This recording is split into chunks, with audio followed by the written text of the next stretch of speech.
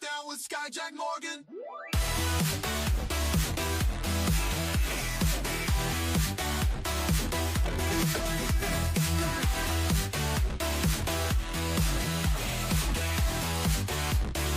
One, two, three.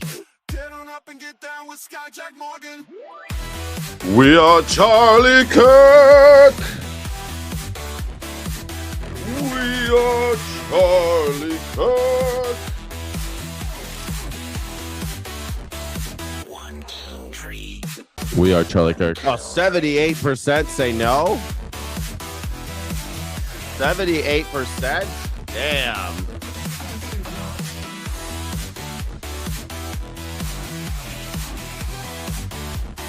Get on up and get down with Skyjack Morgan. Woo! All right, are you ready? I'm ready. I'm ready. One, two, three. You don't want to get mixed up with a guy like me. I'm a loner, A Donnie. loner, Dottie. A rebel.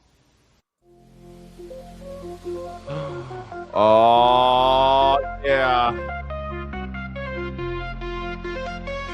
Oh, my goodness gracious. I said, goodness gracious, great balls of fire. Horizon. Sky is blue, no denying. News with Erica. Skyjack Morgan. Bright and early new dawn. New dog. 80%. Headline, every story. Get your morning some glory. Stay informed, stay tuned as the day greets new blue. Good morning headlines with Skyjack Morgan. Start your day just fine. Information for you, darling. Coffee in your cup, used to You can feel it right. cleansing weather on the go. Oh, Morning show you need to know. you need to know. So really join us on this daily ride with your morning side by Hold on, I'll pour myself a side. cup of coffee real fast. Catch the latest, feel the vibe. I will keep well you well supplied. supplied. Good morning headlines with Got Skyjack that Morgan. again. Start your day A little just stylophone, a fine. little stylophone. Information for you,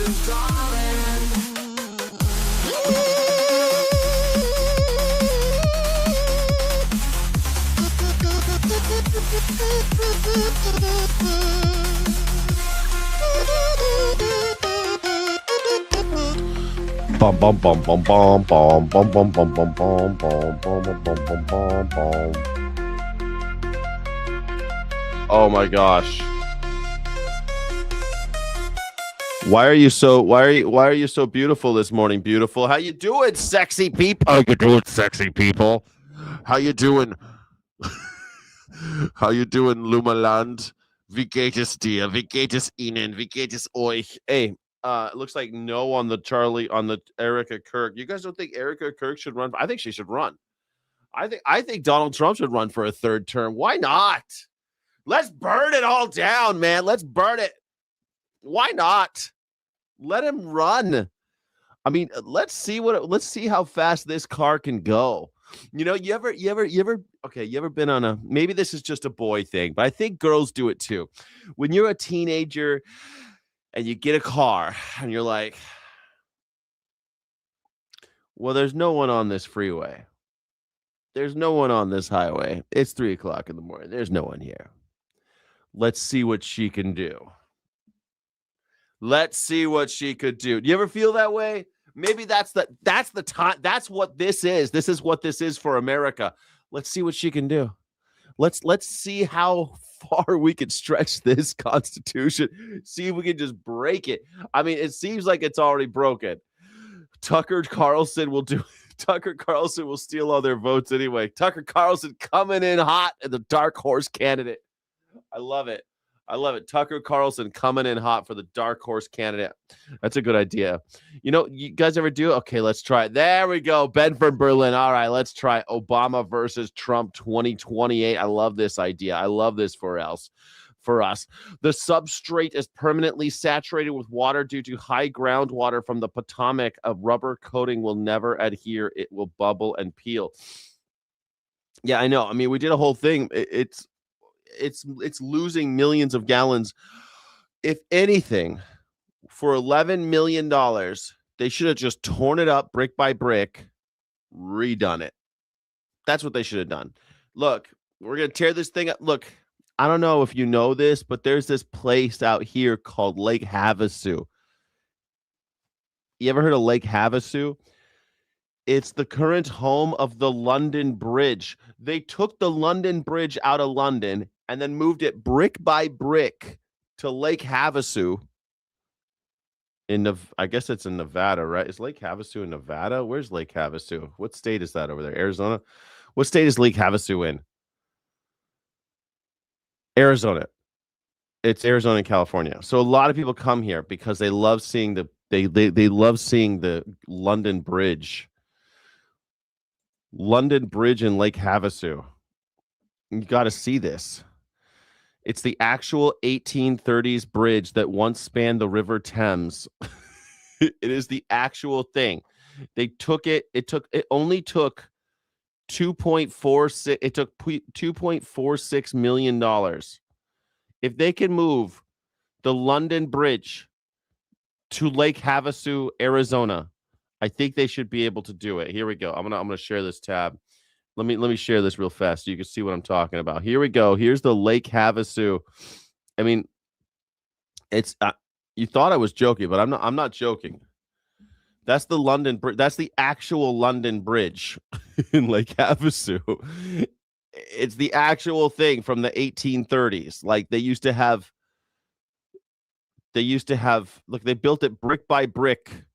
They tore it down in London and they moved it to Lake Havasu, Arizona. There it is. It goes across there. There, that's a great picture of it. Why was it dismantled? For funsies. Why not? Now people drive across it. It's still there. Look, I mean, it's beautiful.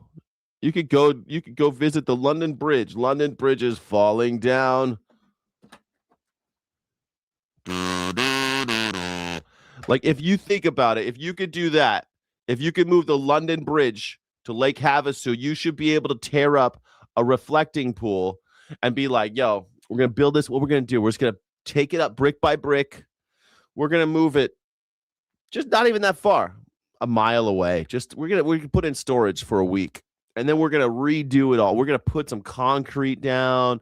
We're going to redo the plumbing. We're going to, find Jimmy Hoffa's body. Jimmy Hoffa's body, finally get him buried, get him a Christian burial. Poor Jimmy Hoffa. He's been underneath this thing forever. We're going to get him taken care of. And then we're going to put the bricks back. Bob's your uncle. You know what I'm saying? Bob's your uncle, as they say in London. Bob's your uncle. You know what I mean? What do you guys think? Should we why can't we do this? It must be preserved. We can preserve it. We just move it and move it back. It shouldn't be that hard. This isn't brain surgery, folks. This is just civil engineering. We're supposed to be Americans. We put a man on the moon and we can't figure out this reflecting pool. I remember in America when we used to do things, we used to build things. We built the Golden Gate Bridge at the height of the Great Depression, and we can't figure out this reflecting pool thing. Oh, it's because Donald Trump is president? Got it. I know a guy. You know what's funny? My whole life, it's always been this way. Like, you go like, hey, I got this minor thing wrong with my car. And you're like, I'm going to take it to the dealership. And someone's like, nah. I know a guy. He'll do it for a tenth of the price. Don't do it. Don't do it. Not that I support the dealerships or anything, but if someone's promising you they could do something at the 10th of the price, they're lying. It's still going to cost you $11 to $14 million. It's cost you $14 million to get it done, and they're still going to fuck it up. Just take it to the guy who knows what he's doing. How about that? Take it to the person. Take it to the professional. I know a guy. They're more interesting in social engineering. That's exactly it. They're more Veg in the Woods. They're more interested in social engineering. Mogging. They're mogging. They're all mogging these days. Seeing President Oh, crap. My name is Skyjack Morgan. I'm an independent news and culture commentator and a free speech and critical thinking advocate. This is the #1 news reaction show on YouTube. Thank you. Super chats go to the same place as everything else. It's to buy Melania coin. I've already sold my house. We're selling it to buying Melania. Just joking. I haven't sold my house yet, but the people who came yesterday, she wants to bring her husband today. And my realtor is like, yo, we already got an offer. You got to come today. They're like, we want to come on Wednesday. She said, no go. You got to come on Tuesday. And so they're coming on Tuesday to see the house so they can buy the house. So cross your fingers for me. I'm going to buy all the Melania coin. With all the money I make from my house, I'm going to buy all 100% Melania coin. It's going to the moon. It is not a pump and dump scam. Stop saying that, crypto bros. You're fudding. You're fudding. Stop doing it. So, but like I said, this is the #1 news reaction show on YouTube. Sky.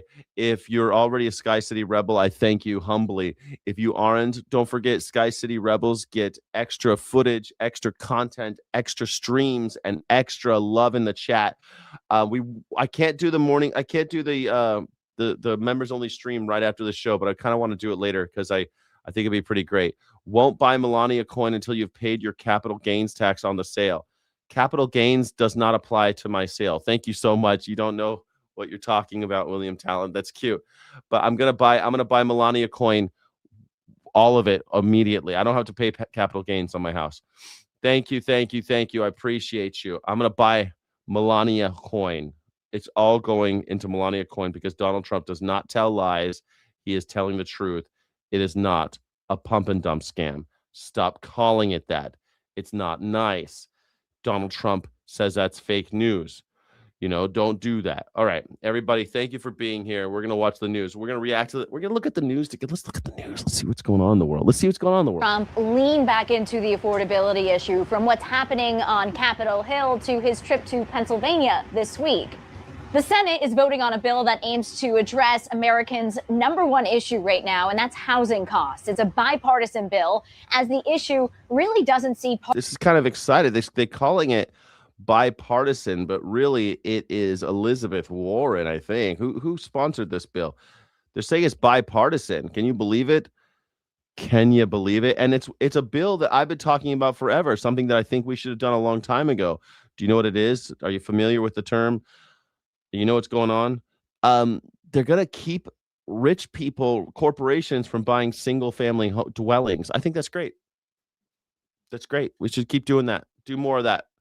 Then we could let's go ahead and keep corporations from having freedom of speech. Let's keep corporations from looking at me funny. Let's keep corporations from giving any money to anyone, any politician ever. I like that idea.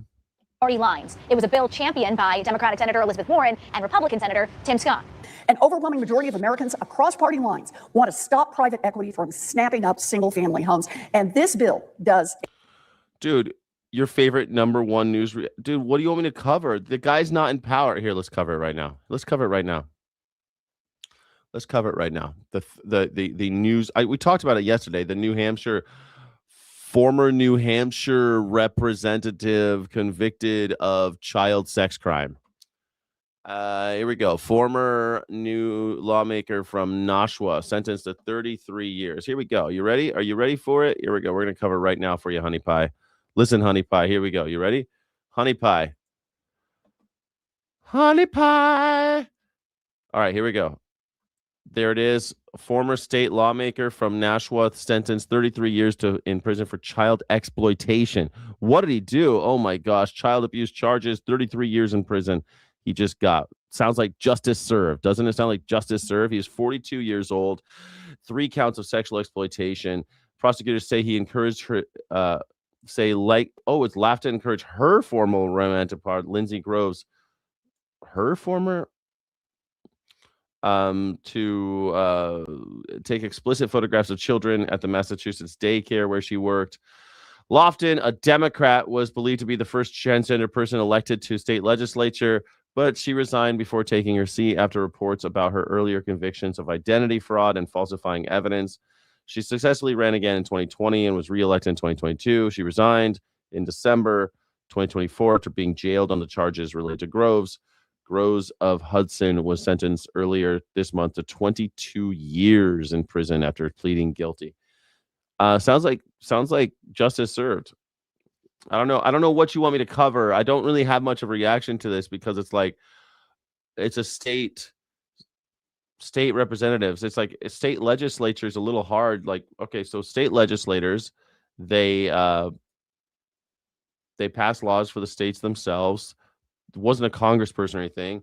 This Lofton person claims to be somebody that wasn't. Then they claim to be trans, and then they claim to be this. They got identity theft and all sorts of fraud, abuse charges, and now she's going to jail. Or he or she is going to jail for 22 years, 33 years. Sorry, the girlfriend's going to jail for 22 years.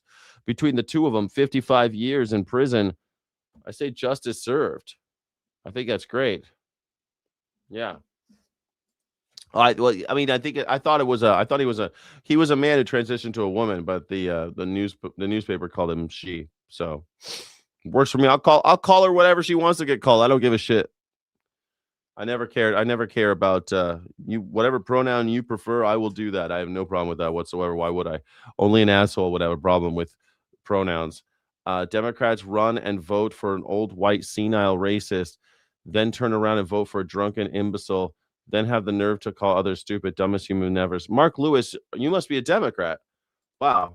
Mark Lewis, Democrat. Mark Lewis is talking about why do Americans keep voting for old octogenarian? I mean, the last three presidents have been octogenarians, so super old. We're a gerontocracy now. We're a chomocracy, gerontocracy, plutocracy. We're all the ocracies that you don't want.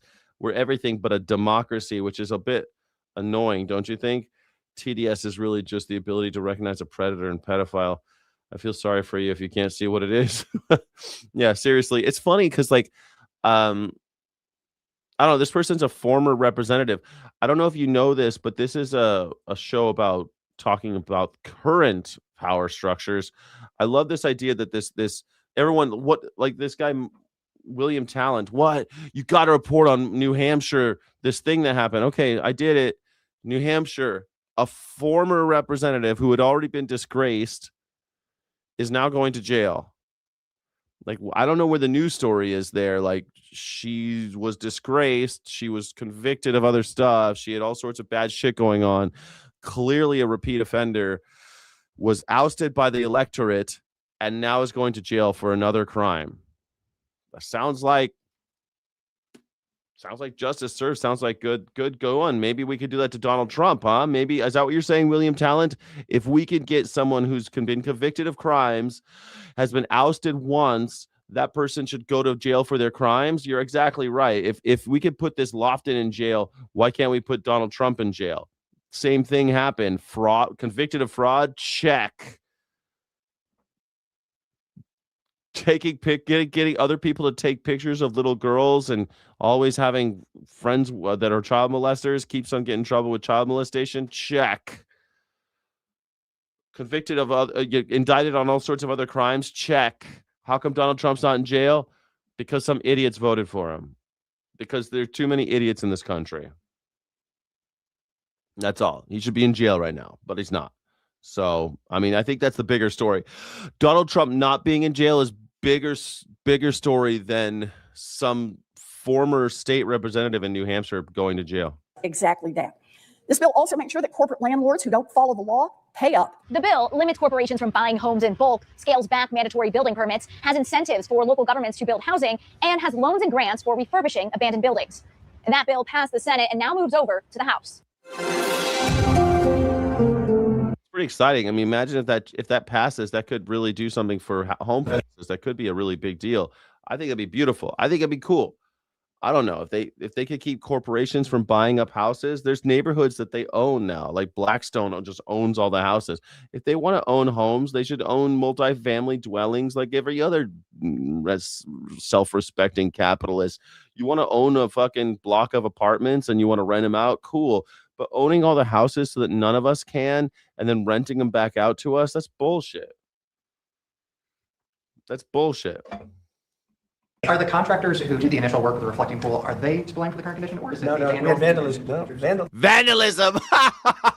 This is my favorite thing. Vandalism. It's vandalism, everybody. Listen, watch how he even says, I fucking love this. He's like, huh? What's the question? Huh? Old man Trump just wakes up. What?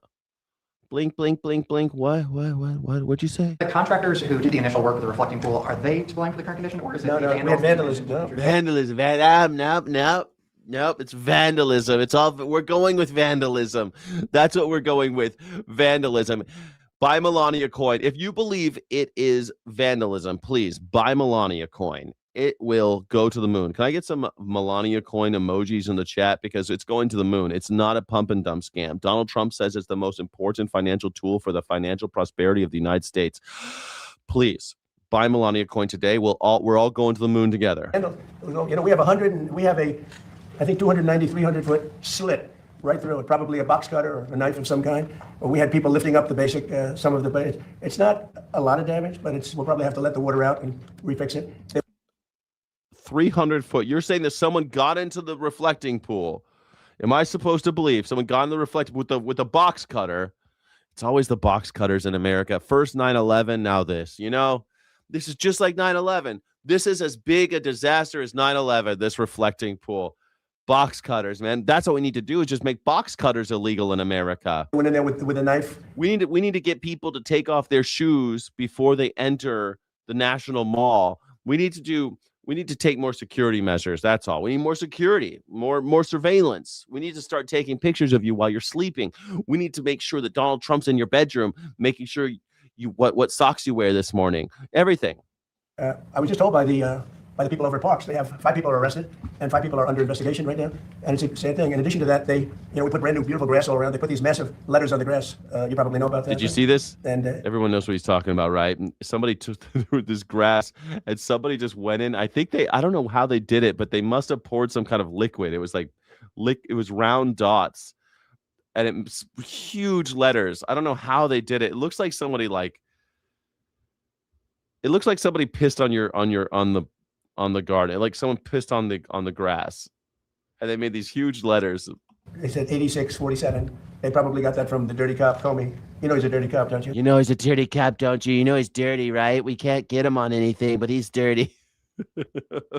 Really, he's dirty? Then do you have any evidence of that? No, he just doesn't like me. Dirty cop. He's a crooked guy. They destroyed the grass, so that's a big thing. But we're gonna get it back Thursday. Like, I hate James Comey. But Donald Trump calling him a crooked cop is like this is what they do in the Godfather, right? Hey man, that cop is crooked. That cop is crooked. That's the thing. Hey, all you crooked cops around here. I'm not crooked, you're crooked. Hey, bada bing, bada boom. National Guard and police have been all over the mall. How would these vandals have been? You think it was herbicide? That makes sense. It looks like, but it's yellow. It didn't look, well, okay, yeah. It's probably just herbicide. You're probably right. It's probably just Roundup. It's probably glyphosate. It was probably glyphosate. It was probably glyphosate. Something that's attacking my blood-brain barrier as we speak. Glyphosate coursing through my veins. Glyphosate living in my bones. Glyphosate taking root in my colon. Glyphosate living in my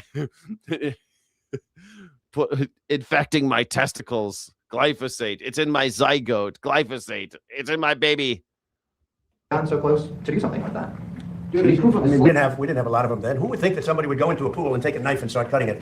Okay, so I am supposed to believe that someone went into the pool and with a knife cut who would think someone would go into an airplane and with a knife slit the throat of the pilot and fly him into the World Trade Center, Donald? Am I right? It's box cutter. Box cutters are the problem. Do you have proof of that? Yeah. Well, let's put it this way. When you have a 350, I think it's 350, not 250, a 300. It's getting bigger. It's getting better. He said 290. He said 250, then it was 290. Now it's a 350-foot slit. That's quite a big. I mean, now you're 350 feet. I mean, hold on a second. Isn't that a football field? That's a football field. That's bigger than a football field. You're saying that someone did the 100-yard dash with a knife. Someone got into the... Okay, here's what Donald Trump's version of events are. Somebody got in to the to the reflecting pool with a knife, and then in the water did a 100-yard dash, cutting the side of it, and nobody saw. We have no video of this, no photography, nothing. Now, I don't know if you've ever been to the National Monument Mall, but I'll tell you what, there's security. There's lots of security. There's literally the horse cops. There's the horse cop corral there. I've been there many times. There's horse cop corrals right there, just in case shit pops off. There's cops everywhere. Not to mention lots of people all the time. 24/7. The invisible man. Yeah, that's who did it. I'm supposed to believe that this guy got into the reflecting pool and did a 100-yard dash. Listen to what he's saying. He said he got into the pool. Hold on. What'd you do it one more time? I mean, we didn't have a lot of them then. Who You got proof of this? You got proof? Yeah, all you got to do is look. Here we would go. think that somebody would go into a pool and take a knife and start cutting it? Did you have proof of that? Yeah, we have proof. Photos or videos? Well, let's put it this way. When you have a 350, I think it's 350, not 250, a 350-foot... I like that it keeps growing. I love that it's like, I mean, it was, it's 5 inches, it's 6 inches, it's 9 inches, it's 10 inches. You know what I'm saying, baby doll? Yeah, it gets bigger as it gets bigger as I get turned on. That's a slit from one end to the other. You think that's proof? You think that's proof? Where's the guy today looking for that slit that you mentioned? Well, all you'd have to do is see the Parks Department. They'll show it to you. See the secretary. I thought he was going to say a guy's name. See, secretary. The secretary of the Parks Department. That's his name, Secretary Parks Department. I don't know. Oh, gee willikers. You did it again, Donald. You did it again. You did it again. All you'd have to do is see the Parks Department. They'll show it to you. See the secretary. But I saw it. They cut it very violently. The same thing with the floor. Violent. And the floor. They cut the floor as well. Wow, this is really remarkable. Do you have any evidence of this? No. The reporter's like, we went down there looking for the slit. We didn't see shit. Well, all you got to do is talk to the, what's his name? Who's the secretary of the Parks Department? Doug Burgum. Burgum, Secretary of the Interior, Doug Burgum. Let's get Doug Burgum on the case. Doug Burgum. What's the deal, Doug? Let's get him on the horn. Doug. Guys, I got an exclusive with Doug Burgum. Doug, can you text me pictures of the slit, the 300-foot slit, please? No? Okay, thank you, Doug. Thanks. I love you too. Goodbye. No, Doug says that's all bullshit. Doug says that never happened. That's not true. How big, how long is the Lincoln reflection pool? The reflecting pool is 2,228 feet. The width is 175 feet. So what he's saying is somebody got into a random spot of the Lincoln Memorial reflecting pool and then ran the 100-yard dash with a knife cutting the side. They cut it, and then they lifted it, they pulled it, and that's what it is. And, we've done over 50 monuments. Number one, we start with, this is now a safe city. In fact, if you go over there right now, it looks very good. It's up. Somebody said fertilizer in the water. If you put fertilizer in the water, you get algae. But they put fertilizer in the water. This is all just amazing. It's all vandals, huh? Someone put fertilizer in the water to get the algae. There was algae in it before. Before he renovated, I'm like, this ain't going to work. I don't know. All you guys watch the show, so I said that. I said, look, this ain't going to work because there's algae. The algae is going to grow no matter what. You can paint it whatever the fuck color you want. It's still going to be green because there's algae. You might as well paint it black so the algae doesn't show up as much. But no, you had to go with blue, so now we can really see the algae. That's all that's happening. It's all that always has algae. I've been there dozens of times. It always had algae. It has algae now. It just looks super fucking green. And it's funny because Donald Trump falls flat on his face again. Somebody said they might have put fertilizer. They did something to create the algae, but that doesn't matter because that's been purified. It's dead. Laying at the bottom, they're taking it out. They vacuum it out. They vacuum it very carefully out. And it'll be back to health pretty soon. We're going to have to let the water out to fix there's 2 little areas, very little areas where they were cut. And 2 little areas? You just said there was a 350-foot gash in this thing. That ain't a little area. we'll fix that, but it's not leaking. That's like a 25% area. That's 25%-ish. Or anything. It's got a base underneath. Part of what's curious about this situation is we stood here with you in April when you first revealed the plans. I said what? Well, okay, it's bad. It's not just bad water and bad filters. It's like there's not enough movement to the water to keep that algae from dying, and there's too much sunlight. It's in the open. When you have sunlight, you get algae. That's just how it goes. You could put fish in there to eat it. You could put algae poison in there. You could put herbicide in there. You could do all sorts of stuff. I think salt would be cool, but somebody told me salt wouldn't work because it would eat the bottom. There's lots of things you could do to hinder algae growth. But like I said, the only thing I think that they should do is tear the fucker out for $14 million. I feel like you could have taken the whole thing out brick by brick, redone the bottom of it, like torn it all out, reconcrete that shit so it stops leaking, put a new filtration system, make it sure that there's like an undercurrent so there's some movement so that it's not just sitting as much. There's lots of things you could put a fountain in the middle of it. That would help. There's all sorts of things you could do. But come on. Sky Morgan should eat radiation. I do. I just told you about the glyphosate and all the other shit. We all are eating radiation, man. What are you talking about? In April, you showed us pictures of what you were going to do. The whole one, you said you had a guy who was going to do it in a week for about $1 million. Yeah, 5 people were arrested. What the hell does that mean at all, Dana? Are you that stupid? You think that Danel? Oh no, it's Danel. Dang, Danel. Dang, ding, dang, do, Danel. Danel. That's like when you're about to say dang it, but then someone gives you anal. You're like Danel. Danel. Wow, dang, ding, dang, do. Look, people getting arrested doesn't mean shit. 5 people were arrested in Central Park, and Donald Trump called for their execution, and they didn't do it. They went to jail and everything. Now they're suing Donald Trump. They exonerated 5, they call them. They used to call them the Central Park 5. Now they call them the exonerated 5, and they're suing Donald Trump because he keeps on defaming them, because he took out ads to try to kill them. So yeah, 5 people getting arrested doesn't mean shit. They arrested an Olympian who did nothing. These people haven't done anything. Libtards hate the truth. Have you heard of Donald Trump and how he feels about the truth? Fake news. It's all fake news. It's all fake news. Check under your car before starting it. Thank you, Sora. Thank you.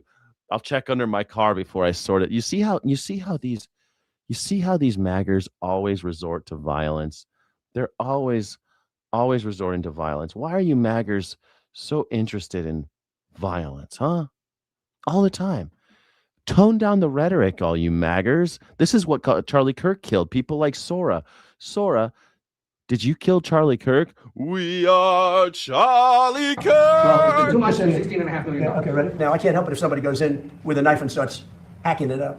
So a guy went in with a knife and started hacking up. Have you arrested anybody for that crime? No. Do you have any evidence of this? No.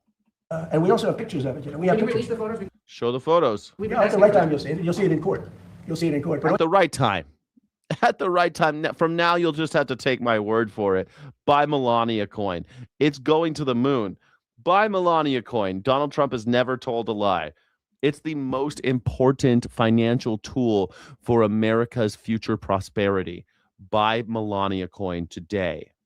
It's not a rug pull. all you have to do is call the Parks Department. Call the Department of Interior, and I don't know if their Doug Burgum? We should call Doug Burgum. Get him on the horn. lawyers will allow you to speak to him because you write fake news. But Fake news. It's so fun. Donald Trump is the #1 author of fake news. We arrested everybody and we have so much evidence, but for now you'll just have to take my word for it.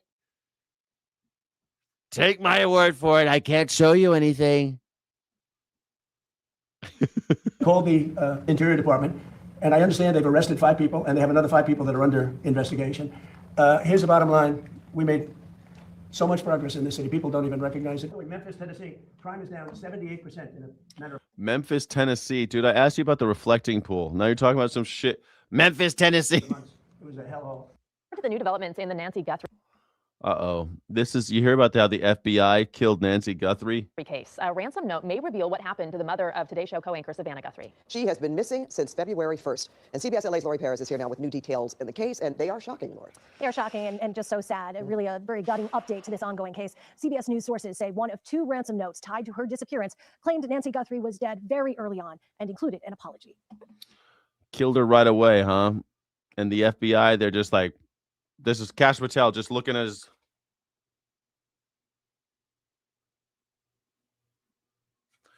Kash Patel, head of the FBI. What did you do for what did you do for us, Kash? Kash Yap Patel. Poor Nancy Guthrie's dead. Nancy Guthrie's dead because of you. And we understand. Tonight, we have a new understanding of this anguished video response Savannah Guthrie recorded on February 7th during the frantic search for her mother, Nancy. Sources tell CBS News a note sent by Nancy Guthrie's apparent abductors just days after she disappeared claimed they did not mean for her to die, but she had, and they apologized. The note was sent to TMZ and a local news station and shared with the family, suggesting when Savannah Guthrie made this video, she knew her mother was dead. We beg you now to return our mother to us. There were two notes reportedly sent to the family via the media in the first week after Nancy was taken. The first, sent one day after a doorbell camera captured this video of a masked man at her door, demanded millions in cryptocurrency. Sources say the second note, with the apology, was written in similar language and style and came from the same computer address. The family has stated they believe the letters. Morgan Wright, a former FBI agent, now founder of the National Center for Open and Unsolved Cases, funded by the DOJ, is skeptical. I call them parasitic communications because they were directed at TMZ. They were directed at a media outlet, not at the family. So you always wonder, I mean, if they wanted communication, they did not enable a two-way line of communication. They enabled one-way. Wright says the apology appears strategic, possibly aimed at getting attention or sympathy, but does not confirm authenticity. He says the main issue is nothing in the notes is verifiable. Exclusive info only the abductors would know. I've never in my life seen the communication go to a major news source. And I say this in all good sincerity. I've been interviewed on TMZ about this case. I don't have anything against TMZ. All I'm saying is that if I wanted to keep it, really do a ransom negotiation, I'm not sending it to CBS Los Angeles for you to put it on the air when I really need to keep it secret and negotiate. CBS News sources say investigators are treating the notes as credible and still working to find who sent them. DNA recovered at the scene is still being analyzed. So far, there have been... I like that little DNA graphic. Every time you say the word DNA, you have to show the double helix so people know what you're talking about. DNA. Little graphic of DNA. Little DNA. What's DNA stand for, Maggers? Maggers don't know what DNA stands for. Maggers, do you know what it stands for, DNA? Do you know what DNA is, Maggers? No positive matches. The family has offered more than $1 million for any information leading to her recovery, and still it remains unsolved. But look, if 1.2 million for a reward doesn't move the needle, what does that tell you? It's usually maybe one or two. I think it's one or two people. It's very small, very constrained. I think what's going to solve this case, Lori, is somebody being arrested for something not even related to this case and realizing they have something to trade. It has been 141 days since Nancy Guthrie disappeared. Damn, Nancy Guthrie's definitely dead. And that's because Kash Yap Patel can't do his job. The one thing the FBI is supposed to be doing for us, right? We all hate the FBI, right? I mean, they murdered Martin Luther King Jr. So, I mean, like, the one thing they're supposed to do is catch kidnappers. Catch some goddamn kidnappers. Ain't you seen Criminal Minds?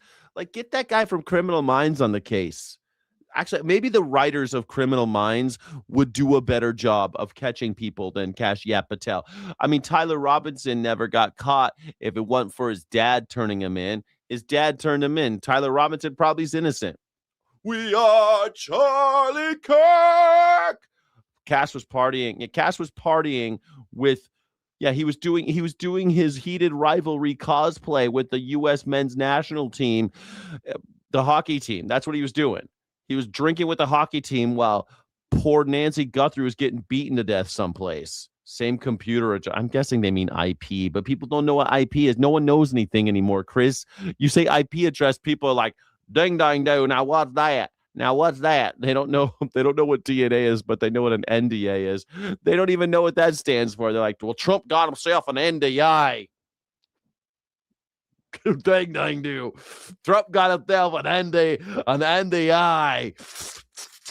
I don't know what that means, but that sure is something. Dang, dang, do. Lori, thank you. Since the Brexit till now, we lost many. Man, it's been 10 years since Brexit, and they're still bitching about how they fucked it all up. Like, yeah, we know you. Poor England. UK. Do we got any people in the UK watching? How do you feel about Brexit? Let's do a quick poll. Was Brexit a good idea? Was Brexit a good idea? Yes or no? That's it. Oh man, 85% say Erica Kirk should not run for president. 87%. Boy, 88%. You guys are nailing it. Nailing it. Great. You guys were really into the Erica Kirk thing. Brexit. What a deal, right? No, Brexit. Should they have done it? Brexit. Should they have done it? Yes or no? Good or bad? I mean, Brexit, not a good idea. You guys fucked it up, man. Everyone told you. It's funny. I was living in England when they were talking about the European Monetary Union. And they were running all these Hitler ads and shit. Ein Volk, ein Reich, ein Euro, ein Euro. Ein Volk, ein Reich, ein Euro. They were saying that the Germans will control England if they choose to use the euro. Man, a lot of oligarchs got really into keeping Brexit going, huh?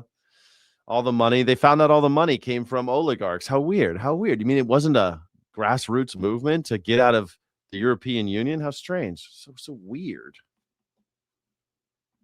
Between 2,000 to 2,500 carry houses from the United Kingdom. So that is the result of the Brexit. The Brexit has bring everything up, like we become a single market country, and we don't have a great deal to deal with other people. And when we were part of the EU, we were able to access skilled people of all skills actually from across the EU to the extent that our economy needed it. Now we don't have that access now, and that's the decision the British public have made, and they're entitled to make it, but it does make us poorer. British people love being poor. They're like, do it for England, mate. Do it for England. Close your eyes, lass. We need to make more little English babies. Close your eyes, lass, and shut up. Do it for England, lass. Brexit. No, it's not delivered everything that was said it would deliver on the tin. Okay, but it is delivering. It's very sluggish. You only need to look at the statistics to see that we don't have the best growth, but that growth could be far improved. I love how British people say that shit like. It isn't what was on the tin. It didn't deliver everything that was on the tin. Isn't that charming? These Harry Potter talking motherfuckers over in England. Yes, it's not Leviosa. It's Leviosa. Didn't deliver the Brexit. It turns out it didn't deliver everything that was on the tin. Did it? Quite. Everybody, this is my name is Morning Sky, and this is the Skyjack Morning Show. Just joking, my name is Skyjack Morgan, and this is the Morning Sky Show. Grab yourself a cup of coffee. We're reacting to the news. It's the #1 news reaction show on YouTube. I know you love it. It's the #1 news reaction show in YouTube history, and I think that's something to applaud. I'm really proud of that. And it would be impossible without you, Sky City Rebels, and your moderators. Sky City Rebels, thank you so much for being here. Sky City Rebels get extra content, extra streams, and extra love in the chat. Thank you so much. The wanker voice. Oh, he's a fucking wanker, innit? He's a fucking wanker, innit? Everything was fine until I got a bit of soup on my moustache. Everything was splendid until I found a spot of soup on my mustache. Yeah. Thank you so much for being here. You're absolutely amazing. You're amazing. Yes. Your purpose. Thank you so much. We need it. This person has intelligent in their name. Intelligent has 3 L's. I'm hoping that was not a misspelling, but intentional. But you spelled your improperly. So I'm guessing that the intelligent was also just misspelled. How intelligent could you be if you misspell the word intelligent and you literally call someone else a dipshit, but you can't spell your? That's one of my favorite things that happens on the internet. Thank you so much, Intelligent1QP. You are the dumb shit of the day, the dipshit of the day. Thank you so much, Intelligence. The numpty, as they say in England. Oh, this numpty, this bell's end. This knob, this wanker, this lady, she's having a grand old time. Look what's happening in America, right? Look at that, a twister. You guys don't get those in England, huh? You guys don't get those twisters in here. We got twisters, baby. You ever seen one? They're scary. They're scary as shit, man. You see one of these things coming, you're like, oh, shit. And you think they're far away, but they're going so fast, they could be on you like a cheetah. They're faster than a cheetah. They're going fast. Fast as the wind blows, so to speak. Oh, my God.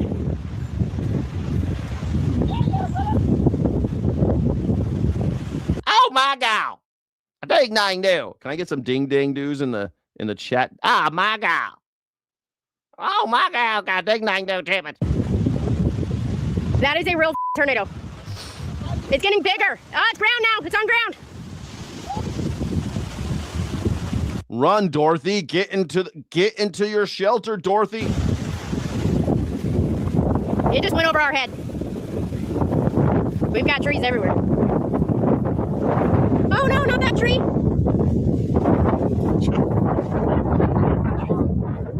And the other thing, you think these people, like, you think it's gone.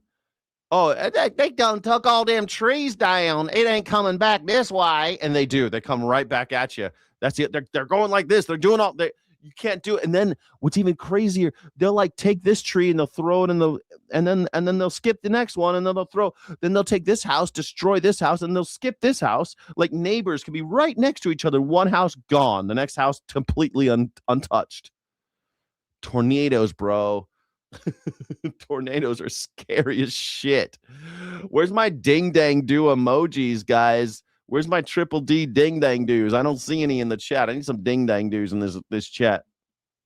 Oh my God, got ding dang do, got that tree down. Got trees all down in my backyard. Grab my trampoline though. Yeah, like the trampoline didn't get taken, but the trees are on there. At least 3 of them down, 4 of them down. Holy hell.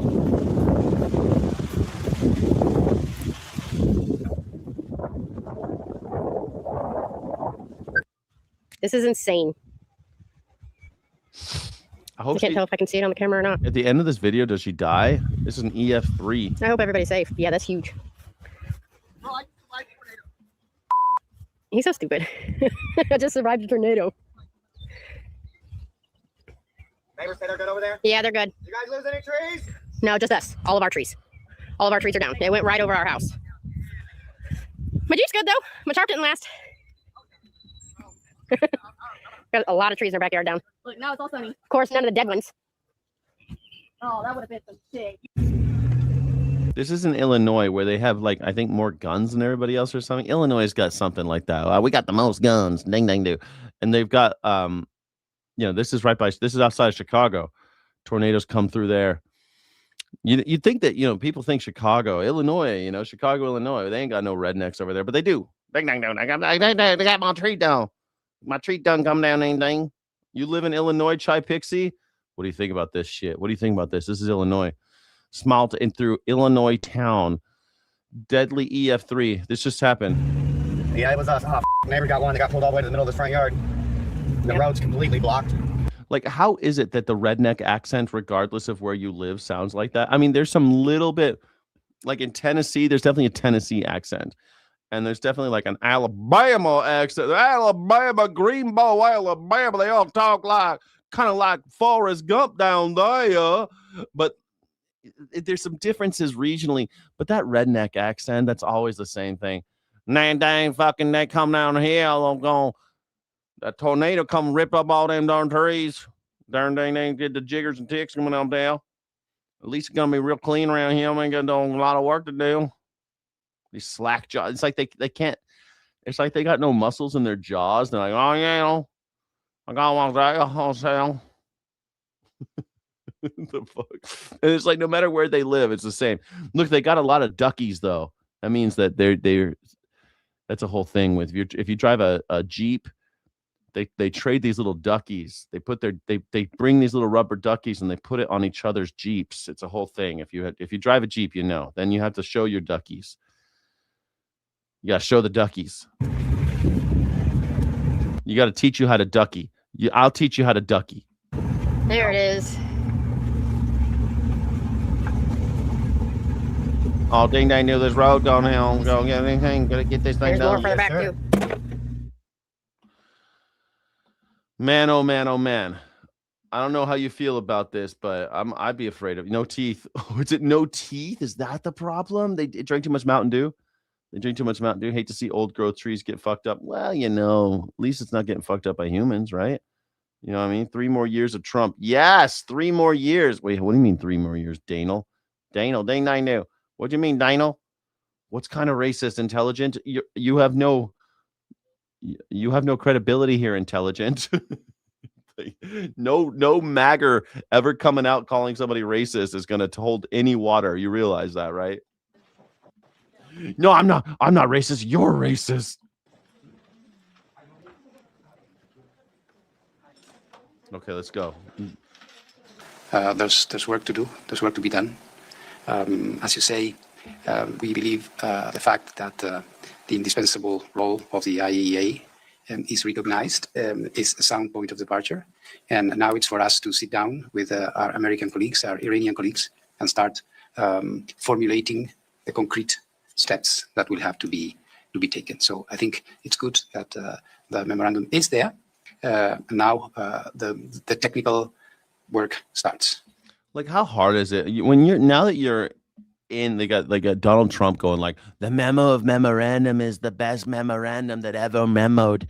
We memoed that memorandum of understanding, and we now understand what the word memorandum means because we got a memo about the memo. Got a memo. We love memos, don't we, everybody? We love memos, don't we? Can you believe it? Can you believe it? To be honest with you, I love memos.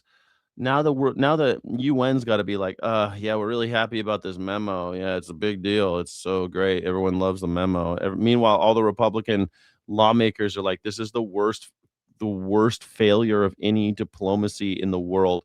It's the worst failure of American diplomacy in the history of America. It's the worst failure of any kind of military action in the history of America. The guy can't even resurface a pool, and you thought that he was going to go to Iran and give them what for? Come on. And having speculated about what could cause a problem or not is not wise at this point, because we are about to start, and we that's kind of your fucking job to talking about what problems might come. We're not going to do that. That's the whole point of you. That's why you're here. That's why the memo exists. have to initiate any negotiation on the assumption that we are all in good faith, that we want to be successful. And this is what we need to stress at this point. I think if they have signed this, if they have taken the step of signing this memorandum, this important document, it's because everybody wants this to be a success. Nate Quinn, you don't think that people should stand in solidarity with the LGBTQ community? You don't think people should stand in solidarity with the underclass? You don't think that you should stand in solidarity with people who have been historically, traditionally, and currently oppressed systemically and individually? You don't think that you should stand in solidarity with those who can't stand up for themselves, who are the politically vulnerable, those who are struggling under our current system? You don't think you should stand in solidarity with them? You're not an American. Nate Quinn, you're obviously like a Russian or something. You're not American. Only Americans stand in solidarity with other Americans whom this system has failed, whom this system has killed, whom this system has oppressed. Only Americans stand with other Americans in solidarity. If you think this LGBT flag is so offensive in June, the month that we all chose to stand in solidarity with the class of humans that have been oppressed by our own system, then you're not American. I don't consider you an American. I think you are an infiltrator. I think what's wrong with this country. I think that you are attacking our ideals. You're against this country, because I believe in life, liberty, equality, pursuit of happiness, that type of shit, equal access to upward mobility, good stuff, that good old American stuff. I love that stuff. I think in the next few days, we will be able to give a more, I would say, substantiated answer. But please bear with us at this point. It's a point of, as I said, enormous responsibility for all. Thank you. Rib Tip, you come to the show all the time, you little crybaby bitch. You cry so fucking much. I need a wet floor sign every time you're in my chat. You cry so goddamn much. Every other single month, I have the American flag behind me. I have a green screen. I put the American flag behind me all the time.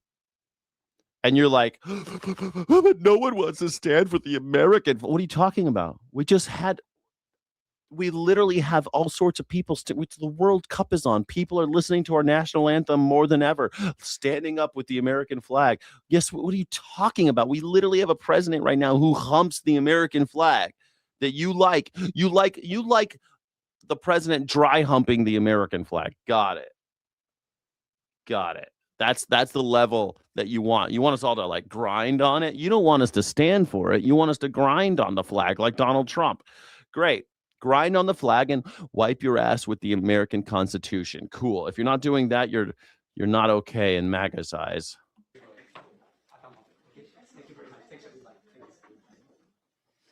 Great. The UN, totally useful information, UN. Great job. Oh, yeah, we like the memo, and we're not going to talk about what could go wrong. Then you're fucking useless, UN. Everything people have said about you being useless and ridiculous is true. Did anybody lose faith? When did we all lose faith in the UN? When did that happen? That's a good. I'm gonna put that as a new. Looks like no. 75% of you guys said no. Brexit. They shouldn't have done it. Great. I love it. Is the UN still legitimate? What should I say? Legitimate. Is the UN still relevant? Is the UN still relevant? I think that's a great question because that's the new poll. I mean, I know everyone's going to say, well, the UN and Israel. I mean, that was in the 50s. Let's try to keep Israel out of your brain for a moment about the creation of Israel. But today the UN just allowed basically, Gaza to happen. So I don't know. Let's see. Is the UN still relevant? Let's see what you guys think. I don't want to poison the waters too much. You tell me what you think about UN. I'd love to know how you feel about it. Completely waste of time in my opinion. It used to be something that I thought the UN actually had some great goals and some aspirational things that we can all kind of look at and be like, yeah, that's the future of the world, But I think it's irrelevant. I don't think it's relevant anymore. I don't think we need it anymore. I think it's like pointless now. Anyway, UN, useless. Oh, man, look at this. Kennedy Center becomes a lifeless husk under Trump. Well, Donald Trump hates culture. Look what he's done. Look what he's done. Look what he's done with it. Look, I love what you've done with the place, Donald.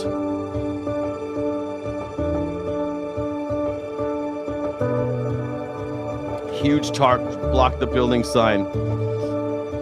Massage broken egos and court documents. Yeah.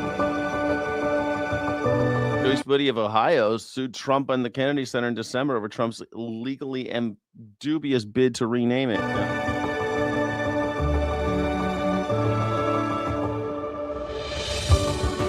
I mean, they named it after JFK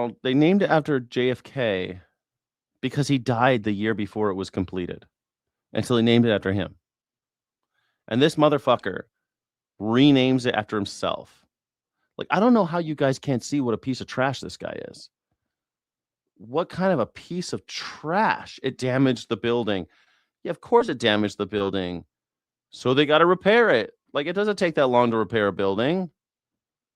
Why does the president need a day? Well, no, I mean, the president, he needed his birthday. Remember we had that big UFC thing and everything on his birthday with the jet flyby and everything? Why does he need a big birthday party like a child? Like it's like I don't know. He's a 6-year-old. He needs a big birthday. All my friends are gonna be there. Joe Rogan's gonna be there. I love it. I wish that he's no Arnold Palmer. I wish Arnold Palmer would come. I'd love to see that man schlong just one more time.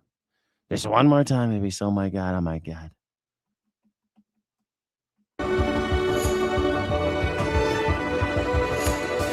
Large tarp remains. It's never going anywhere. Undermining a court order. It's now a lifeless husk. has hardly scheduled any programming for after July 5th.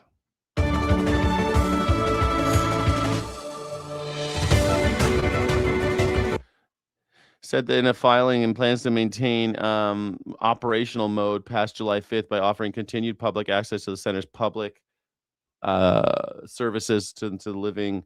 All right, well then, but there's no shows. There's no shows, no cultural shit. I know Bill Maher just won the what do you call it, the Mark Twain Award, and they're going to do this thing at the Kennedy Center. But I'm guessing the tarp will still be up because he hates Bill Maher. He hates Bill Maher. So.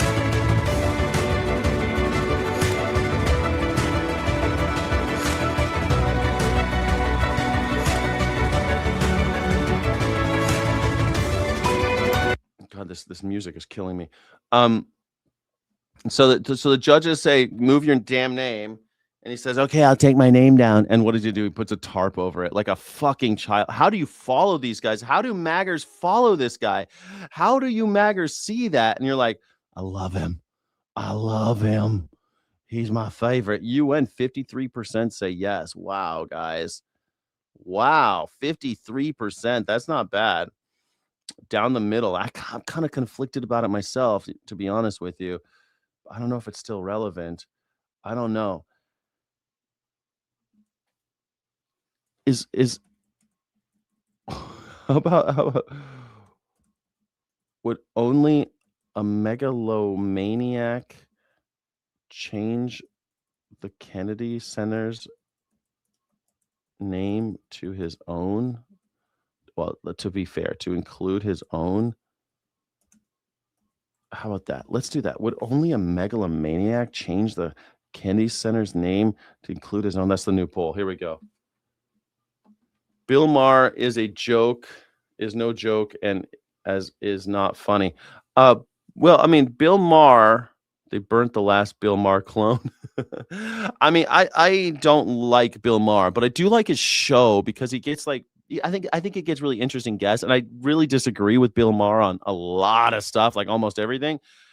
So I don't know. I like watching his show because at least it's like the last funny show where like a senator and a writer and Bill Maher, and they're talking relatively intelligently about issues, and I like the show, but I hate Bill Maher. But he's been a comedian for a long time. He's been on TV for 30 years. I mean, that's what the Mark Twain Award is for, is people like him. And now he won it. And it's going to be at the Kennedy Center, the ceremony. And the tarp is still going to be up. He hates Bill Maher, even though Kid Rock got Bill Maher and him to eat dinner together at the White House, which is, funny since Donald Trump has sued Bill Maher for calling his mother an orangutan. Actually, what happened was, do you know the story? Donald Trump was saying that he would give $1 million to anyone who could prove that that Barack Obama wasn't a Kenyan or something like that.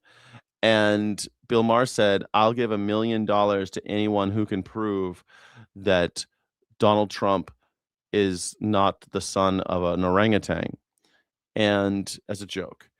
And Donald Trump said that, well, here's my birth certificate. I want my $1 million. And I want my $1 million now.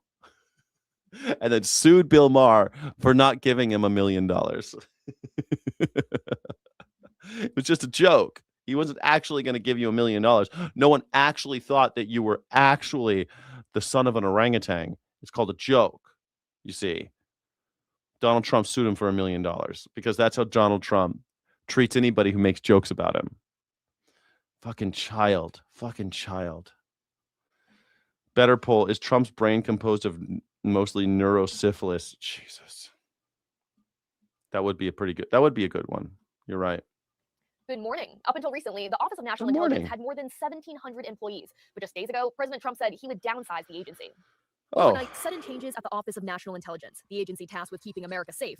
Sources say acting director Bill Pulte has started firing people. I think this is crazy. So Bill Pulte is just acting. He's not an actual head of the DNI.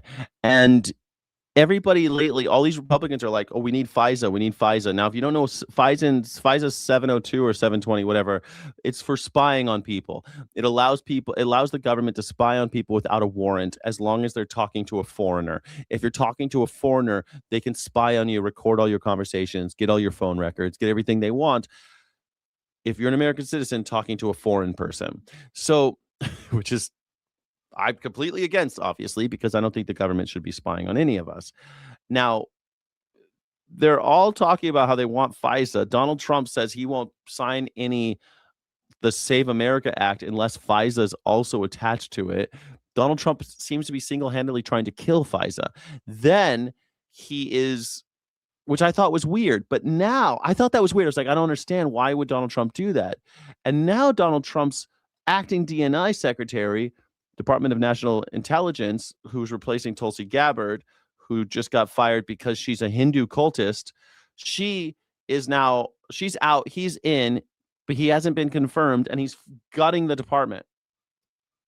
He's firing all our spies. So normally you'd think that I would say, yeah, that sounds great. I fire all the spies. Sounds fantastic. But it seems like he's trying to break the system. Because every time you see an oligarch do something like this, it's usually to sow chaos, starve the beast, and replace it with private enterprise so that a corporation will be the spy. So Palantir will be the spy company instead of the American people funding our own spy agency. Our spies won't be funded by us anymore or accountable to us. It will be a third party called Palantir who is doing all the spying. At the agency, promising to cut hundreds of jobs as directed by President Trump. The National Counterterrorism Center is expected to be hit hardest by the cuts. I'm just more worried day to day that Americans are at risk because we have someone who's incompetent at the head of this agency. Trump appointed Pulte to the role 3 weeks ago, a move met with a fury of bipartisan backlash.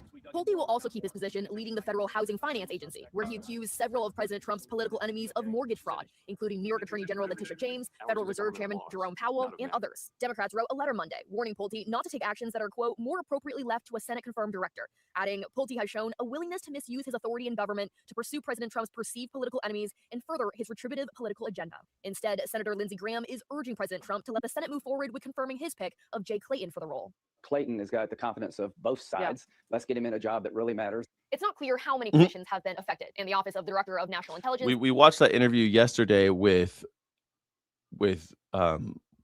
Lindsey Graham, and Lindsey Graham's like, oh, well, I think that this is a horrible. Bill Pulte is the worst human being alive. I think he should be dragged into the street and butt fucked by someone. Maybe me. Maybe I should butt fuck him. But the thing is that I think that the other guy would be a much better decision. We need to get him confirmed. Meanwhile, Bill Pulte is gutting the agency. What is going on? It's bizarre. It's just bizarre. I mean, I don't know. I know this is a news reaction show and I'm trying to give my take about it, but like, I don't know how I'm supposed to feel about this whole mess. It's just is it just incompetence? I have my doubts that it's just incompetence. And especially when everyone says it's just incompetence. Then why is Bill Pulte a Trump loyalist in charge? There's only one reason, and it's to do some kind of bidding. Now, what is that bidding? Gutting the department? Why? The only answer I can think of is to give the department to someone like Elon Musk or Peter Thiel. That's the only thing I can think of. We outsource it to the oligarchs, to the tech oligarchs, the broligarchs. Venezuela, by the way, has been amazing. It's been amazing. I went on vacation there, a little excursion. We did an excursion in Venezuela. It's been amazing. Really having a great relationship with that country, taking out tremendous amounts of oil, far, far more than that particular war cost. Wait a second. I thought it was about cocaine. Wait a second. You guys told me it was about cocaine. I remember all you maggers telling me it was about cocaine. How come Donald Trump says it's great? It's all about the oil. And it's so weird how that keeps happening. They say it's about nuclear weapons, but then it's about bringing oil through the Strait of Hormuz. They say it's about cocaine, even though Venezuela is not known to be a great cocaine country. And yet he pardoned the president of Honduras and kidnapped Maduro. And he's like, they're doing great, lots of oil. What's the deal? What's the deal? Oh, nice, guys. You said, yes. Okay, so you're on the same page with the megalomaniacal president. Great. Let's do another poll.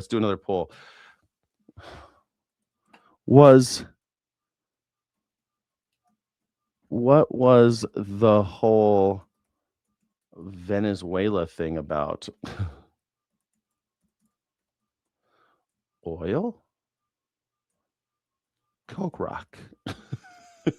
Coke rock. My friends and I, we eat a lot of coke. What? You're doing all that coke rock. Look out for that coke rock. What was it about? Coke rock? Many times, sending it to Houston, sending it to Louisiana, sending it to lots of places. And Venezuela is also doing well. Venezuela is doing better than it's done in maybe ever. So it's been an amazing Will he even mention situation. Where did you ever hear of getting money back from the war by 42 times over, right, Pete?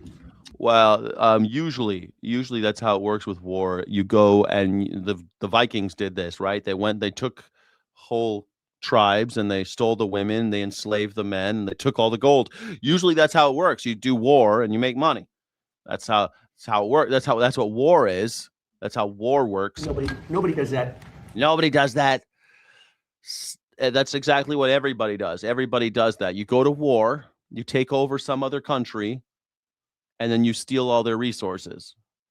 That's what you did. You went to Venezuela under false pretenses, telling idiots like Maggers who sat here in my chat defending you every single day.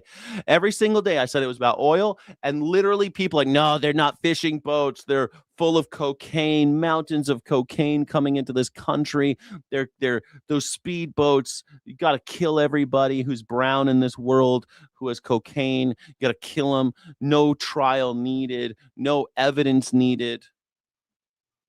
Here we are.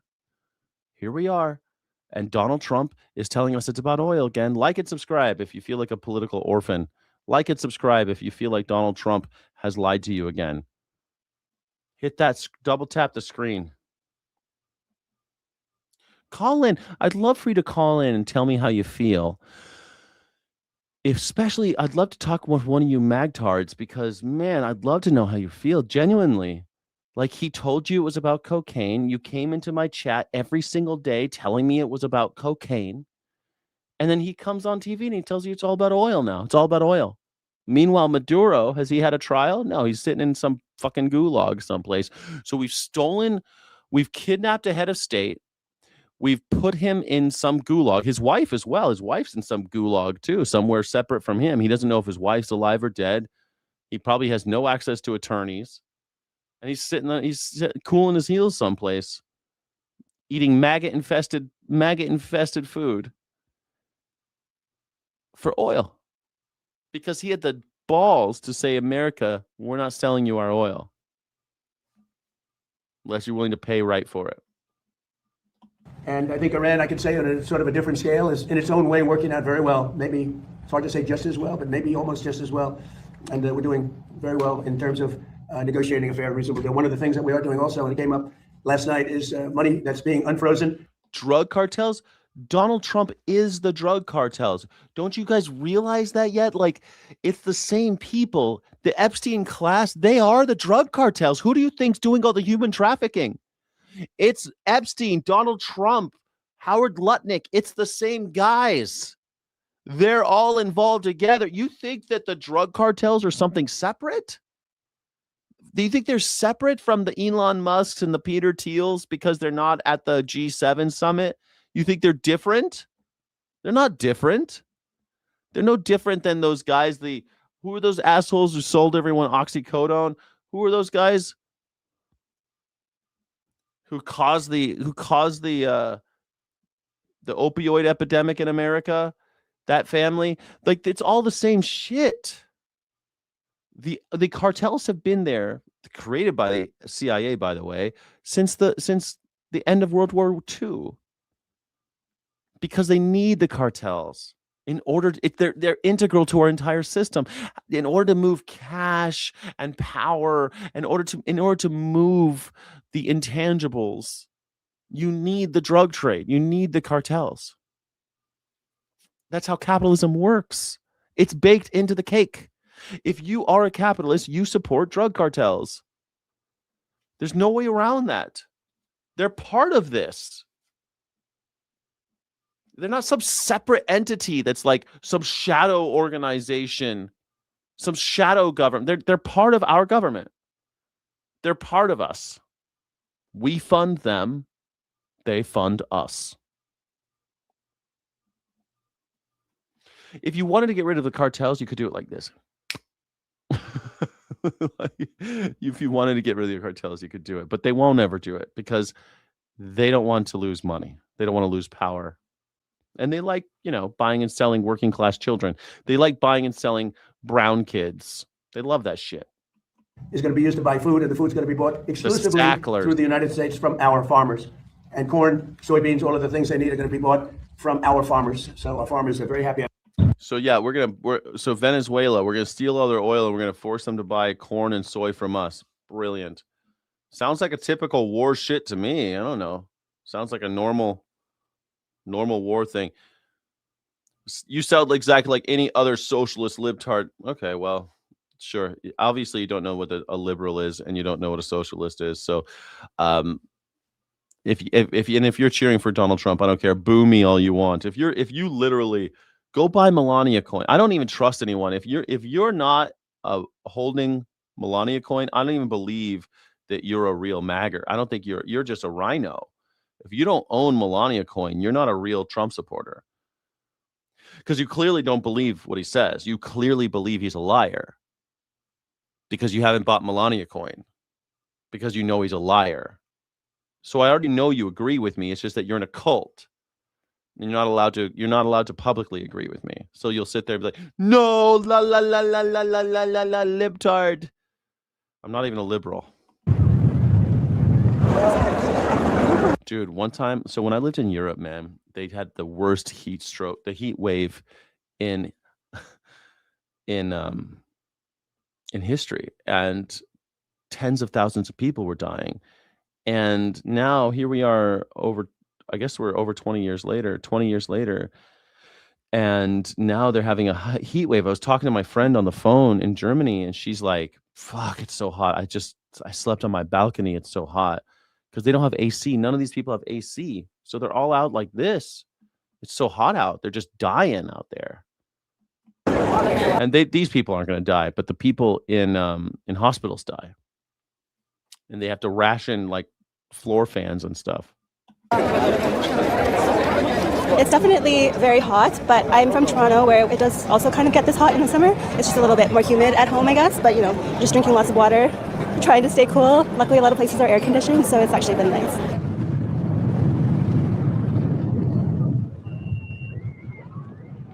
Well, to be honest, I feel I'm going to be maybe inside a lot, hide in the shadow, and yes, go for a few swims if you can. That's good. You need to be cool down. Your body needs to be cool down. So drink a lot of water, I would say.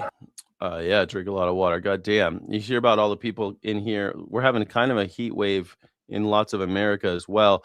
Luckily, where I live, it's not hot. I mean, I got the fan on, but it got to like 78. But man, with all this heat, it makes me think there's going to be a hurricane. And do you think Donald Trump's FEMA is ready for a Katrina? Do you think we're ready? Okay, so all of you guys, 80% of you are on board with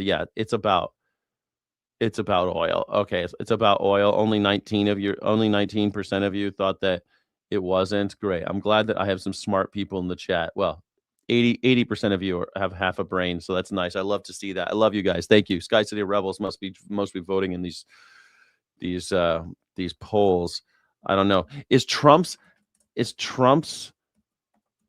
administration ready for a Katrina level hurricane? Because here's the thing, if it's this hot, that's bad news. Bad news for hurricane country. Do you live in hurricane country? Do any of you live in Florida or Eastern Texas or Louisiana? Aren't you guys in Louisiana? Any of y'all in Louisiana? We've had 4 heat warnings. Oh my gosh, what does that say? We've had 4 heat warnings in the last week, Jen Batch. What state are you in, Jen Batch? Oh man. I don't think dead kids in Texas say no. Yeah, all those dead kids in Texas that Donald Trump murdered by not having, all those MAGA kids. What was that? Kerr County or Kerr County? I forget. All those little kids that died. Yep. Blood is on your hands, MAGA. So much blood on your hands, MAGA. You're in Florida and they have heat warning. Oh my God, Florida. You're in Florida. Jen Batch, I feel sorry for Eastern Texas. Yeah, like you're in Eastern Texas, you can get slammed. If a big hurricane, you can get hit. If you're in like Galveston area and shit over on the Gulf, you can get nailed. I mean, hurricanes come that far west. They do. It's been a while. And last year we got off lucky. Last year I was talking about, man, we got lucky with hurricanes. Hardly any hurricanes in America. And I was like, man, next year is going to be a doozy. It's just the way that works, man. You get one good year with no hurricanes, next year is going to be a fucking doozy. It's going to be then Donald Trump be like, nobody knew hurricanes could be this strong. Nobody knew. I put my Sharpie. Remember he drew the Sharpie in his last admin. And nobody knew hurricanes could be this bad. It's the storm of a century. No one knew. I just had no idea that it could be so bad. Nobody knew.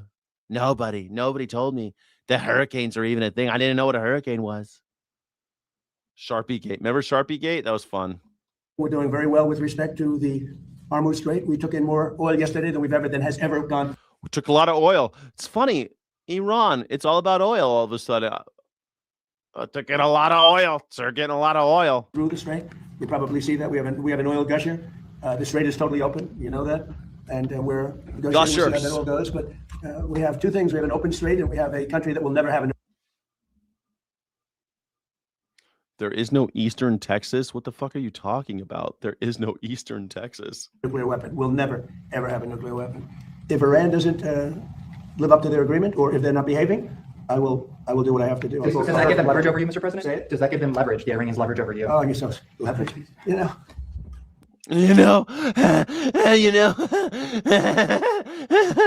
Donald Trump just lost the most embarrassing military failure since let me think. I don't know. It's worse than the Afghanistan pullout for sure. 13 people died in the Afghanistan pullout that Donald Trump orchestrated and Biden executed. But sure, I mean, this is worse than that. It's worse than Benghazi. It's worse than how many people died in Benghazi? Let's just do it by body count. Why not? How many Americans were killed in Benghazi? 4.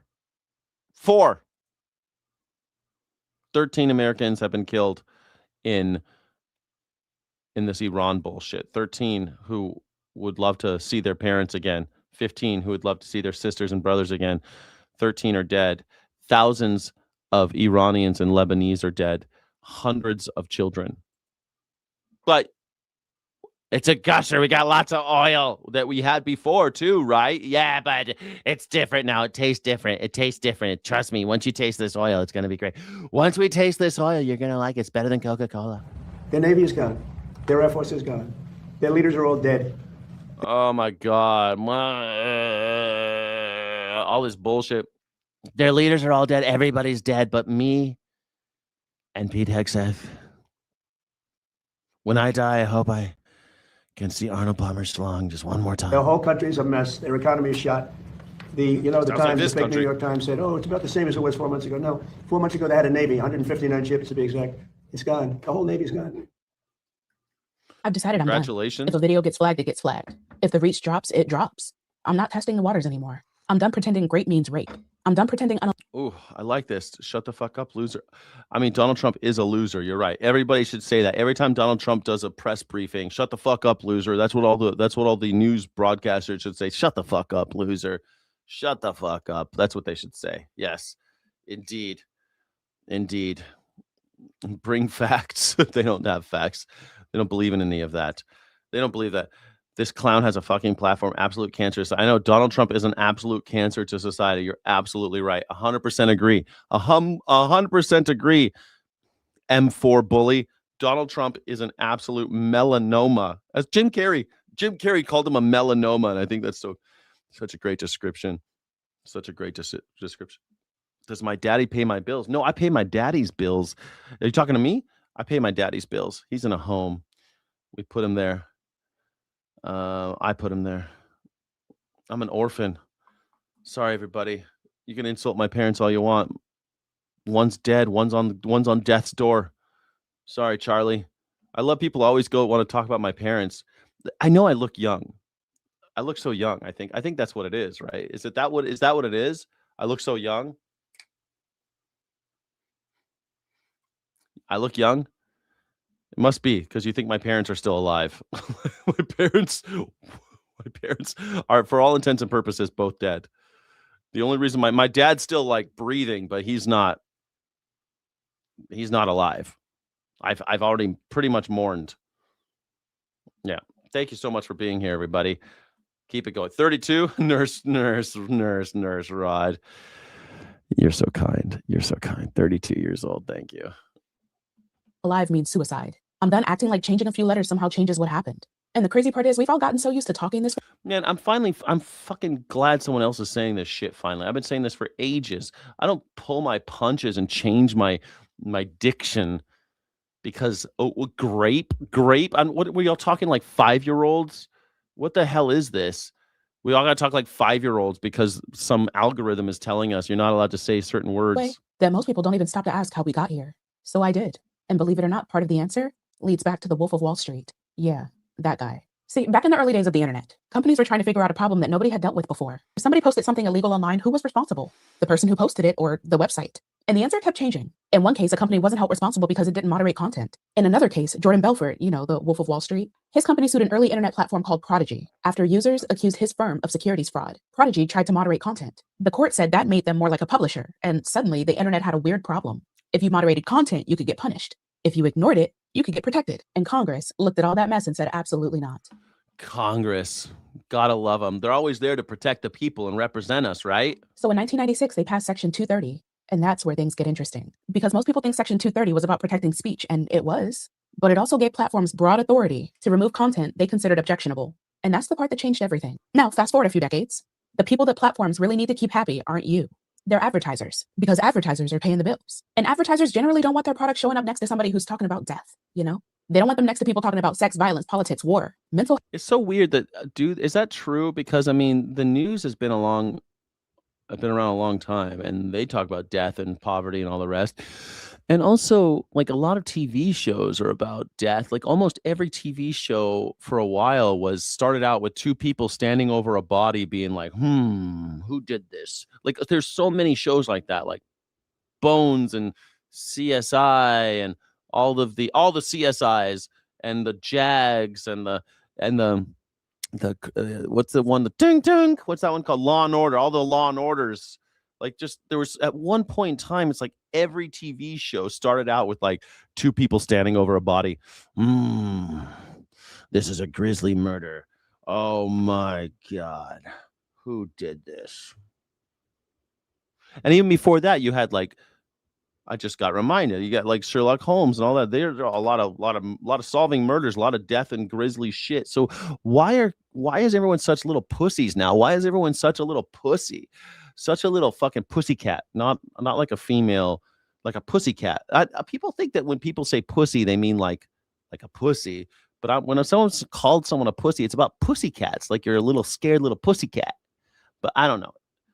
Sorry, I call people pussies, and it has nothing to do with misogyny. Just so everyone knows, I get accused of that every time I call someone a pussy, but it's not. People, it's just like the word niggard. That has nothing to do with the other word.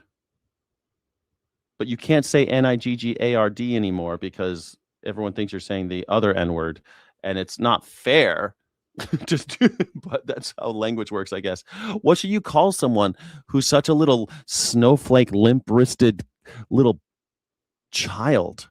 Why is everyone such a child? I can't hear naughty words. Health. Basically anything involving human beings living actual human lives. So creators adapted, not because we wanted to, but because we had to. Suicide became unalive. Rape became grape. Sex became segs. And somewhere along the way, we all started acting like this was normal. But lately, I've been thinking about how strange that actually is. Because rape is a real word. Suicide is a real word. Abortion is a real word. Genocide is a real word. Those real words describe real things that happen to real people. And sometimes I think changing the language makes it easier for people to look away from the reality. Then in 2018, Congress passed FOSTA SESTA. The goal was to fight sex trafficking. Nobody's arguing with that goal. The problem is what happened next. Platforms got even more aggressive. Sex education content got removed. LGBTQ resources got removed. People who were just trying to share information suddenly found themselves caught in systems that couldn't understand the difference between education and exploitation. According to a Government Accountability Office report, all of that disruption resulted in exactly one federal prosecution, at least during the period that they studied. Just one. So the more I looked into this, the more I realized something. The internet didn't teach us to talk this way because words are bad. The internet taught us to talk this way because platforms are trying to avoid risk. Yes.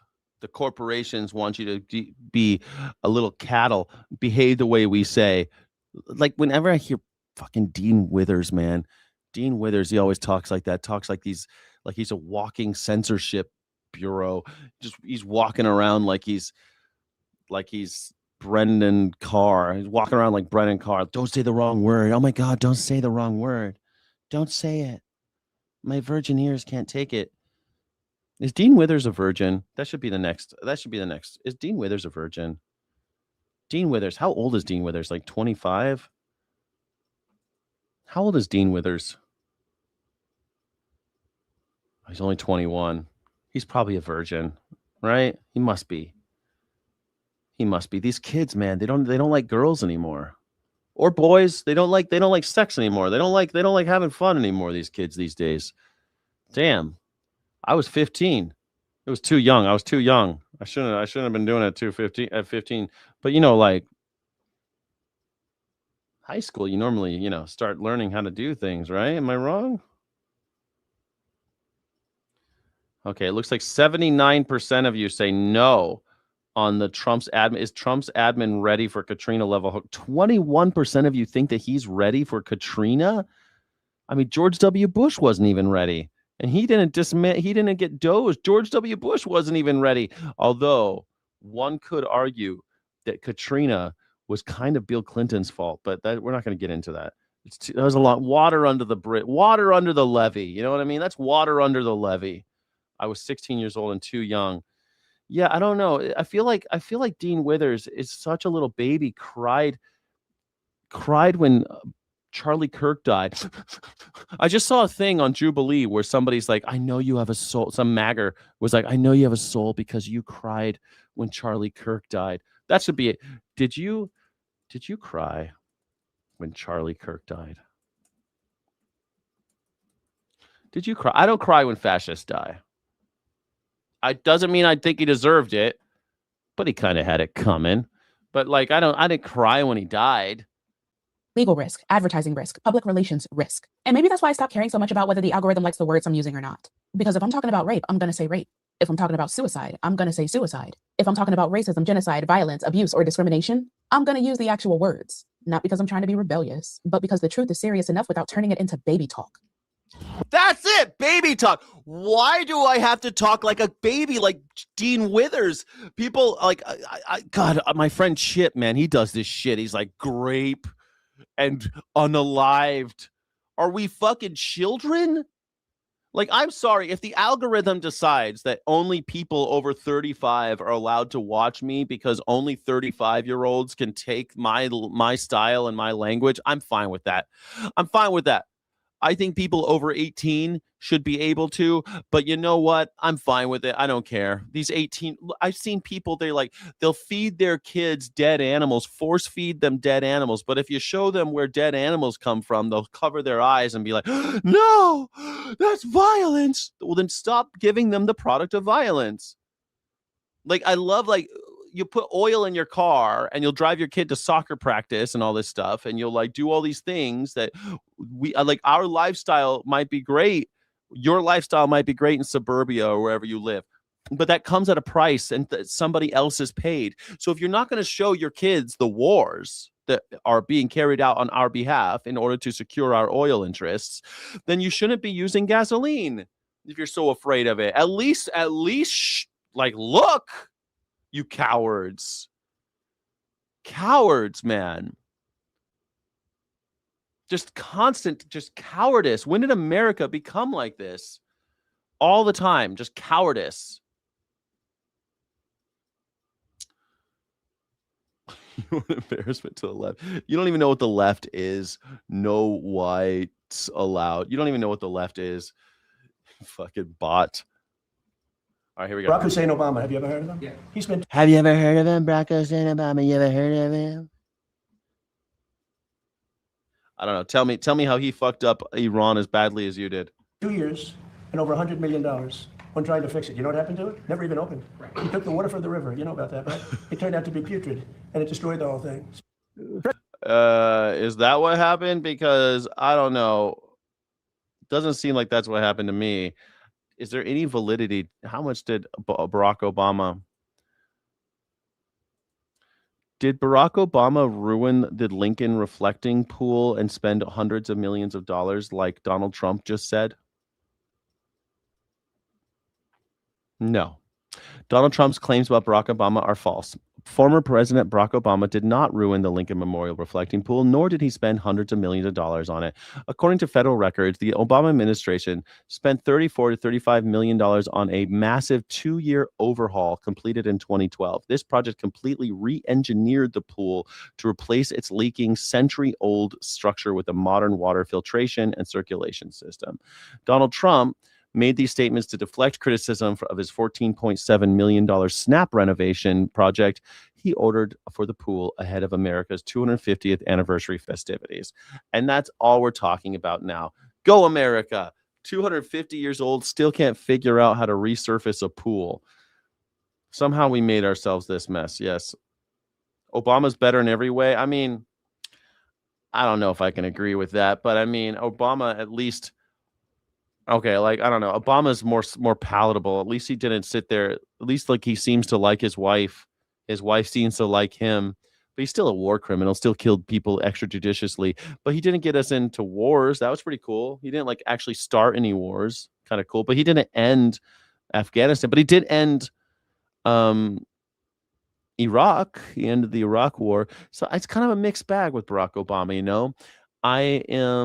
He still deported a bunch of people, and he built a bunch more, expanded the concentration camp system in America, but he also did DACA. He had the Dreamer program. So, he didn't split up families. I don't know. It's a mixed bag.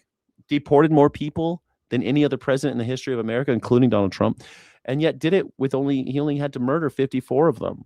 Donald Trump killed 34 in his first year. He's killed over 60 now. He's only a year and a half in. Over 60 people have died in ICE custody, and Donald Trump is killing more every day. 60 people have died in ICE custody. More shootouts with agents than any time in American history. So is he worse? Sure. Is he different? I wouldn't say that Obama's better, but I would say that Donald Trump is worse. It's getting worse. Like, the next president will also be worse, by the way. No matter, like, unless something crazy happens, the next president will be even worse. Wait for it. President Trump sounding off on the scandal that liberals think could finally sink his administration once and for all. The green algae in the reflecting pool. Recently renovated. First they came for the algae. First they came for the algae. I like how Fox is like trying to make it like it's a big joke. But come on, $14 million for this?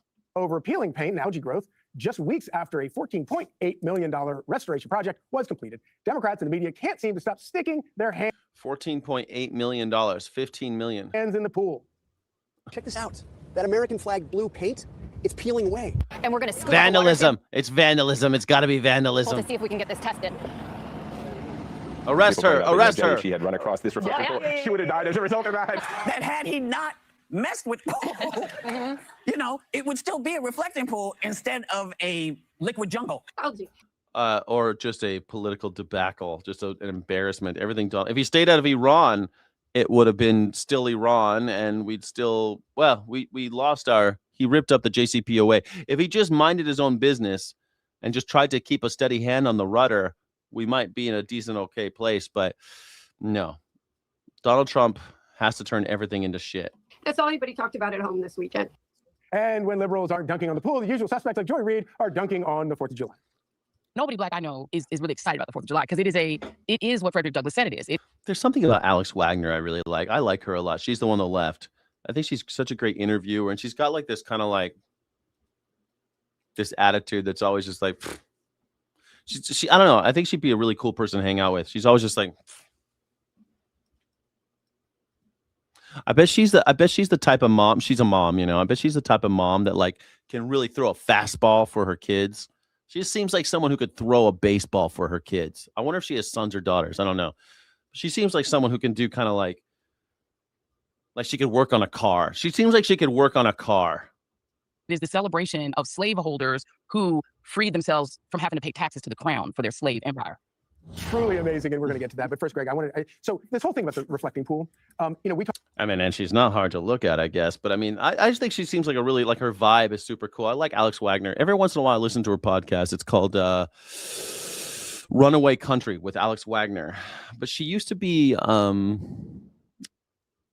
I forget what network she used to be on. She used to have some job on some network. Now she's a podcaster. Talk a lot about Trump derangement syndrome and how Trump manages to take over the brains of liberals. But I also sometimes wonder if I don't have a form of Trump derangement syndrome, because I hear a story like this and I think it's so funny. It's almost like he intentionally threw this out to occupy all the media, occupy all the left, to the point where you have like other. Oh, good point. Maybe he did. He threw this out. I like that. I like that this crazy guy is saying this. Maybe Donald Trump did this to keep us from talking about Epstein.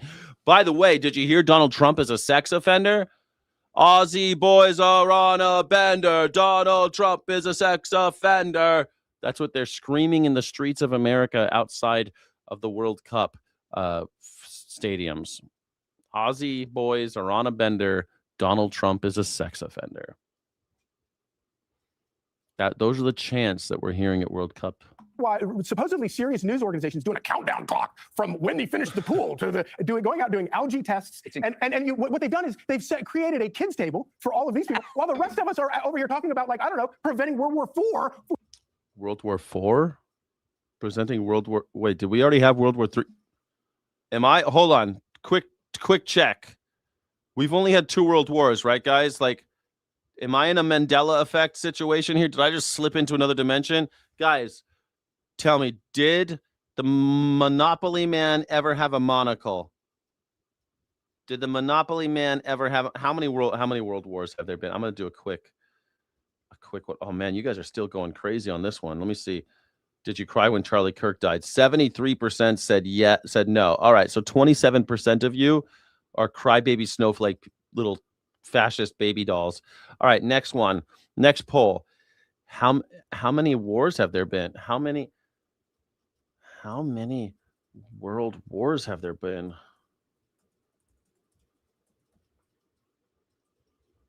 2 or 3? Because this guy just said he's World War IV. They're preventing World War IV.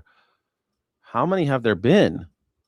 What dimension am I in? With a nuclear weapon. It is amazing, but at the same time, I love that analogy. These guys missed the border. Yeah. They missed the victims of illegal gang members, women who were raped and murdered. Oh yeah, rape and murder, guys. Illegal gang member rape and murder. Are you scared? Did you hear it? Like, you know how the magtards are always saying, you guys keep calling us Nazis, it doesn't mean anything anymore. Okay. Well, you guys calling immigrants rapists and murderers doesn't mean anything anymore. Your president is a rapist and a murderer. So calling the illegal rapist, murderer, immigrants, brown people, does that keep you from talking about, I don't know, Epstein or the pool or the ballroom? Illegal rapists. Missed the entire COVID crime cover-up, which right now... COVID crime, COVID. It's COVID crime cover-up. Now it's exploding. I think, algae is the perfect analogy of left-wing politics. You can get rid of it and make things beautiful, but it's going to grow back. And so you kind of have to constantly battle it because it lives off the things that you make. If there was no reflecting pool, there would have been no algae. If there was no lawn, there would have been no 8647. If there was no wealth and prosperity, there would be no socialism. So you see how they all have to depend. What? What the fuck? Dude, this guy, you're really reaching now there. They're Gutfeld. And on people making and creating things in order for it to survive. It must be weird to hate nice things because people you hate like the nice things. If Trump said, I love food, would these idiots starve themselves to death? Maybe as an experiment, he should come out against rat poison. We all know he loves food. just to see if they would sprinkle it on their oatmeal. Well, he does now say they embrace. he does say a lot about how alcohol is bad. So I mean, I guess that's why America's drinking more than ever. Is that why we're all drinking so much? Because Donald Trump says he doesn't like alcohol. By the way, if you drink alcohol, you're not a real MAGA. If you drink any alcohol, you are not MAGA. Sorry, Donald Trump says alcohol is bad. So if you drink it, you are not MAGA. You are not a real Trump supporter. You're not a real Trump supporter unless you have a lot of Melania coin. I'm selling my house to buy Melania coin because I support our president. Algae, they embrace vandalism because it's anti-Trump, but that is nothing new. They've embraced Vandalism. vandalism before. Does this look like vandalism to you? Does that look like vandalism to you?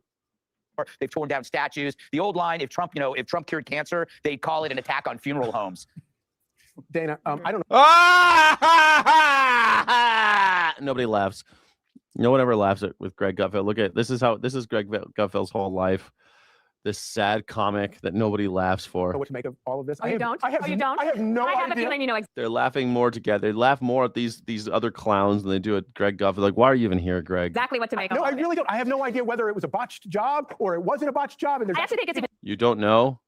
You don't know if this is a botched job? it's more simple than that. Okay, let's back up. I lived there a long time. I used to go when I used to run. I don't even run errands anymore, but pretty much when you go Look at by this. all of these They're just putting hydrogen peroxide they're throwing in there. Great. Thank you, Park Ranger. beautiful monuments in Washington, you see, for a long time, they were, there's weeds growing, the homeless people are around, like it's not nice. And the pond has had a lot of algae for many years. And at least President Trump was like, Yeah, I said the same thing. The pond was going to have algae no matter what. It's just going to be worse when he does this shit. this place is a dump. I want to make it all look better. So he's putting time and effort into it. Now, I think there's Mhm. nothing wrong with saying, well, shoot, that didn't work. Part of the problem is you have the water that comes from the tidal basin. Where did the tidal basin water come from? The Potomac. What happened in the Potomac? Just like 6 months ago, this is what I would have said. But what did we have? We had the Maryland and Virginia with that little, whatchamacallit thing, the water deal. They didn't deal with it right. And then all the pollution went into the Potomac. And now that's the water that goes in there. Now, I wish we had an agency that would protect the environment. I wish we had one of those that we could fund so that we wouldn't have pollution going into the Potomac. I love that assholes like this lady wants to say, oh, it's the pollution. That's the problem. We got to do something about the pollution. Well, great. Should we fund the EPA, the Environmental Protection Agency? No, we can't fund them. We got to fire everybody at the EPA. So you're blaming the environment, the pollution, but you don't want to do anything about the pollution.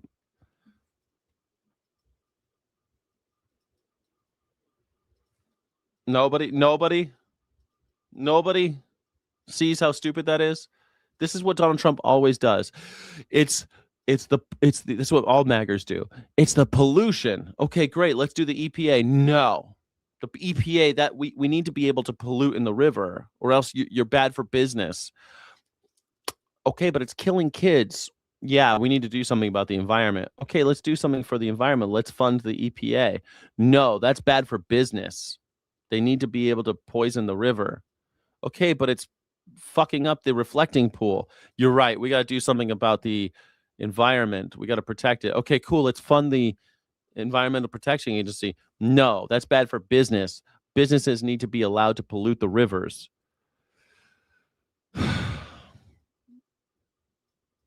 But it's killing kids and all the fish and the whole earth. It's killing us. You're right. We need to do something about the environment. Cool. Let's fund the EPA. No, the businesses need to be allowed to poison the river. That's how stupid MAGers are. That's the circular logic that they're stuck in always, because they're in a cult. This is what cults do. and I think there's nothing wrong with saying, well, that didn't work, but we're going to get it right. Let's train it one more time. Let's do it one more. They won't ever do that. We got it wrong. Let's do it right. Donald Trump will never admit fault. That would be too much for his character. Wouldn't it be great if we had a president that was like, hey, it got fucked up. We fucked it up. So we're going to have to redo it. That happens in business all the time. Fucked up shit. Shit gets fucked up all the time. I've built lots of buildings. Sometimes the flooring gets fucked up and you're like, God damn it, we got to redo this whole fucking floor. Man, I've done it where like we're building a bar and at the last minute I'm like, no. We have to have we have to have a well here and a well there. We have to have a service bar here. We need to set this bar up properly and you guys fucked it up. We got to redo all the stainless steel in the back. I've done that before. And sometimes it's because I missed something. Sometimes it's because somebody fucked something up. Whatever. You got to redo it. Sorry. Got to be redone. We're going to do it one more time and see if we can make it work. And there would be nothing wrong with that. President Trump is blessed with the worst opposition, right? They love to come out and they want to dress up and they want to do all of these pictures. They want to go there. Like, they couldn't even send a single reporter to the border when Bill Maloogian was there for months, showing them all of these stories. That said, this is an administration who has not been shy about showing us the evidence that they have against people who did something wrong. For example, the guy who threw the sandwich at the ICE officer. We saw that. Yeah, that was nothing. That guy went free because they lied. They said there was mustard all over the ICE officer, that the ICE officer had a bunch of damage to his uniform. Turned out that was all a lie, that the sandwich didn't even become unwrapped, and the guy went free. That video is available. I will be open-minded. The video was available, and that's why the guy went free, even though the cops lied. I would love to see some more evidence before I'm willing to buy that it was vandalism. I think that the dirty water in the Wow.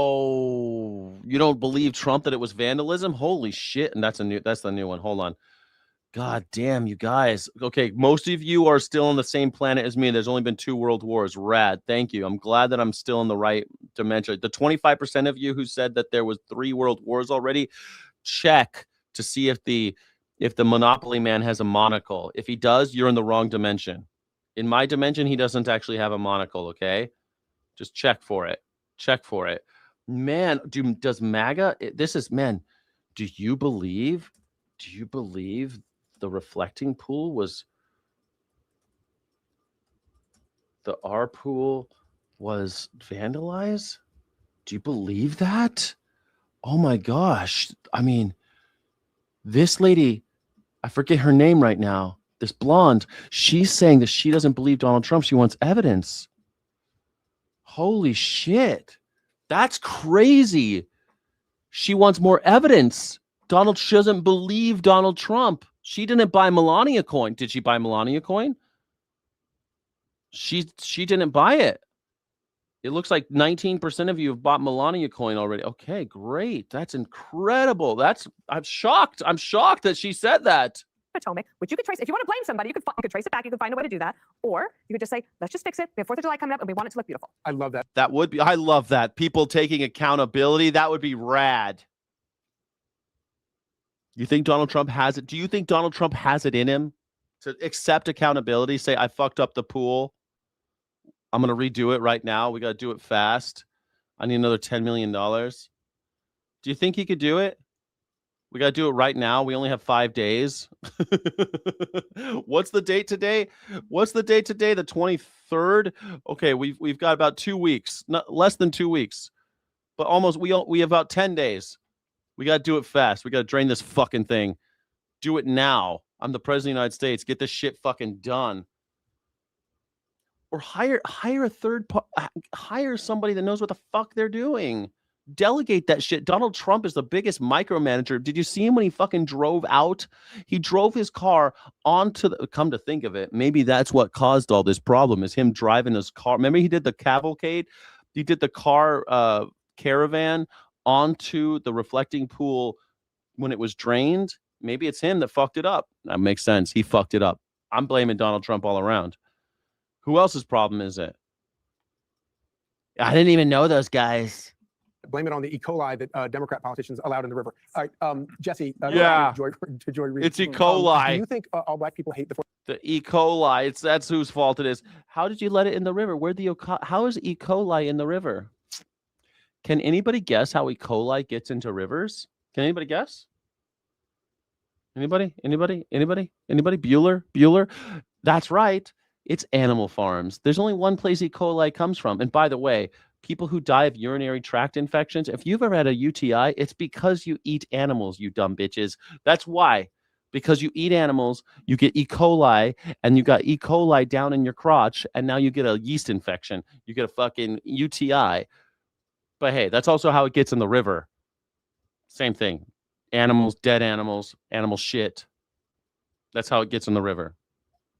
4th of July? No, they love it. And she says she celebrates Juneteenth. That's her real 4th of July. I don't even believe that, okay?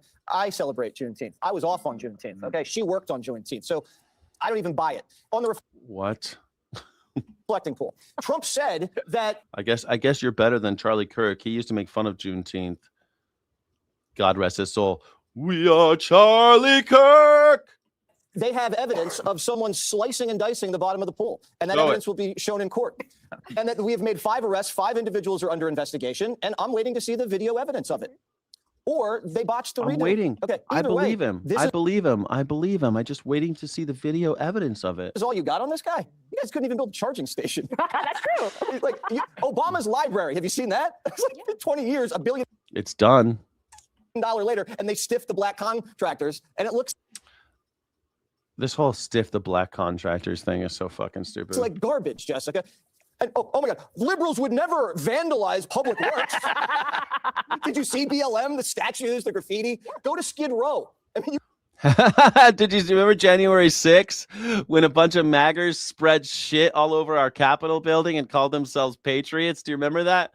Do you remember when maggers went into they killed cops and went into the Capitol building and then shat in their hands like fucking baboons and rubbed the feces on the walls? Remember that? you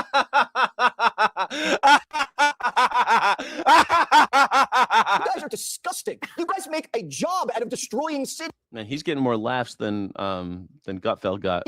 Look at Penn Station. It's a horrible place to be. And you're pointing a finger at a pool he's trying to make better? Come on, Jessica. But liberals built Moynihan Station, which is train paradise. It is beautiful. Okay, so It is beautiful. now. Okay. The reason, and I'm not pro wearing. What the hell is Moynihan Station? I don't even know what she's talking about. What is Moynihan Station train paradise?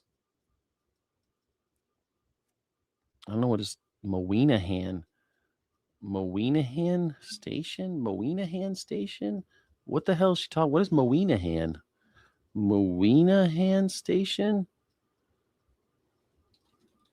Does anybody know what she's talking about?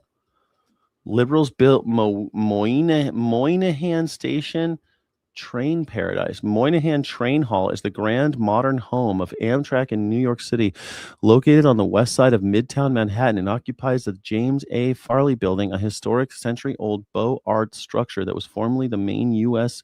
post office. Oh, that's cool. I've been to that building. The train hall is directly across 8th Avenue from original Pennsylvania Station and serves 17 of its 21 tracks. The hall is named after the U.S. Senator Daniel Patrick Moynihan, and who championed the multi-decade effort to restore and modernize the station. Stunning design. Grand boarding concourse featured 92-foot-high ceiling, glass skylights that bathe the hall in natural sunlight, replacing the cramped feel of the older station. Moynihan Station. What year did it open? I don't even know what year it opened, but okay, interesting. Liberals built the train paradise in New York City. I learned something today from Jessica Turlock. Like frog costumes or whatever, like people should work more and whatever. But the reason that the pool matters to people, putting aside someone who might have your odd case of TDS, is that Trump came out and said, Obama, Biden, none of them can make it nice. I make everything nice. I'm the best builder in the Even she could do. Everybody could do a Donald Trump. Do the best. I love when people do their Trump impersonations. I love it. Even Chip does one now. He's Romanian and he does a great Donald Trump. Everybody could do a Donald Trump impersonation. I did the best. I do the best. I'm the best. I did make the prettiest buildings. I do everything right. whole world. And guess what? His poll It's is funny. full of Like and the fact that the fucking Trump Tower in Chicago is considered a public nuisance by the state of Illinois. Veg in the Woods, thank you so much. I appreciate that. Sky City Rebels.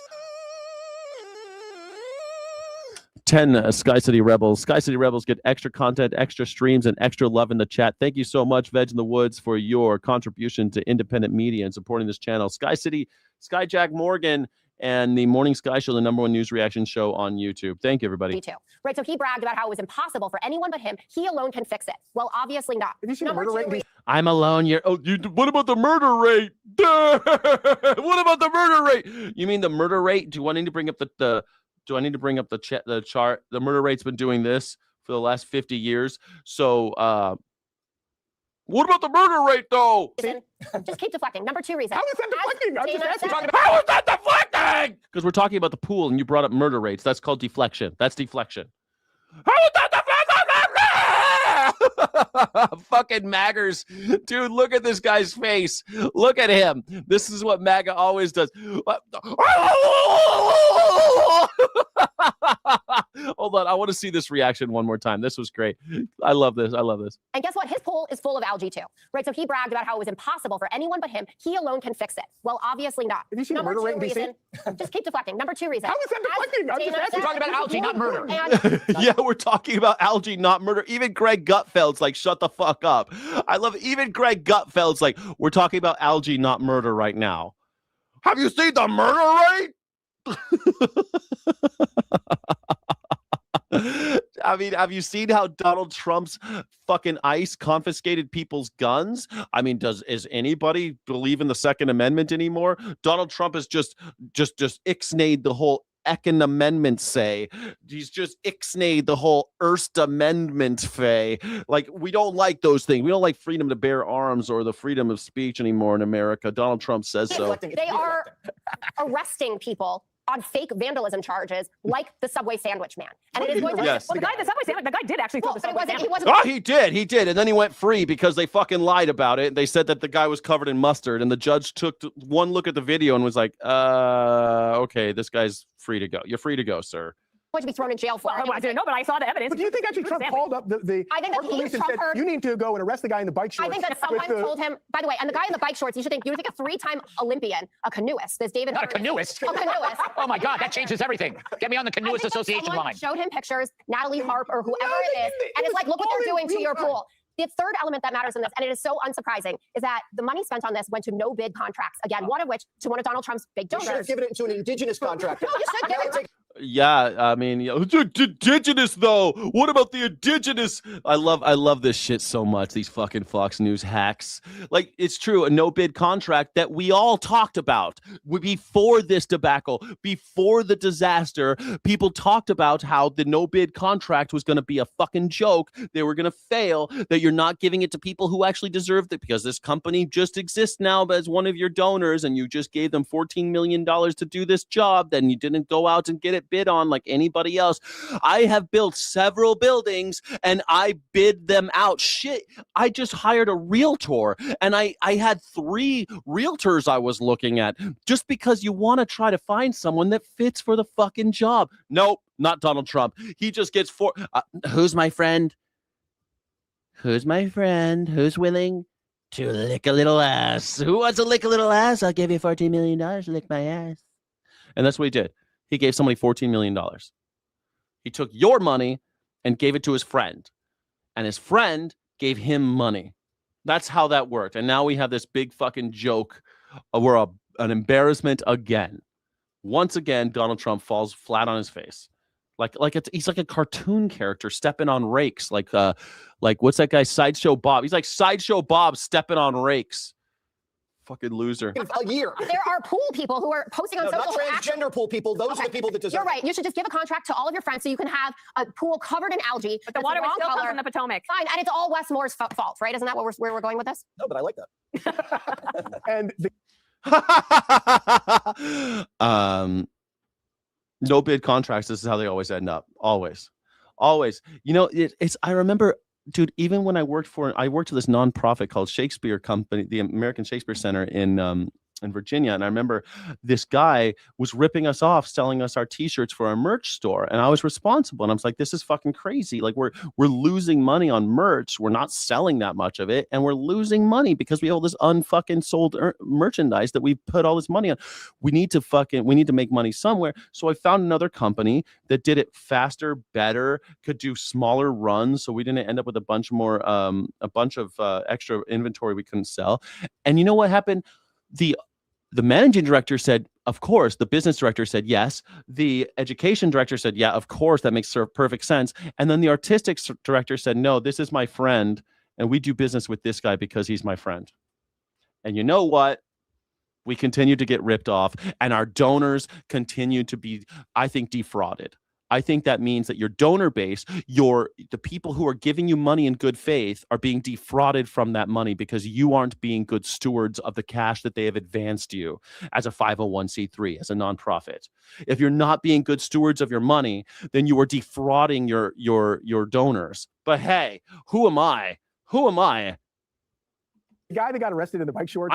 I'm not the president of the United States, you know. This guy has no fucking integrity. Like, how do you look at this pool thing and you're like, well, what about the murder rate? Like, dude, whataboutism does not save you from the rake stepping, constantly stepping on rakes. All I'm going to say is the canoeist, the Olympic canoeist who got. And Danielle, listen, D-anal. I don't know why you keep saying shit about Donald Trump has been convicted of fraud. 34 counts of fraud, convicted. So I don't know who you think you want to tell me a Democrat and who's president who's been convicted of fraud. Let me know. I hate the Democrats. I'd love to react to any Democrat fraud conviction. Please let me know, because I love talking shit on Democrats. I'm not a fucking Democrat. Arrested in his bike shorts. Donald Trump does a much better mugshot. I would far rather have Trump's mugshot than that. Be sure to like and subscribe. See how you do it? MAGA's like, oh, it's not about the mugshot. It's not the fact that that Donald Trump committed a crime and another person has been falsely arrested for, you know, he's going to go free. The guy's been arrested for vandalism. You know, he's going free. There's no fucking way that guy's going to do time for vandalizing the pool. Okay. So this guy got arrested for nothing. Donald Trump is a convicted felon, but you're going to say that what matters is that Donald Trump looked better in his mugshot. All style, no substance. And the style sucks too. His mugshot looks like a fucking joke. It looks like he's trying to look like a badass. He's an 80-year-old man who wears shoulder pads like he's a linebacker. What do you need protection from, Donnie? His shoulder pads, like, I don't even have shoulder pads. This is what a man looks like. He has shoulders. Donald Trump has to have shoulders that come off of his shoulder. He has to have shoulder pads that make him look like he's a fucking Romulan commander or something. Like he's in Star Trek. Like he's a fucking, he looks like an alien clown. He looks like a drag performer. But his mugshot looked so fab. His mugshot was fab. A story in 5 words. Speaking of, I have to watch Greg Gutfeld every day. I'm sorry, everybody. If you want to leave and come back, I get it. But Greg Gutfeld, we have to watch it because he is the stalking horse of the fascist movement in the United States of America. Thank you so much for being here. I appreciate you. Please like and subscribe. If you don't like it, you're banned. If you don't subscribe, you're banned. I'm banning anyone who doesn't subscribe. I'm going to ban you. I'm going to ban your whole YouTube account. You're banned from everything. You're going to get banned from YouTube altogether if you don't subscribe to this channel right now. Unhinged host taps unhingier fill in. All right, Pat. So this is an interesting story. Jimmy Kimmel announced he's taking 2 months off. 2 months off. Oh, plus. And his guest host, one of them will be Rosie O'Donnell. Now, do you think this is a choice not for the audience but for himself? Exactly. Like it's like imagine you picking somebody to get back at an ex-boyfriend. That is what it is. Yeah. It really lays bare what he sees the show as. Yeah. And it's not, I'd like to make people laugh. Yeah. That's not what it is. It is. You could see him getting so excited about it, right? Yeah. You could see him like, oh, I know how I'm going to get him. Yeah. But that's what the show is. I know how I'm going to get him. Right. That's what the whole show is at this point. I know how I'm going to get Donald Trump. The best thing Trump could do would just be completely ignore it. Yeah, but that would be the best thing for Trump to do, but he cannot do that. I don't know if you noticed, but Donald Trump's president of the United States. Most presidents, they do some shit. They get made fun of on the late night talk shows. They get made fun of by people like me, and that's what presidents are there for, partly, is that we can all make fun of the king, right? We all make fun of the dictator. And that's how we try to pretend that we live in a free society, is that at least we can make fun of the guy. Not anymore. Donald Trump will literally try to have you executed and imprisoned if you make fun of him, which is exactly what the worst types of kings ever did. The worst types of dictators do. But hey, you guys like him. I get it. You guys just like the cut of his jib or something. I don't know. You like the fact that he's got a micro penis like you do. I get it. You just like him. Fine. It would be better if he shut the fuck up and let people do their little things, or just stayed out of the news for 24 hours. And then, you know what? If Donald Trump just stayed out of the news for 24 hours, then people could stop making fun of him. I could have a show back like I used to before, where I sometimes talked about the president, but not every day. But no, now it's every fucking day because he never stops. He's always in the news doing something stupid. So we all got to talk about it. But he can't do that. It's fucking exhausting, to be honest with But you. he can't do that. But that's what he knows is going to happen. Absolutely right. It's really laid bare, and we've all known this for a long time, but it doesn't get more glaring. I mean, you're gonna book it. What, an international? Isn't she still in Ireland? An international ticket for her to come here to do this, because every day you wake up and think, in this economy, an international ticket to have Rosie O'Donnell. Yeah, it's crazy. Joe, think about this. Rosie O'Donnell left because her TDS, she admits, was bad for her mental state. She needed to leave the country. And Kim, I mean, if the president was talking shit about you every day on Twitter, you probably would also want to leave the country. That would just, if the president of the United States, one of the most powerful people on the planet, you know, he's not the most powerful person, but one of the most powerful people on the planet, if every day he talks shit about you, you would leave. I mean, Gary Kasparov left Russia because Putin was talking about him all day, every day. And so Gary Kasparov ran. Like, first he ran, and then he lost, and then he ran, as in away. So, yeah, Gary Kasparov lives in exile. I think Gary Kasparov still lives in exile. Does Gary Kasparov still live in exile? Yes, Gary Kasparov still lives in exile. The former world chess champion and prominent Kremlin critic left Russia in 2013 due to fears of political persecution and has lived in self-imposed exile ever since, primarily residing in New York City. Yeah, it makes perfect sense, right? If Putin is talking about you on every day, and you're afraid for your life, or just it's fucking getting scary, even if you don't think he's going to kill you because you think you're too famous to kill, you're getting pretty fucking scared because all of his followers might kill you. And so Gary Kasparov left Russia.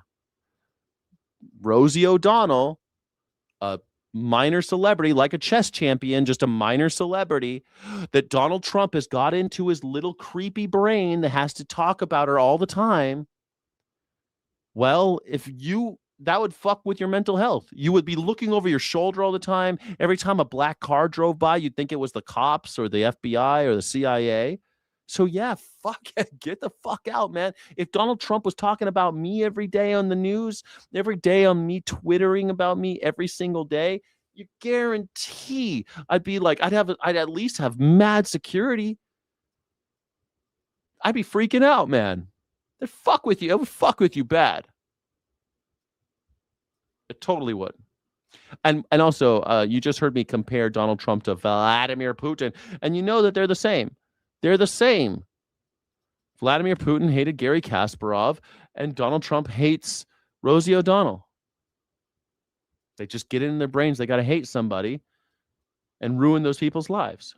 It's like dangling the drug that the addict should not be near. It's like, come back. I'll give you this, like, Trump fentanyl. That's what he's doing. It's actually mean to her. Well, I don't ever believe that was real to begin with. I think Rosie did it for attention. I don't think that using Rosie O'Donnell to make someone... This guy seems totally normal. All these guys seem so normal. Greg Gutfeld, this guy, Joe Manchin, they're totally normal people. Totally normal. They're not weirdos at all. When jealous is a strategy that would work on any of my exes, they would be... They would take me back. They'd feel sorry for me. But, you should pick a host who's going to make your audience happy, the people who watch happy, not one guy who doesn't watch happy. And credit to you for giving guest hosts spots to the people that the audience want to see that sometimes even outshine you.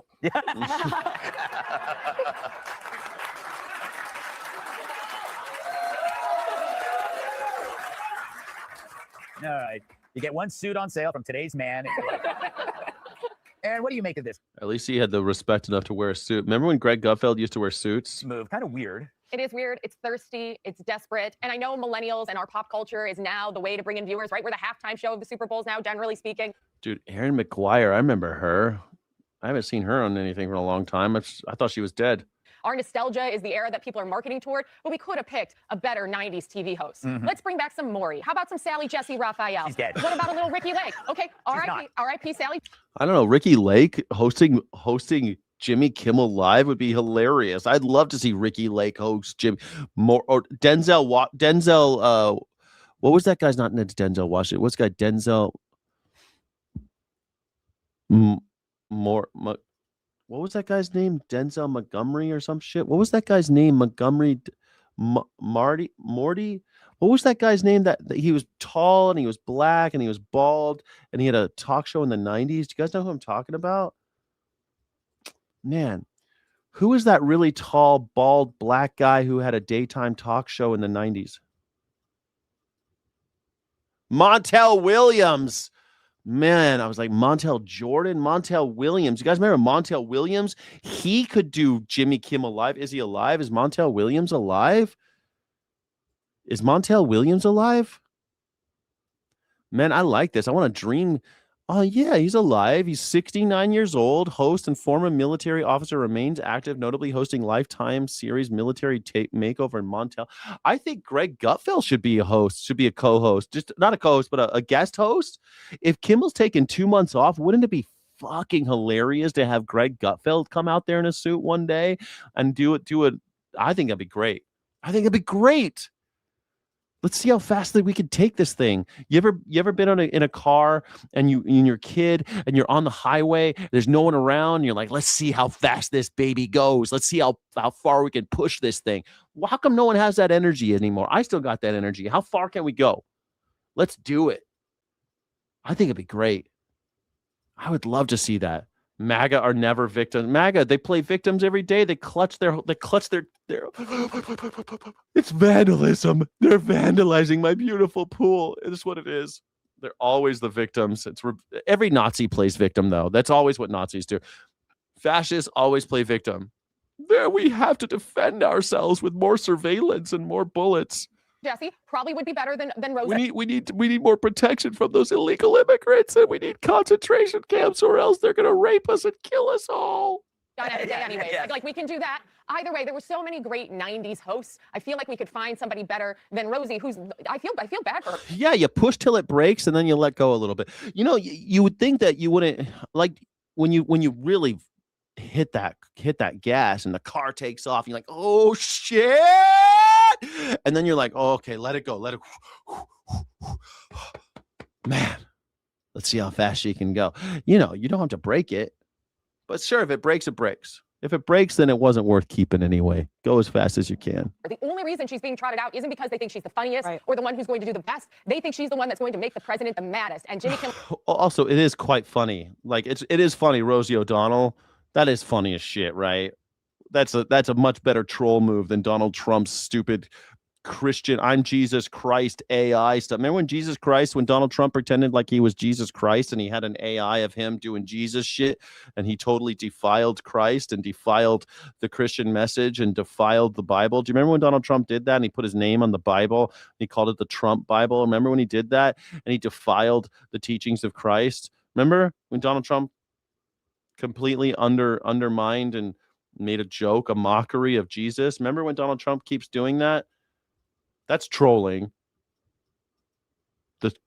But you know, I think it's great troll. Like, hey, fucking Rosie O'Donnell. I think they should troll the libs though too. Like put Greg Gutfeld as a guest host on the Kimmel show. Fuck, man, they don't have the balls. They don't have the balls to do it. I was like, ho hum, look at me. If that's the best you're gonna serve, good luck, buddy. This is why he's a dying breed out there at this point. He should have gone for Byron Allen. Oh my God. Look, I am all for this. I mean, finally someone with balls. But nice. But I think this is a perfect because you got like one who's a lesbian, angry, Trump-hating person, and the other is Rosie O'Donnell.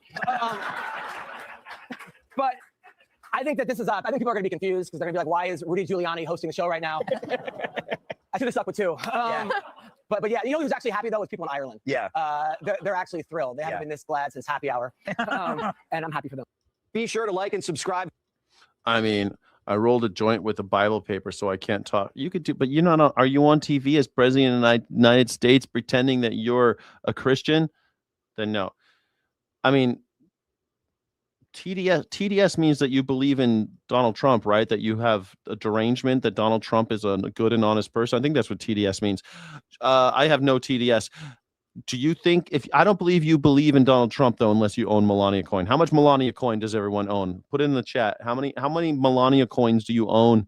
Because I'm selling my house in order to buy more because I believe Donald Trump never told a lie. I believe that it's going to the moon and it was not a pump and dump scam and it is not a rug pull scheme.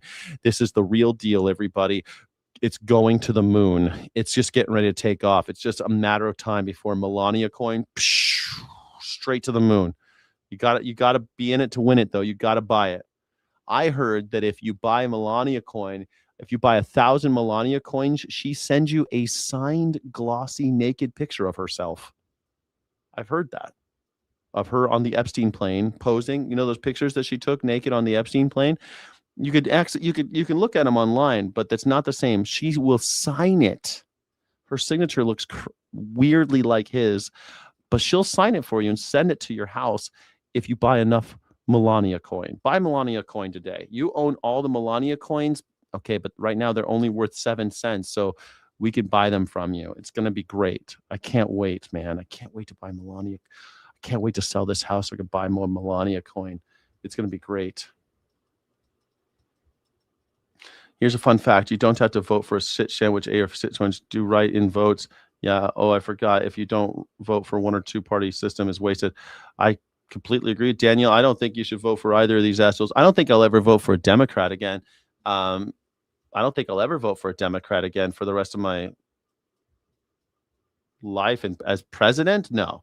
Maybe in like in the smaller elections, but like president, fuck no. I'm gonna write in Bad Bunny. I'm writing in Bad Bunny every presidential election until I die, probably something like that. Somebody, I'll just keep writing. I'll write in Vladimir Putin because that's who the real president is anyway.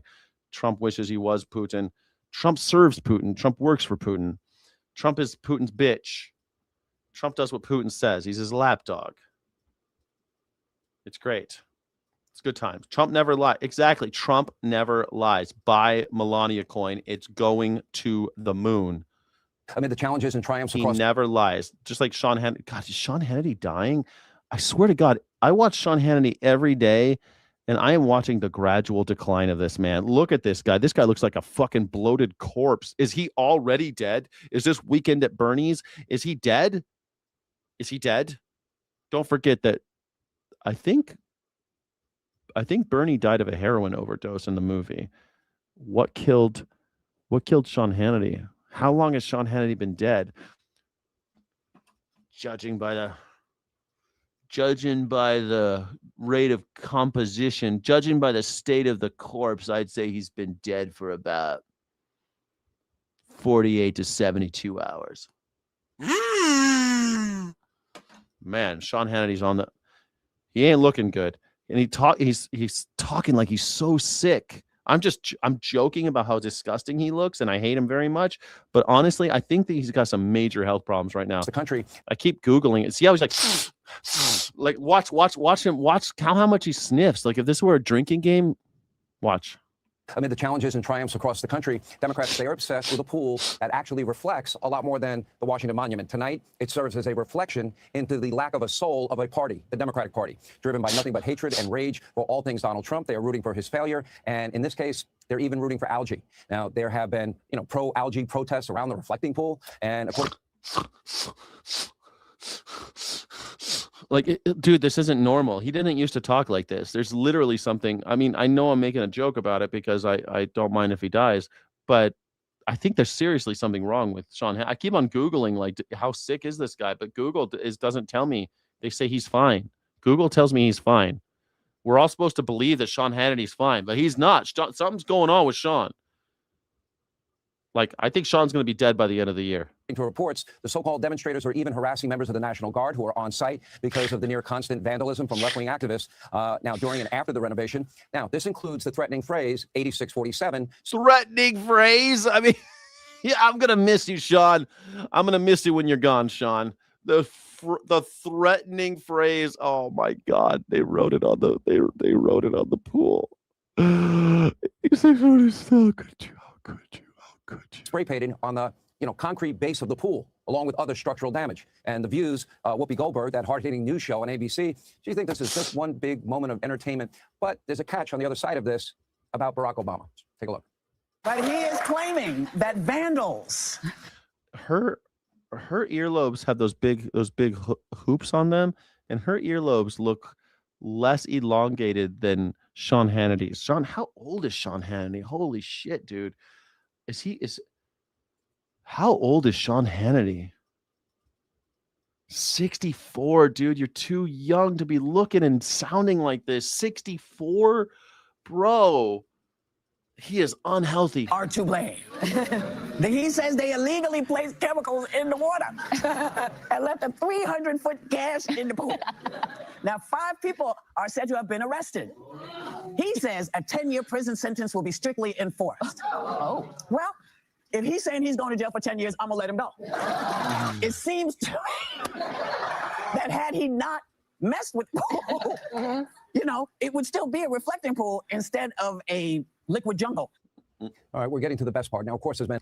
I mean, I don't know. The View is horrible. I don't watch The View. Do you watch The View? I don't watch The View. I don't know. I think it's made for women who are at home, right? Doesn't it come on at like 2:00 in the afternoon? What time does The View come on? What time does The View air? It's been around since 90. God, I remember when it came. 11 Eastern. 10 in the morning it comes on. Saturday and Sunday. It's only on Saturday and Sunday. I thought it was on the weekdays.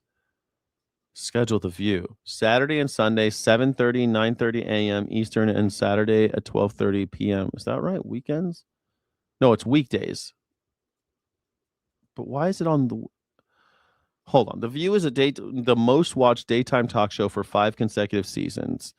It's on ABC at 11 Eastern, 10 Central and Pacific.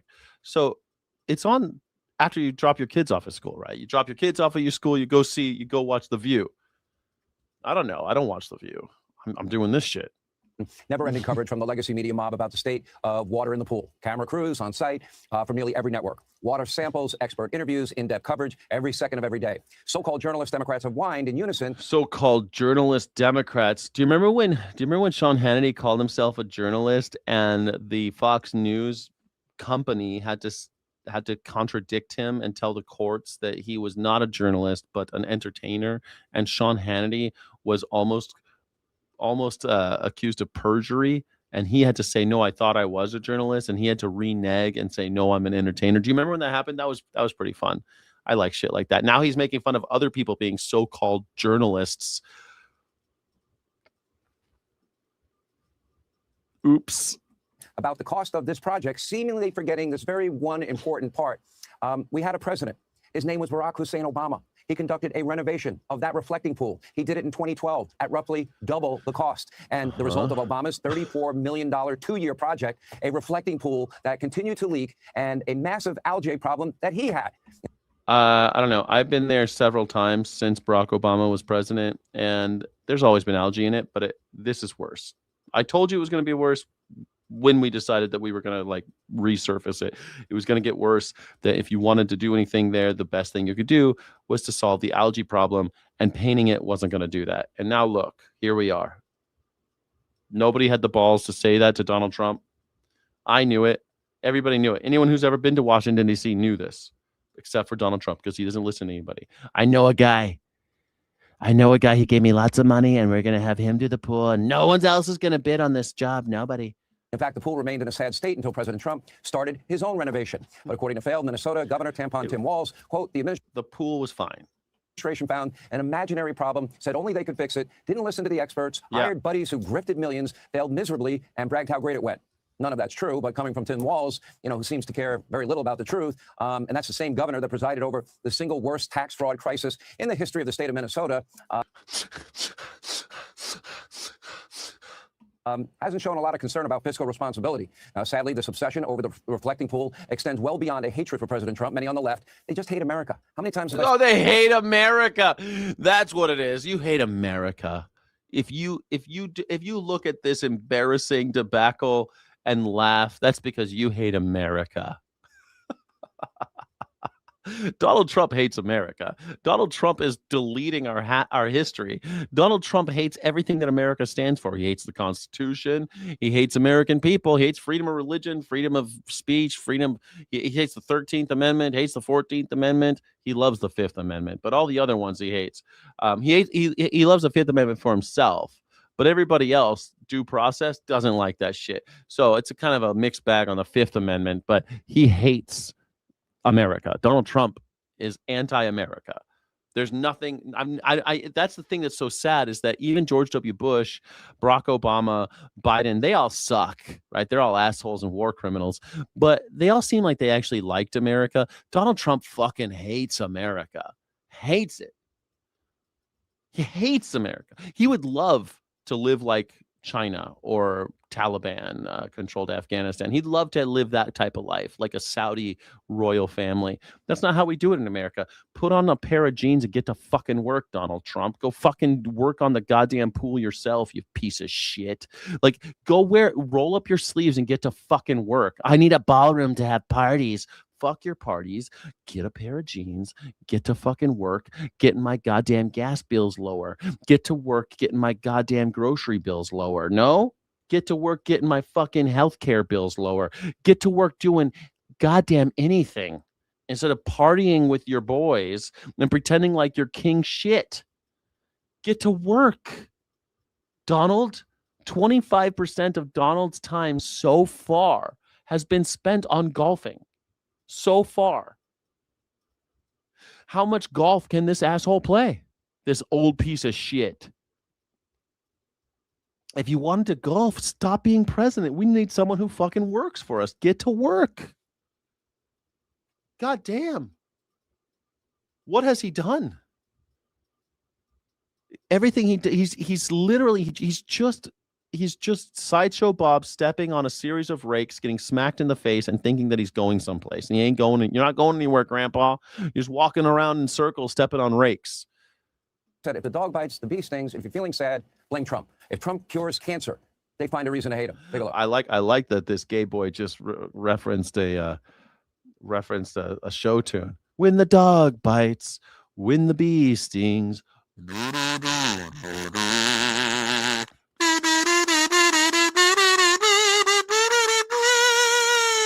Maybe it's a Coltrane thing, but Coltrane didn't have the words. The fact that he knows the words to the Sound of Music, though, I'm impressed, Sean Hannity. I'm impressed. I mean, it's Pride Month, so I'm glad that I'm glad that little dog whistle for the gays. Your predictions. Okay, so I have quite a few, but I think that this is a long-term one. I don't know if we'll be around to see the results, but I don't think America's making it to 500 if we're on the same trajectory. 250 was a stretch. No, don't say that. I don't see it happening. They're destroying education. Say more. History. Right. I mean, I think that we have a concerted effort from the current administration to forget about history, to, sort of destroy public education, to destroy public works, to privatize everything. One of the hallmarks. Yeah, I mean, we're not going to make it to 300. The America as we know it, some form of America will make it to 300, but it probably won't be what we see today. In the next 50 years, it'll start looking like America will start looking like Swiss cheese, where you have zones that are no longer enforced by the United States government. You'll have places inside the country that aren't part of the country anymore, that are just on their own. This is what's going to happen. We'll have small revolutions in small areas, and America will just say, oh, we don't have the resources or the inclination to do anything about it in order to hold that territory, so just let it go. That's what's going to happen. Places like New Mexico or even Texas, they'll maybe, I don't know, Texas, but maybe Texas, for example, just says, you know what, we're going to do our own thing, and America is going to be like, we don't have the resources to hold you to that, so I guess you are.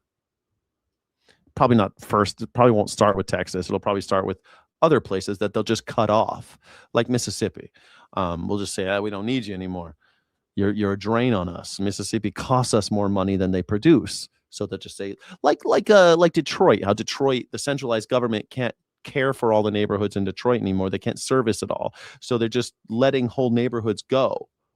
And now there's still nice pockets of Detroit, the bright parts, and there's the gray parts, and there's other parts that have just gone dark, and they've just been reclaimed by nature. And there's still people living there. They're living off of generators, and they don't have running water. There's still people living in those parts of the city, but they're doing their own thing now. They're just in the wind, so to speak. Marks of the modern Democratic Party is nothing but an utter contempt for America and Americans. Now, even multimillionaire former MSDNC host, listen to this. Joy Reid said, the 4th of July is not something to celebrate. Okay, take a look. It is Independence Day. Everybody's barbecuing. It's a thing. I can promise you, Black folks, we will take that day off. We will barbecue because we off. But Black people, that nobody Black I know is really excited about the 4th of July, because it is what Frederick Douglass said it is. It is the celebration of slaveholders who freed themselves from having to pay taxes to the crown for their slave empire. And that is what it is. And she also said, Is that was that true? Yeah, that's a true thing that she just said. I mean, I always liked 4th of July, to be honest. I like the old red, white, and blue and all that. But these days, fuck, man. Do you think I'm going to go out and celebrate 4th of July? I don't think so. Nah, I haven't decided. Are you going to? Oh, yeah, hold on, let's do another poll. Are you celebrating 4th of July? Oof, 64%. Thank you, Tovi Coins. Thank you so much, Tovi Coins. You're amazing. Thank you. Appreciate that. Thank you, Tovi Coins, for that gift. I really appreciate that. Let me see. I'm going to end this poll. 64% of you said no on the whether or not the pool was vandalized. 36% said yes. Wow. Okay, so let's do this. I want to see, do you have big plan? Oh, no, not just big plans. Do you really celebrate the 4th of July? I mean, because what she said is like, we'll grill, we'll take the day off, but we're not really celebrating. I don't know, like real. How would you say that? Like not really, but would you legitimately or truthfully or honestly celebrate the 4th of July? Do you wholeheartedly celebrate? Wholeheartedly. Maybe that's what I need to say. Wholeheartedly. Do you wholeheartedly celebrate the 4th of July? I think that's the word I'm looking for. Wholeheartedly. Anyway, that's the poll. We'll see what you guys got over here. I want to see what you guys think about that. She would never vote for any Democrat that supports the state of Israel. Wow. Take a look. The Democratic Party is as married to this Israel over everything, Israel no matter what, Israel no matter what they do, no matter how many people they kill. The Democrats were as married to that as the Republicans. And so it would take a really strong Democrat. It would take a Mamdani-style event to get a Democrat to say that they weren't getting down with it. Joy Reid's going off the rails, man. She's turning into a real lefty here. She's going alt left. She's going to become an anarchist here pretty soon. She's an anarcho-communist all of a sudden. I mean, I don't know. I don't support Israel anymore, because of, the genocide, the ethnic cleansing that they carried out, the fact that they forced our president through kind words and ass kissing into killing 13 American soldiers over the skies of Iran. So, no, I don't support Democrats that take money from AIPAC. No, because they're just like the Republicans. Israel over everything. I thought this was supposed to be America first. Is it Israel first or what? Who do you represent, Israel or us? But to me, I, going forward, cannot vote for a Democrat who does not pledge to end this relationship. This relationship needs to end. Now, these are not isolated feelings. According to a new poll, very few Democrats are proud of their country, 29%, while the party's base obsessively hates Israel. And now most Democrats seemingly... I don't hate Israel. I do dislike Benjamin Netanyahu pretty intensely, but I don't hate Israel. I just think that, like, now that it's here, we can't get rid of it, but we can get them to, stop treating Palestinians as second-class citizens. We could, I don't know, maybe get them to stop murdering Palestinian children. That'd be cool. Stop making them carry papers and pass through the wall in order to get them to work in Israel. That would be cool. I mean, we could do something like help some kind of I don't know, hold them accountable for their human rights violations. That would be neat. We could do a lot when it comes to Israel. We could tie the money, the aid that we give them to their human rights violations. That'd be kind of neat. Want to transform our great country into a communist socialist hellhole. What does that mean for America moving forward? Hellhole, communist socialist hellhole. It's a communist socialist hellhole. What makes communism a hellhole? You guys don't like communism? I thought you did. I thought you guys were into that shit. With that, we bring in Karl Rove, former White House Deputy Chief of Staff for President George W. Bush and a Fox News contributor. Trey Gowdy. Karl Rove, baby. Look at these guys, man. These are some good looking maggers right here. These are some good looking maggers, man. Look at these guys. Happy Pride Month, Sayard. Happy Pride Month. Yeah. Being a MAGA supporter isn't complicated. It's common sense. Danel, D. Anal. I don't know what you mean common sense. Common sense ain't very common, and you maggers have a very short supply of it. Host of Sunday Night in America, former House Oversight. It's common sense. Maggers, it's not complicated. Maggers just like child molesters. It's just they hate kids. They love child molesters. Maggers, it's not complicated. They love sex offenders. They hate democracy and constitutions and stuff like that. They hate that type of shit. Committee chairman and federal prosecutor, and David Carlucci, former Democratic New York State senator. Gentlemen, thank you. Very good to have all of you with me. You know, it's interesting, David Carlucci, let me start with you on this. There have been a number of interviews with Yeah, they love Gestapo. They love licking boots. You're totally right. these candidates where they're asked their stances on, you know, things such as Hamas and other things in terms of like whether or not we should even have prisons. And they're pressing these candidates on this issue. Take a look at this one. Number 2, the group that backed Mamdani says that they cannot endorse Avila Chevalier because she still supports Hamas. These statements about Chevalier's positions on Israel were not mere rumor, the political club wrote. At our own endorsement meeting, when asked to condemn Hamas and the October 7th attacks, she point blank refused, turning the question into yet another attack on Israel. David, there's a growing number of slate of these candidates who feel this way. Can these candidates win, and what's happening in your party?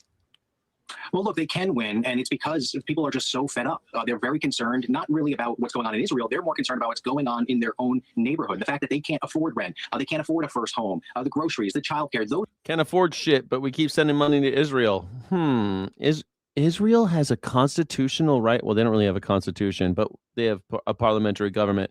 But they have a constitutional right, or what counts as one, for healthcare. They have a right to healthcare in Israel. Every Israeli citizen has a right to health care. I don't have health care, but I'm sending money to Israel. I don't have health care, but every month the government takes money away from me and sends it to Israel. Does that make fucking sense to you?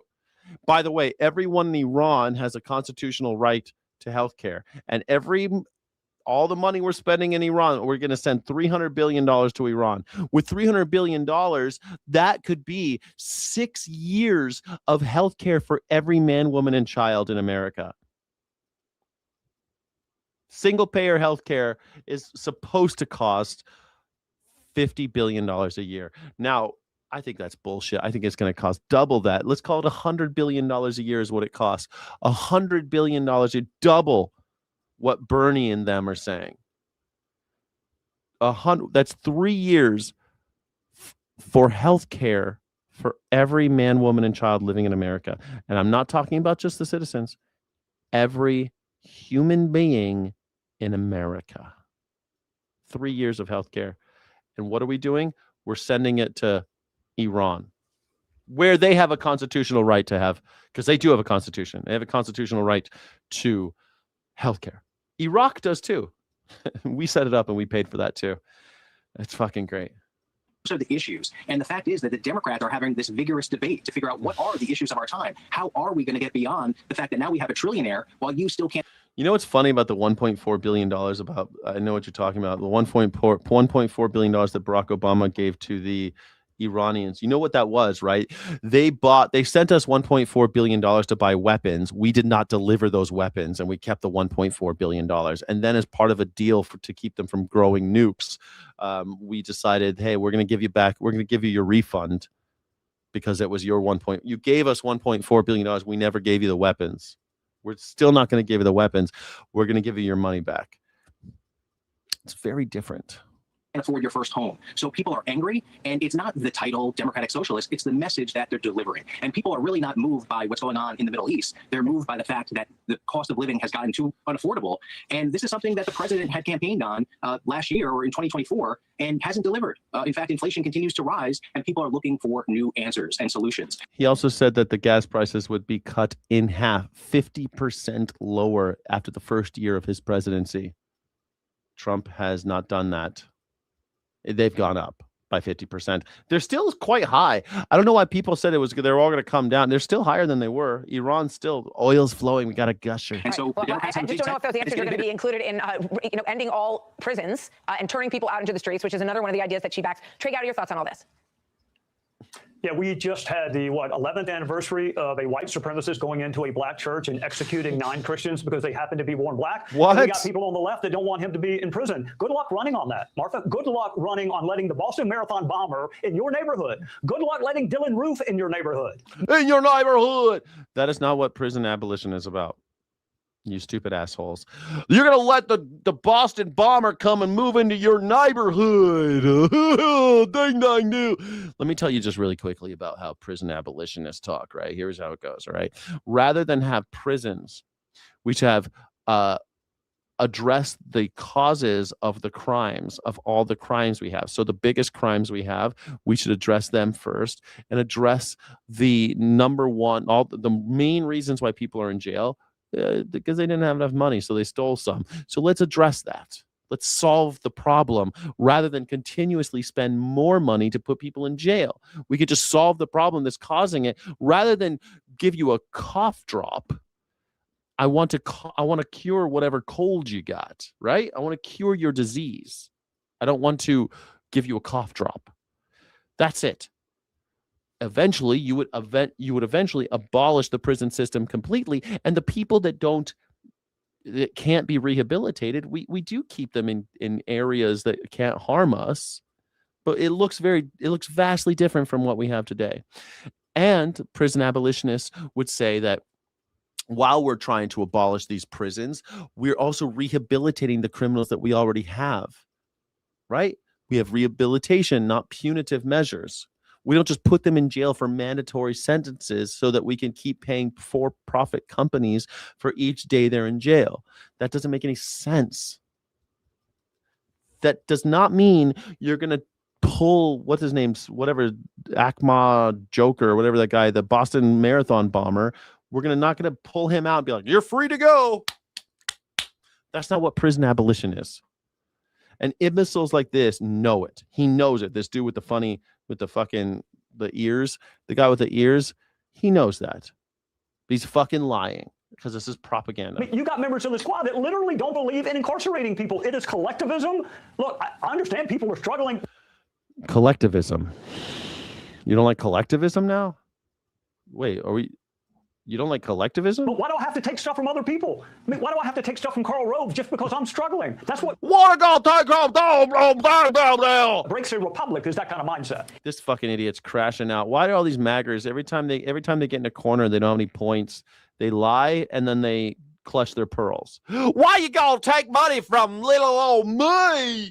Why you gonna take something from me? Oh, dang, dang, dang. Let me play this. And that is not what the Democrats are talking about. Hold on, David. I'll come back to you. That is not what the Democrats are talking about. The dude, exactly. Not at all. Even the social Democrats are not talking like that. Let me play this from the Joy Reid show, and then, Carl, I want to get your thoughts on that and the rest of this. The Democratic Party is as married to this Israel over everything. I, going forward, cannot vote for a Democrat who does not pledge to end this relationship. This relationship needs to end. This is a nuclear-armed expansionist power. They don't need our money, and they definitely won't get my vote. Yeah, I mean, I just talked to Susan Collins. This is something that Plattner has, given credit to in terms of this anti-Israel platform as well, Carl. Well, yeah, absolutely. In fact, that's just the start of it. Take, for example, Chevalier in the 13th district. What the fuck, Karl Rove? What are you doing with this? What? You brought props, Karl Rove. Carrot Top, everybody. It's Carrot Top.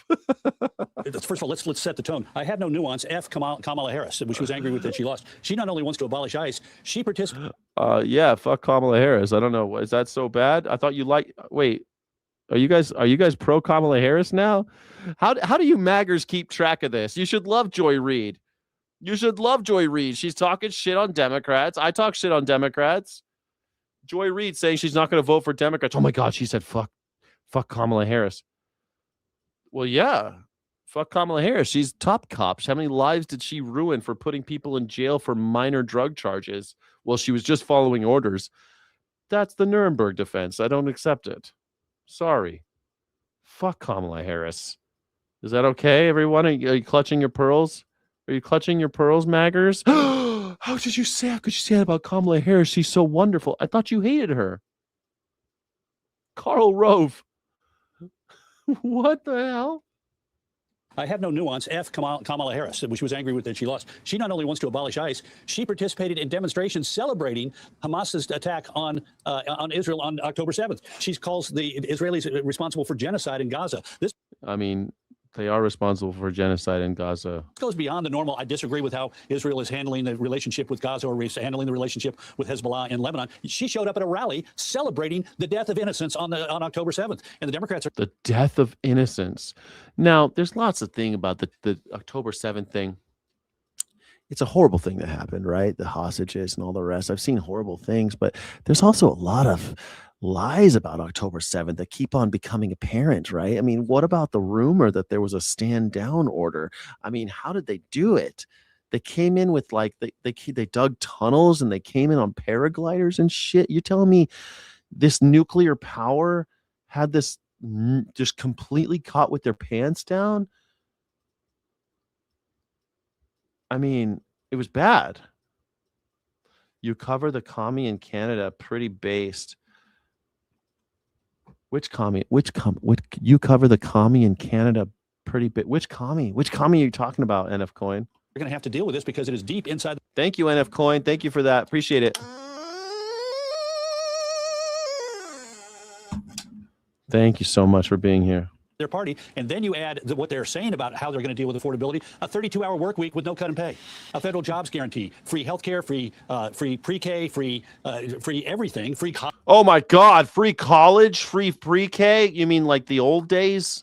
You mean like the old days? I thought you guys wanted to go back to the old days when we had free college and free pre-K. That's how it used to work, you know. College. Where's that money going to come from? There's not enough money by taxing. We can, I don't know, cut the head off of some guy, maybe a trillionaire. Cut the head off one of the trillionaires. The extremely wealthy to pay for that kind of list of positive things. Wait, you said they're positive though. Karl Rove, you're out of practice, Karl Rove. You just said it's positive to have free healthcare, free college, free pre-K, and you say there's not enough of the ultra wealthy. We got one guy with $1 trillion. That'll go a long way. We can make that stretch. We could stretch that. Yeah, we could stretch that pretty far. Yeah. That's just one head to cut off, just one guillotine, and it'll teach all the other ones a lesson. Hey, better get rid of that money. Because if you make over $999 million, $999,000.99, $999,999,999.99, up against the wall. What about Taylor Swift? Up against the wall. What about Peter Thiel? Up against the wall. What about Zuckerberg? Up against the wall. Democratic socialism is a label that's going to hurt them. Dick on the wall. Put your dick on that wall. Dicks on the wall, gentlemen. You make over $999,999,999.99. Dicks against the wall. Across the country, it may win in a deep blue district in Manhattan or in the New York City, but it's not going to help them in the rest of the country. So, David, I guess how do other Democratic candidates separate themselves from this growing movement? Very easy. Look, talk about the message and not the label. The message is affordability. What are we going to do? And, Carl's talking about all the problems with the Democrats. But the fact is, what are the Republicans running on? If it's just the big, beautiful bill, that's a sinking ship. People are not feeling the relief. And that's it. The president is not talking about new things of affordability, how we are going to afford the groceries, et cetera. And that's the problem. So, look, Democrats are doing this. You had Mandami get elected in New York City, and right across the Hudson River, you had Mikey Sherrill, a moderate, get elected as governor of New Jersey. The Democrats are big. But Trey, I mean, so far we're not seeing any free buses or free childcare here. I don't know. How far is he along on the free buses? Has Zoran Mamdani made good on any of his campaign promises? Zoran Mamdani. Has Zoran Mamdani? The name is Mamdani. Mamdani. Mayor Mamdani delivered on some of his early campaign pledges, such as launching free child care for 2-year-olds in partnership with New York State. Yeah, child care. And winning a multi-million-dollar settlement for delivery workers. Cool. And while scaling back or delaying others due to significant budget or legislative hurdles. Universal child care. Just days into his term, Mamdani and Governor Kathy Hochul announced the launch of free child care. I remember when that happened. I said he couldn't do it, and he did it. I couldn't believe it. Workers' rights. He has actively followed through on pro-labor platforms, securing a $5 million settlement for food delivery workers and implementing stricter hidden fee and wage protection. All right, okay. That's cool, I guess. A central, highly debated, affordable promise. His budget proposal includes $70 million in capital funding to build these municipal, city-owned grocery stores with preliminary plans to open the first one in East Harlem. Delayed. Free city buses have been delayed. He admitted that was his most ambitious plan, and they will not happen in 2026. The policy requires state tax legislation that faces heavy opposition. Okay.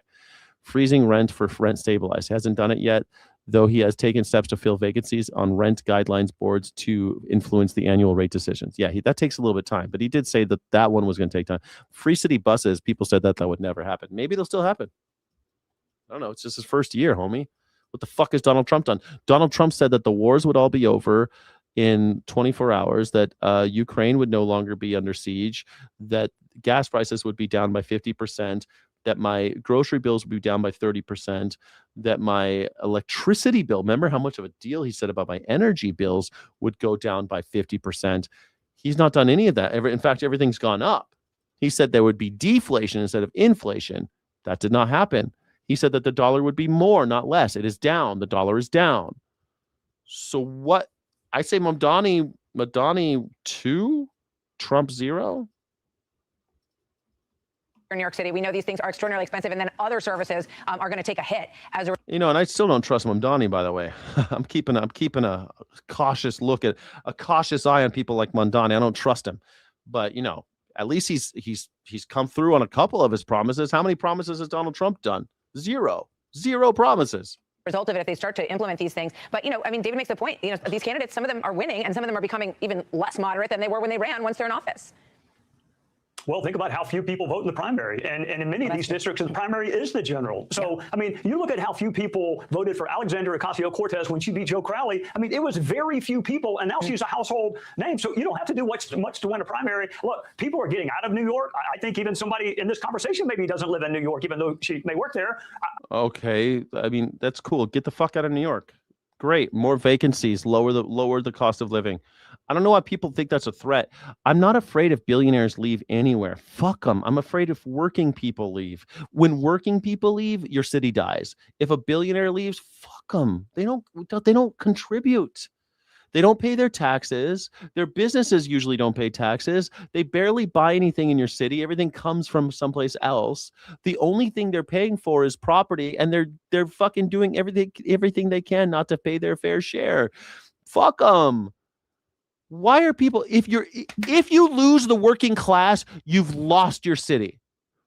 Everybody who lives in a small town in America and realizes what Walmart did to every downtown, everyone who's about as old as I am or older knows what happened when Walmart came to town and Dollar General came to town. You know what happened. Your city fucking died. And all the little people who own little businesses in the downtown area and everyone who had jobs, they're all in the dole now. They're all on fucking welfare because that's what Walmart and McDonald's and Starbucks, that's what they do. They try to hire as few people to do as much work as possible and leave everyone else in the cold. That's it. And the people that are working at Walmart, they're on fucking food stamps too. So what do you care if a billionaire comes to your town? It was great before we had billionaires. Life was better. Before the robber barons, life was better. And so we had to kill a bunch of robber barons. We had to pass a bunch of laws to break up the robber barons. Now we have this new generation of robber barons, and you got people on the news be like, what if they all leave? Fuck them. You could take all the billionaires right now, round them all up, put them on a boat, a classy boat, so we don't do guillotines. We're going to treat them real nice. And we put them out in the middle of the ocean, no internet, no fucking phones, no contact with the rest of us, and none of us would notice. If you took all of the dishwashers and you put them on a boat, this whole society would grind to a halt. If you took all of the ditch diggers and anyone who's involved in quote unquote dirty work and you put them in the ocean, did the same thing, treated them really nice. you would notice immediately the whole society would fall apart. Just take the toilet cleaners, take the maids, take anybody, just one of them, one of those groups. The billionaires, the 900 billionaires that live in America, I think there's like 500 in New York and 400 in LA, something like that. Take them, put them, you could take all of their heads. Nobody would notice. They contribute nothing. They are parasites. They are fat ticks on our asses. Well, what are we going to do if they leave New York? Fuck them. We do not need them. We never needed them. I had a great poll idea. Now I don't remember what it was. Damn it. I was going to start a new poll. Forget what the new poll was going to be. Oh, yeah. Are you afraid? Are you afraid of democratic socialists? Or social democrats? Oh, you guys don't know what social democrats are anymore. But when America, after World War II, the United States, our Nazis got together with the Nazis in Germany, and we turned on the USSR and started killing social democrats. And now they don't call them social democrats. Now they call them democratic socialists, which, you know, it's fun. Start the poll. Let's see. Are you afraid of social democrats or democratic socialists? When you've lost more from a it's no cheaper in New Jersey, believe me. I'm still in New York. I still love New York. I'll always believe in the future of New York. But Carl, you just watched the interview with Susan Collins. Give me your take on where you think that main race is going to go, because it's going to be one of the interesting measures of what we're talking about here. Well, I remember 6 years ago when Susan Collins was opposed by the respected, normal Democrat Speaker of the Maine House, who outraised her by a factor of, I think, 3 or 4 to 1. Susan never led in a single poll and won by 8 points. So my sense, in a presidential election year in which the state was going Democrat, not Republican. So I think that at the end of the day, there are a lot of, we used to call them shy Trump voters, and in Britain they called them the shy Tory voters, people who didn't like to answer polls. I think Susan Collins is going to pull this off. Let me say one other quick thing. Yes, Mamdani won in New York. He got 50.4% of the vote in a city in which 66% of the voters are registered Democrats and 16% are registered Republicans. It goes to show that this is not necessarily a very powerful message, even in deep blue territory. Very interesting. Very interesting. Well, Donald Trump won by 1%, and he acts like he's like king of the world. So I won in a landslide. 1% is not a landslide. No fucking politician has ever won in a landslide. Well, no presidential politician since Reagan. And people keep on trying to say that he won in a landslide. Only a piece of shit would claim that he won in a landslide if you won by 1%. It's like you ever seen like a foot race, and someone just is like by the nose, or like a horse race where the nose of the horse just goes barely over and you got a flash finish. That's how Donald Trump won, just barely. But it'd be like someone going, "Yeah, I smoked you. I almost had you. You never had me. You never had your car." Gentlemen, thank you so much. We have President Trump. Be sure. A recently released Justice Department memo questions decades of protection. Like and subscribe, everybody. If you don't like the video, you're banned. If you don't subscribe to the video, you're banned. Become a Sky City Rebel. Sky City Rebels get extra footage, extra content, extra streams, and extra love in the chat. Thank you so much for being a Sky City Rebel, everybody. For Americans with disabilities. It's the latest effort by the Trump administration to shift long-standing practices for the disability community. Ali Rogan has more on potentially landmark changes. Nick, the new memo is one of several attempts to change services and policies dedicated to people with disabilities. The DOJ says states aren't required to provide home and community-based services that have long kept disabled Americans out of institutions if they would benefit from these other services. And as the administration seeks to shutter the Department of Education, it's moving key responsibilities to agencies which disability advocates say are less equipped to handle them. Yeah, they're called concentration camps. This is how Action T4 started in Germany. Action T4, way before he thought about like killing all the Jews. Back in 1939, Hitler was like, "Hey, what are we going to do with all these handicapped people? First, we close the hospitals. Then we close the schools. We don't let handicapped people into schools anymore. Then we make a list of all the handicapped people. And RFK Jr. wants a list of all the autistic children." Why?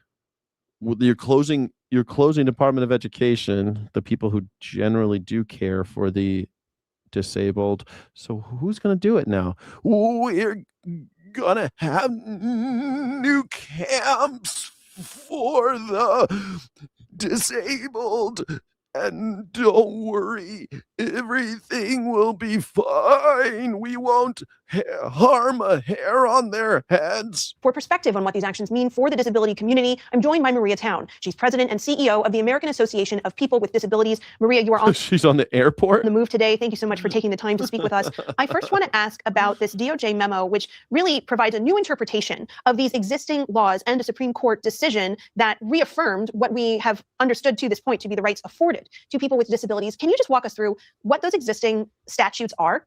So in the Americans with Disabilities Act, which turns 36 next month, there is an integration mandate. And the Olmstead decision is a Supreme Court decision that turns 27 years old today that affirmed the integration mandate in the Americans with Disabilities Act. The Olmstead decision stated that people with disabilities had to be served in the most integrated setting whenever possible. What this means in practice is that states cannot forcibly institutionalize people with disabilities, whether that be in nursing homes, state psychiatric facilities, or in other institutional settings. And so this memo from the Department of Justice, which says that Olmstead is not enforceable.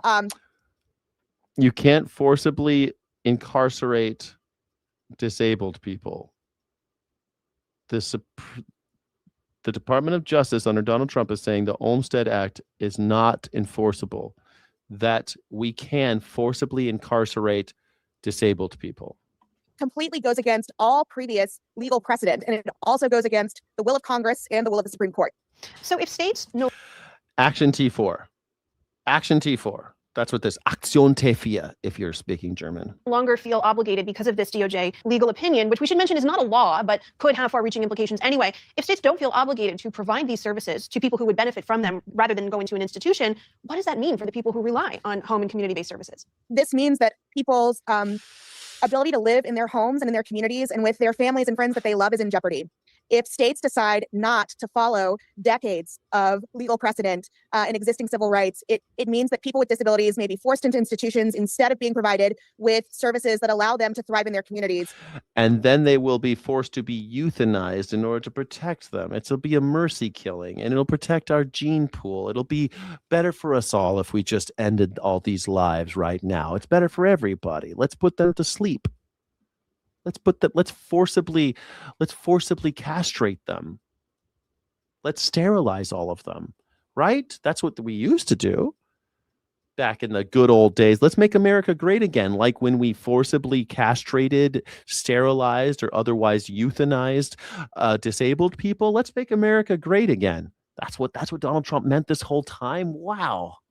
It may also mean that people's health suffers, and in the worst case scenario, it means people will die. We know that people with disabilities and older adults have better outcomes and live longer lives when they are served in the community and not in institutions. So this could have extremely dire consequences for many people and their families across the country. Separately, Maria, the administration is taking steps to move oversight. The administration that hates healthcare wants to institutionalize all the handicapped people. Damn, we just ran out of money. We don't have enough money to care for them. Shit, we have people in state prisons eating maggot-infested food. And what do you think they're going to do to handicapped people? What do you think they're going to do to the disabled when they round them all up and put them in camps? What do you think RFK Jr. is going to do for these folks? Of special education from the Department of Education to HHS. Here is what Education Secretary Linda McMahon said recently about these changes. Quote, by closely partnering with HHS, we will align federal services to improve academic outcomes, strengthen access to programs and information, and support people with disabilities. Yeah, I knew the disabled were next. They're going to put people in institutions and use Medicaid money that got kicked off of. The money goes to these private institutions. That's exactly right. Yes, they are going to use private institutions. They're going to break the system and say private institutions can do this more efficiently. And then they're going to say that, well, the corporations run for profit. So that's great. Profit's a great motivator. Well, this person's costing us more money than we're actually profiting off of. So it's time to end this life. We can't even run our concentration camps. We killed over 60 people now. It was 34 the first year. We're already to 60 people dead in ICE custody. It's the record-breaking year after year after year. 2004 was the deadliest year. It was the first year of ICE. Okay, it was the first year, so it was kind of like a mulligan, right? They killed 34 people. Donald Trump tied with that number his first year in this administration. This has always been the plan. Thank you for the donation. Thank you for supporting independent media, and thank you for supporting the Morning Sky Show, the #1 news reaction show. #1 news reaction show on YouTube. Can you believe it? It's the #1 YouTube show, #1 news reaction show in YouTube history. I know. Ah, you guys are too kind. You're too kind. So they can gain self-sufficiency, life tools, and meaningful employment that they need to succeed in their lives. How does your group see it? This move basically re-medicalizes the education of students with disabilities. Putting special education in education asserts that students with disabilities have a chance at mainstream curriculum, at development. People die in custody naturally.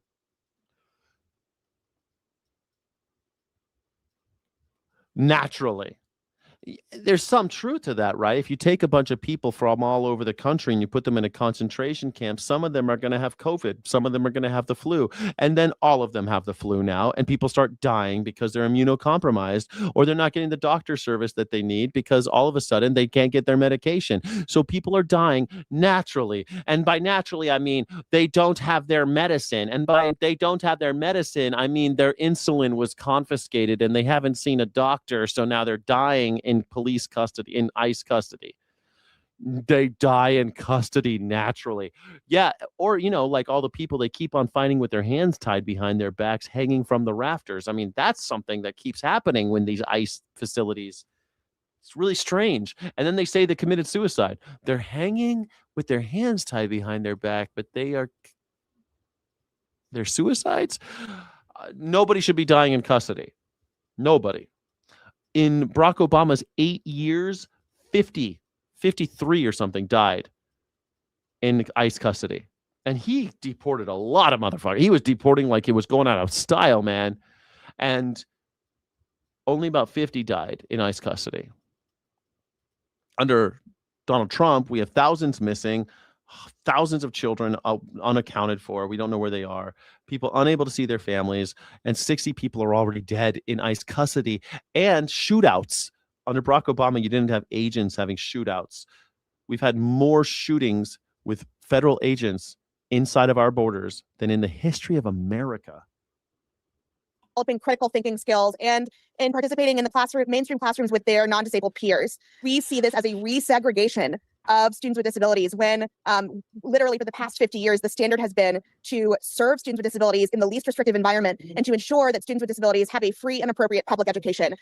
We are concerned that the public education students with disabilities will receive will no longer be appropriate because it will no longer be a meaningful education. We see the government focusing on changes to policies and services that affect children and adults with disabilities. What are the stakes? They want to lock them in Bedlam. They want to lock them in Bedlam, which is just a basement. That's what they want to do with the disabled people of America. For the wider disability community here. If they die, they die. If they die naturally, like Toker said, they'll just die naturally in custody. They just die naturally.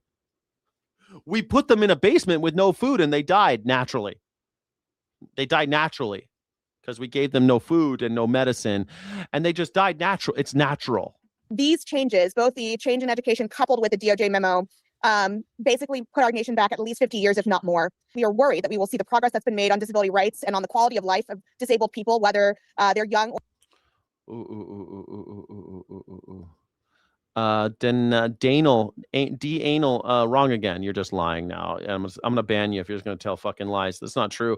Barack Obama did deport more people than anyone in history, and all presidents combined, maybe. I don't know if that's even all presidents combined. I find that hard to believe, but he was the deporter in chief, but he did not kill so many. And he went after actual criminals most of the time. But whatever. I'm not an Obama fan or anything, but I don't like people just talking bullshit. George W. Bush killed a lot of immigrants. But he started this whole concentration camp thing, and they didn't really know what they were doing. The first year was really bad, and then the second year got a little bit better, and the third year got a little bit better, and they weren't killing so many people, but they were throwing a lot of people in there that without due process and things like that under George W. Bush. And they used the excuse of 9/11, right? 9/11. Everything was 9/11 back then. Everything was 9/11, 9/11, 9/11, 9/11. But he killed a lot of fucking people. A lot of it just by accident. They didn't know, they underfunded the ICE camps. They didn't call them ICE back then. It was INS and CBP, I think. The Department of Homeland Security. He started the Department of Homeland Security. It's not that old, 2004. and he decided that he was going to put a bunch of people in concentration camps, and he did. We all complained about it. People protested, and he was killing people. 34 people was unheard of. It was unfucking heard of to kill 34 people. And they did it. They said it was mostly because of lack of medical attention and lack of healthy nutrition and lack of cleaning facilities, bathrooms and stuff is why they died. And so they tried to make it better. And then Barack Obama made the same mistake. He expanded the concentration camp system and he killed a bunch of people, but only about 54 in his whole 8 years. So, I mean, not so bad if you think about it, considering how many people he deported. Donald Trump has already killed 60 in a year and a half. Or old erode very, very quickly, and that hard-fought progress will be lost. Maria Town, President and CEO of the American Association of People with Disabilities. Thank you so much. Thank you. You don't know what a concentration camp is? It's not my problem. Go look it up. It's just disabled people, or is it the elderly included? Action T4 started out with the feeble-minded, right? So sometimes that includes elderly people because they develop disabilities, right? They develop cognitive disabilities. So elderly people are often considered disabled because they have, dementia or like my father is in a home. My father is a drain on the community now. My father is now, though he paid his entire life, he worked every day of his fucking life, and now he is in a home and he's on Medicaid and he's unable to care for himself. So he's in a place, a memory ward. He's under lock and key. He's basically in jail. And he can come, like people can come and visit him and people can come take him out. He had some gelato on Sunday, it was he was very, very happy that somebody came and helped him with gelato and took him to a little ice cream on Sunday for Father's Day. That type of stuff. They'd kill him. RFK Jr. would kill him because he's a drain. It'd be a mercy killing, right? So old people end up in the lot with all the disabled kids and everything. That's how that works. Bay Minette business owner and customer are clashing over apparently poor service. The customer left a negative review online after having a bad experience at the ice cream shop. The shop owner says it was an attack on her business. The heated dispute that followed was caught on camera. Our Haley Sample is joining us in the studio now. Haley, what happened? Speaking of ice cream. Yeah, Daniel Smith tells me he went to the grand opening for the local scoop back in March. He was hoping to get a taste of some of his favorite ice cream flavors. But what happens next is far from sweet. Oh, man, he's just wanting some ice cream. Don't you ever worry about the local scoop again, okay? This is the Don't you aftermath ever after come to the constructive local? Don't you ever come to the local scoop again? criticism goes wrong. Daniel Smith says he went to try the local scoop in March, the newest ice cream shop in town. Just didn't have a good experience. Hold on. This guy, he's in front of City Hall. Why are they in front of City Hall talking about ice cream? This guy looks like he would leave a bad Yelp review on an ice cream. I don't know why this guy looks like a guy who would leave a bad Yelp review on an ice cream store. Nick says he went to try the local scoop in March, the newest ice cream shop in town. Just didn't have a good experience, so I wrote a bad review. What the fuck? Do you write bad reviews? Is that how you get your jollies? You write bad reviews for restaurants? Do you feel like you're doing your public service? You're doing a public service, you fucking losers. All you fucking people that are like, I'll show you. I'm going to leave a bad review. It better be fucking, man, I've left reviews. It's either 5 stars or 1 star. You know what I mean? Like, unless someone takes a shit on your table, if someone really treats you like shit, if someone steals your money, then I get it. Get an extra scoop of butter pecan. I love it. Are you afraid of social democrats? All right, 30% say they're afraid. I love it. 30% of you said you were afraid of social democrats. Damn. That's beautiful.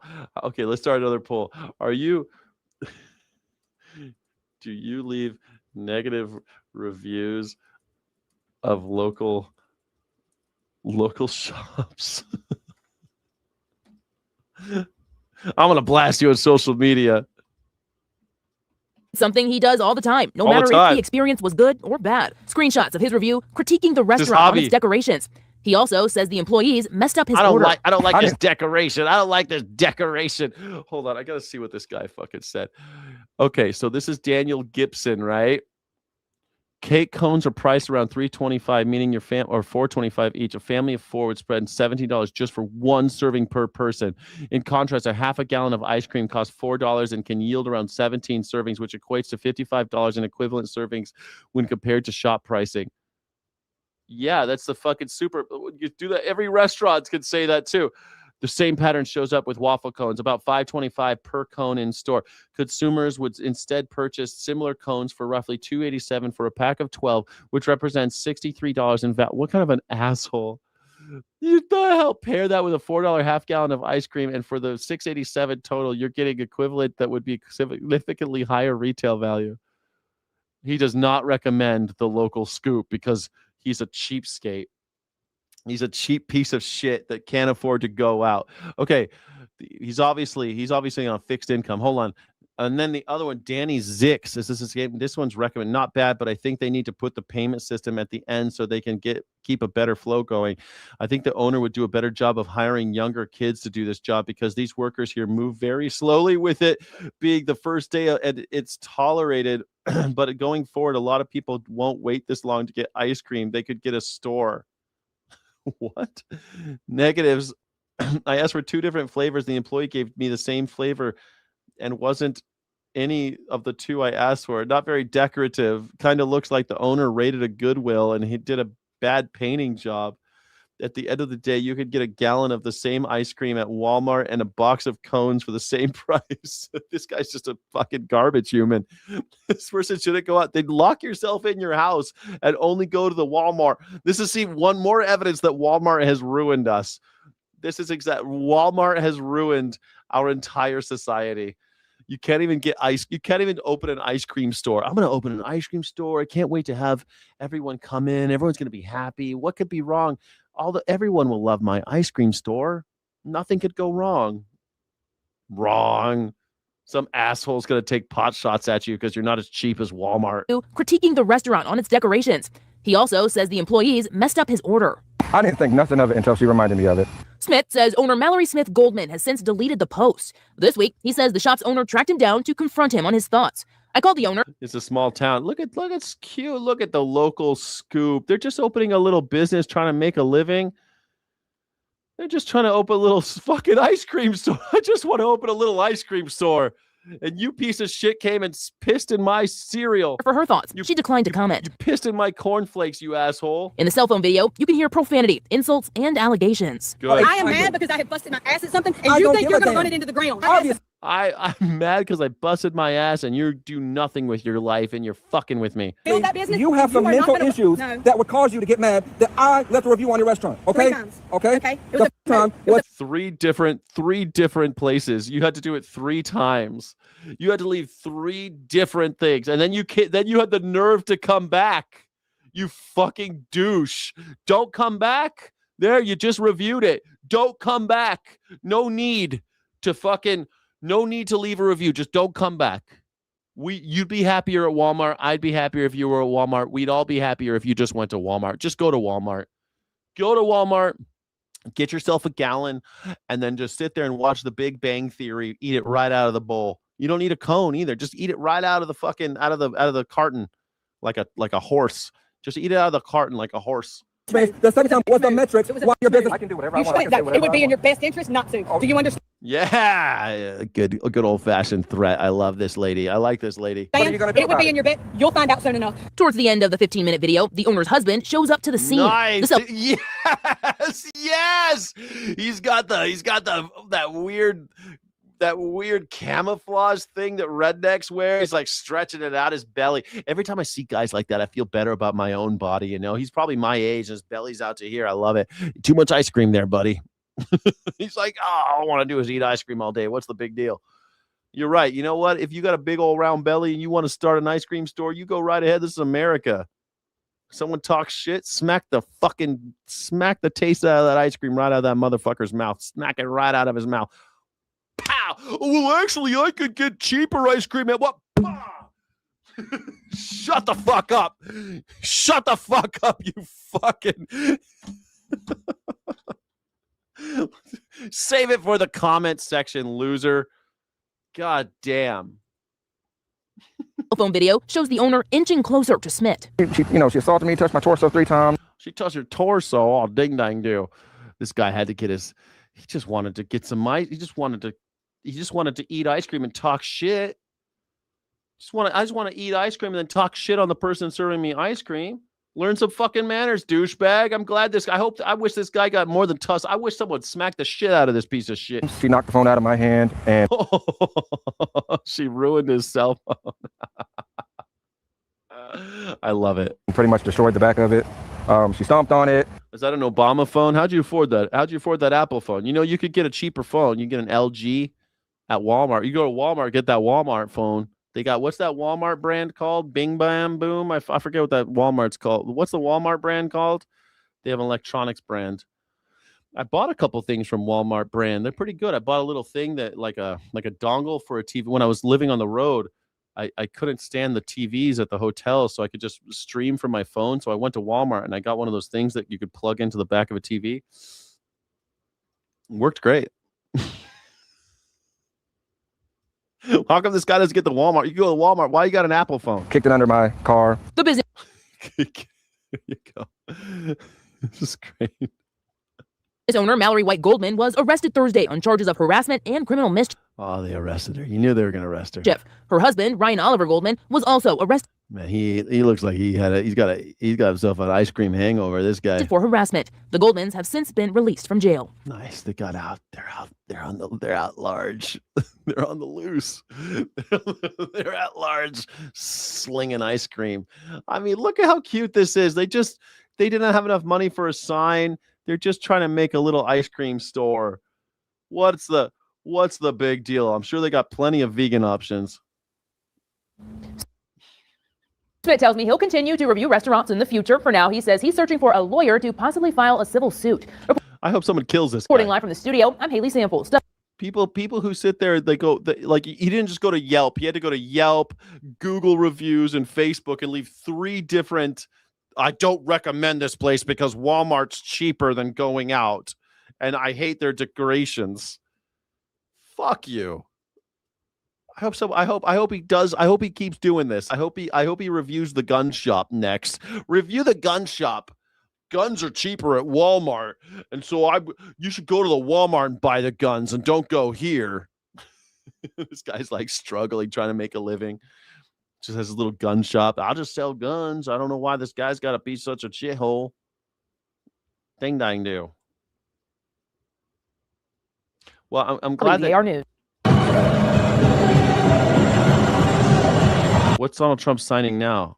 Oh, he's signing his plane. He's signing his plane that he got from Qatar. The $400 million. The jet's finally done, everybody. It cost us $100 million to make it flight worthy for Donald Trump, and it cost $400 million, but the Qataris gave that to Donald Trump. So the taxpayer had to make it good enough for us because it's security issues. And now Donald Trump has accepted a $400 million jet.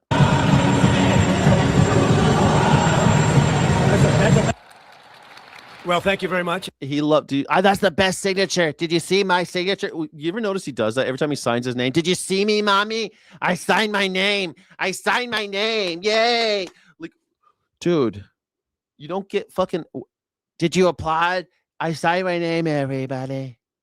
And before we begin on the plane, this is a brand new hangar because, as you probably have learned, these planes. Oh, we had to build a new hangar too because the plane's too fucking big. It's much bigger. The other plane was about 35 years old. And it was time, and the President of the United States, numerous of them, would land, and they'd be standing next to one of the new 747s. And the biggest difference is the difference in size. It's like virtually double the size. And actually on a runway, it looks even more so. And I said to myself, it looks bigger when it's in small hands. Just let me. If I only date girls with small hands because it looks bigger on the runway. You know, these countries, they have a lot of respect for us, a lot, and yet they have a plane that's much better and much newer. It's a little ridiculous out there. They respect us, but they hate our plane. Bro. And we have our signal and we have our beautiful American flag and we put the wave in it. As you know, we've always gone with a straight little noodle and I never loved that. Now we have a wavy, beautiful flag. We're waving it proudly because our country is doing so well. Qatar, who was so straight little noodle. What? nice and providing. You know, we were. It's just you just put the flag on the side of the. No, we want the wavy flag. I love a wavy flag. It's gotta be wavy. I like it real curvy. I love them curvy. It's not a 10 if it ain't curvy. We were at a little bit of a logjam. We're waiting for I call them the normal 747s, and I asked the Emir if we could use the brand new 747 that he got when we first heard about it, 800 hours. 800 hours for an airplane is essentially, I think, Troy, you could say that's a brand new plane.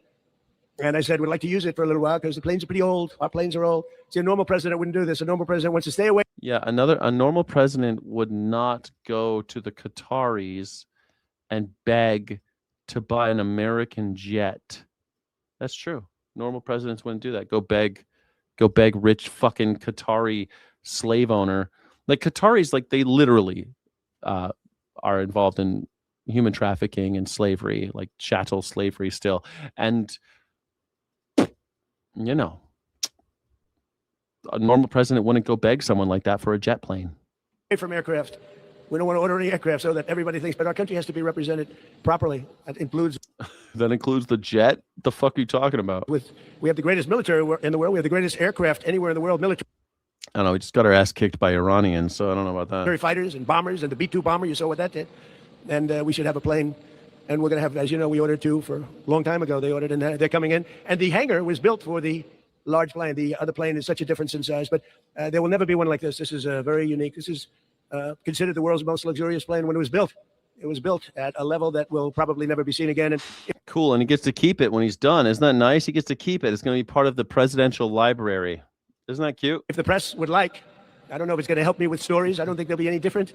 But what we're going to do is we're going to take you for just a quick tour. The press is actually going to, oh, look at them. They're actually smiling. Are you smiling? Our country's doing so well. Those ships are flowing out of the Hormuz Strait like nobody's ever seen before, actually. There were a lot of them, about 700 of them. And they're you mean like before your bullshit war? Pouring out. The oil is all over the place.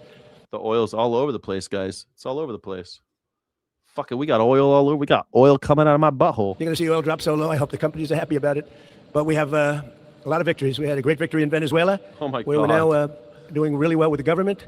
The big companies are all in there. The oil companies, they're building rigs. Are you serious? We paid for that war many, many times over. We're running it. And again, we have a fantastic. We're taking their resources, so we're paying for our wars. You're just talking about stealing. Like if I find you on the street and I beat the shit out of you and I take your purse and I take your wallet and I take your phone and I take it back home and I start counting the money in your wallet and everything. Oh, that's worth it. That paid for itself. Huh.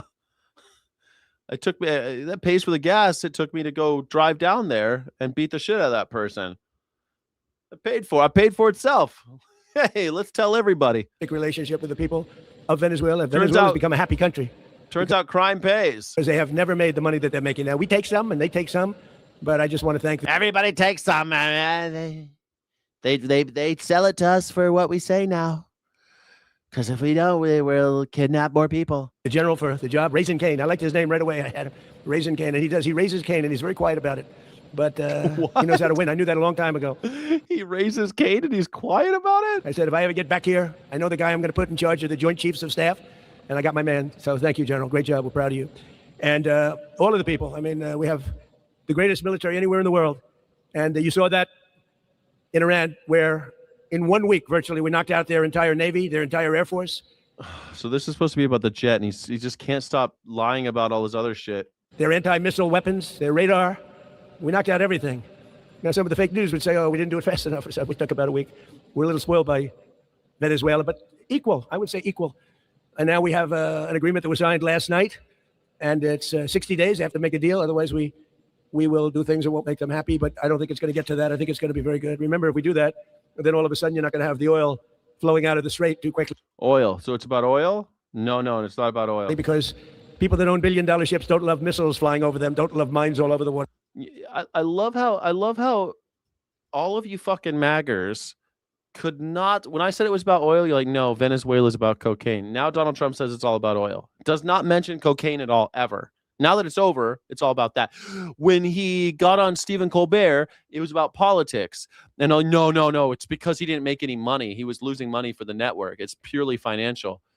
And then after he's at the last day, of Stephen Colbert, Donald Trump, and all these other assholes. They come out and they say, yeah, it was all about politics. It had nothing to do with finance. And now with Iran, all you maggers say it's all about nuclear weapons. Now that it's over, no one's talking about nuclear weapons. He's only talking about oil. It was all about oil. And yet you idiots will continue. The next thing he'll say, you'll believe him again. You'll believe him again and again and again. Because you're fucking gullible. The G in MAGA stands for gullible. You're a bunch of hayseeds and rubes. You used to have to go to New York City to get ripped off by a fancy talking con man from New York. You used to have to go all the way to New York City to meet someone like Donald Trump trying to sell you fake Rolexes in Times Square. But not anymore. He'll come to you. We mass communicating. Donald Trump is mass communicating. He's mass communicating. He's coming through the TV to rip me off, take my money. I bought all my Melania coin. I bought all my Trump phone and my Trump shoes and my Trump perfume. I vote for. I just love Donald Trump. I vote for him 10 times if I could. I got my cool red hat with my Chomo hat. You guys, it's no different than getting ripped off by a goddamn New York hustler.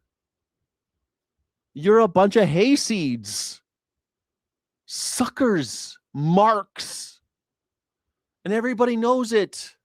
America has fallen victim to the worst and possibly biggest, most successful con man in history. Fucking Marco Rubio warned us about this, said that he is the worst con man in the history of America. Fucking J.D. Vance said he's America's Hitler. Nobody listened. Lindsey Graham said he was America's Hitler. Nobody listened. Said he was a liar, a compulsive liar, a pathological liar. That's what Lindsey Graham said. Now Lindsey Graham, Marco Rubio, and Vance, they're like, well, if all you idiots are going to believe this guy, I guess we'll join up with them. Shit, we like power. I guess we'll join. Can't beat him, join him. Jesus. Joining us now, Fox News contributor and former Utah Congressman Jason Chaffetz and pollster and strategic communications expert Lee Carter. Jason, you ran oversight. You know the boondoggle, we've talked about it, that boondoggle USAID. And to suggest that basically busting corruption, and there were people charged criminally with bribery and fraud, that busting that starves what 4.5 million children is just, well, deserves to get sued over.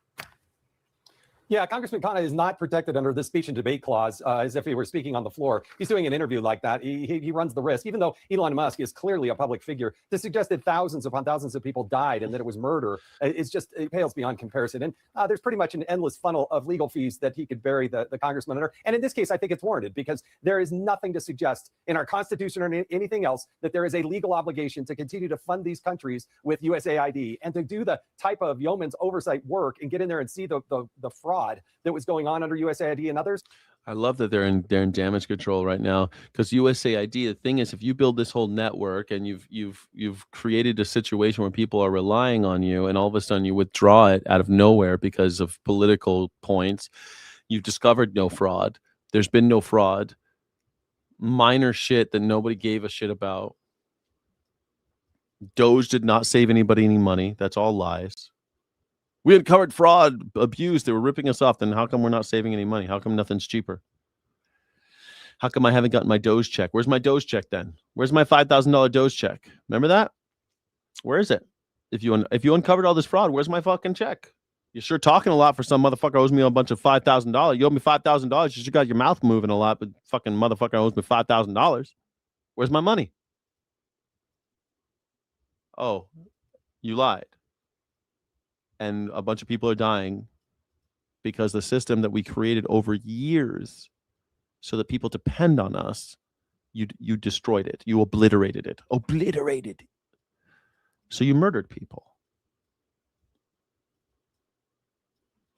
I mean, we should be doing more Doge, not less Doge, and the congressman is totally wrong. Lee, the trillionaire and the billionaires of America have been getting a lot of heat lately from the left, and I kind of see this as Elon Yeah, we're going to cut these fuckers' heads off. Musk saying, wait a sec, we're not going to just take this. We're going to fight back. If these guys are going to say crazy things, and we're going to take them to court, and they're going to answer for it. Do you Keep doing that. Keep fighting back, trillionaires. Keep doing it. think think that's a smart move with voters who are trying to decide what they think about wealth in America and the wealth divide and all these issues that the left want to bring up? Well, I think it is time that people fight back with some of this useless rhetoric. Words are weapons, and you say things like these are Words are weapons. Okay, libtard crybaby.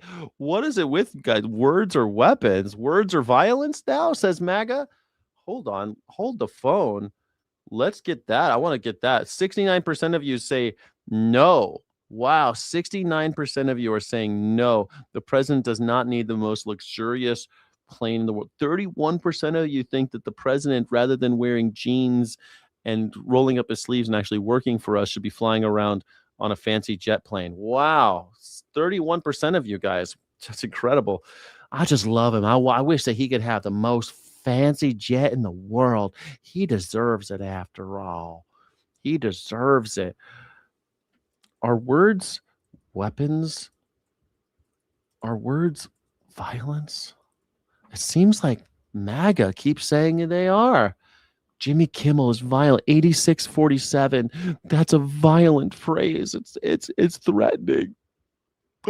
How dare you say 8647? Oh my God. How dare you make a joke about Charlie Kirk getting fucked in all three holes in hell? How dare you? How dare you make fun of Charlie Kirk leaning to the left in the end? Oh my God. How dare you make fun of Charlie Kirk going to Halloween dressed as a Pez dispenser? How dare you? How dare you say that Charlie Kirk was killed by a fentanyl overdose? Oh my God. Oh no. Oh no. Words are violence. Fucking crybaby maggers. responsible for the deaths of 4.5 million children. That creates an environment that's really, really more hostile, where people feel that violence is justified. And you look at the polling, when you look at all of the things that have happened and how people view the ultra wealthy, the successful, the CEOs, 40% of young people will look at it and say it's okay to perform an act of violence against someone you disagree with. Well, yeah, it is okay to do an act of violence against someone like Elon Musk, and I'll tell you why. He took $2 billion of us of our money, saying that he was going to go bankrupt if he didn't. Back in 2000, what was it, 4, 6, 8, whatever, a while back, 2009 maybe. He took $2 billion because he was bankrupting SpaceX, and he took that money, and he gambled it, and he made trillion. He made it $1 trillion. So since we put the money up, we should get a piece of that back, right? That's how investment works. No, you're a customer, America. You're a customer. Me and my friends, we're going to keep the $1 trillion. You, the people who put up the money, the people who funded the risk, you get nothing. Sounds like a cause for violence to me. Sounds like a cause to violence. Where's my fucking money? You stole my money. Where's my money? You took my money. And then you killed a bunch of people with Doge. And you're supposed to pay me my money. You killed a bunch of people. Where's my $5,000? Where's my money?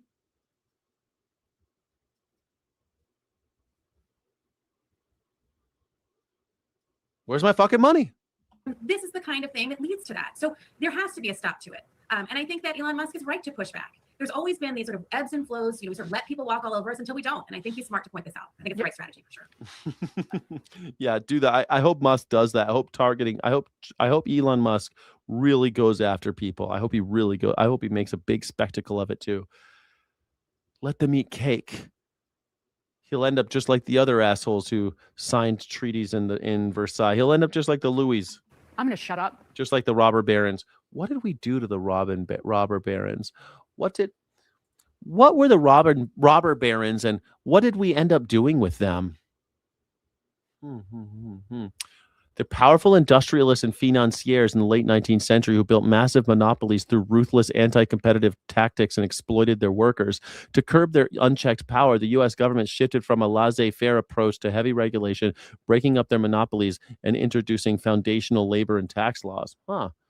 The era of the robber barons, which included figures like Andrew Carnegie, Rockefeller, and J.P. Morgan, corresponded to the Gilded Age. While they rapidly built the nation's infrastructure and were called the captains of industry for their innovations, their rise was heavily fueled by monopolistic practices, poor working condition, and political corruption. Does that sound familiar?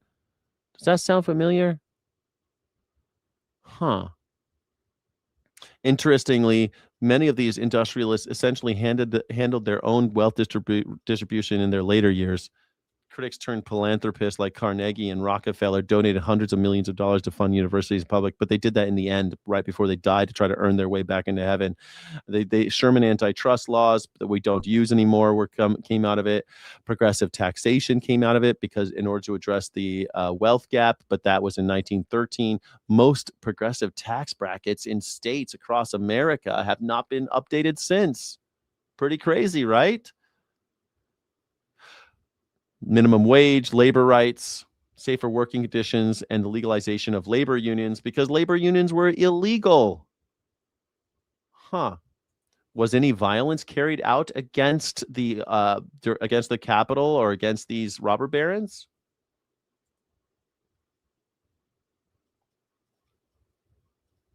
Yes. Immense violence was carried out against both capital interests, factories, railroads, and industrial property, and the robber barons themselves. During the Gilded Age, and the struggle between billionaire monopolists and desperate workers frequently erupted into bloody clashes, armed uprisings, and even high-profile assassination attempts.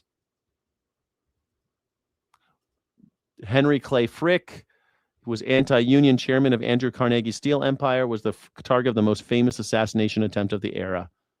They shot him twice in the neck and stabbed him 4 times with a dagger. Miraculously, he still lived. I was back at his desk a week later to make money for him. J.P. Morgan, though slightly after the peak Gilded Age, financial titan J.P. Morgan was shot twice in his home by a radical home invader angry over corporate war profiteering. And he still survived. You can't kill these fucking devils. Yes, we've been here before. It's cyclical. The Gilded Age this is a second Gilded Age. 100 years later, we're doing the same shit again. And it's going to lead us into another war if we don't do something about it. Because I'm going to curse, because that's just so insane. Moving on. Tomorrow's primary races. I'm a curse. Insane, in New York, present a major test for New York City Mayor Zohran Mamdani as he aims to push a new wave of socialist candidates into Congress. With a fascist in the White House, with a climate denier in the White House, we are sending people to we need to send people to Congress in this moment. You will stand up against the war machine. You will take on the billionaires. I've been very clear that I think all deportation is wrong on principle. It is a form of punishment that only people who were not born in this country are subjected to, and that is inherently something that creates inequality in our society. We've got a fascist in the White House. We've got rogue ICE agents in our streets, and we've got billionaires trying to buy our elections. Yep. Fascists in the White House, billionaires, rogue agents in the street, billionaires buying our elections. Sounds about right to me. Evil never dies, says Parallelish. Ding dang do. Billions of fraud now exposed. You stupid cunt. You're so stupid. You make my fucking eyeballs bleed. Jesus Christ. Where's my check then? Where's my check? Where's my $5,000 they promised? All that Doge money. You just don't believe any evidence. Go look it up. See how much Doge really saved us. Stupid asshole. What do you think, Jason? Billionaires buying elections. They need to look in the mirror on that one. Billionaires buying. Fucking, he literally went on TV. Elon Musk went on TV and gave people big checks for $1 million and shit. Oh, and look at the George Soroses of the world. Give me a break. George Soros, though.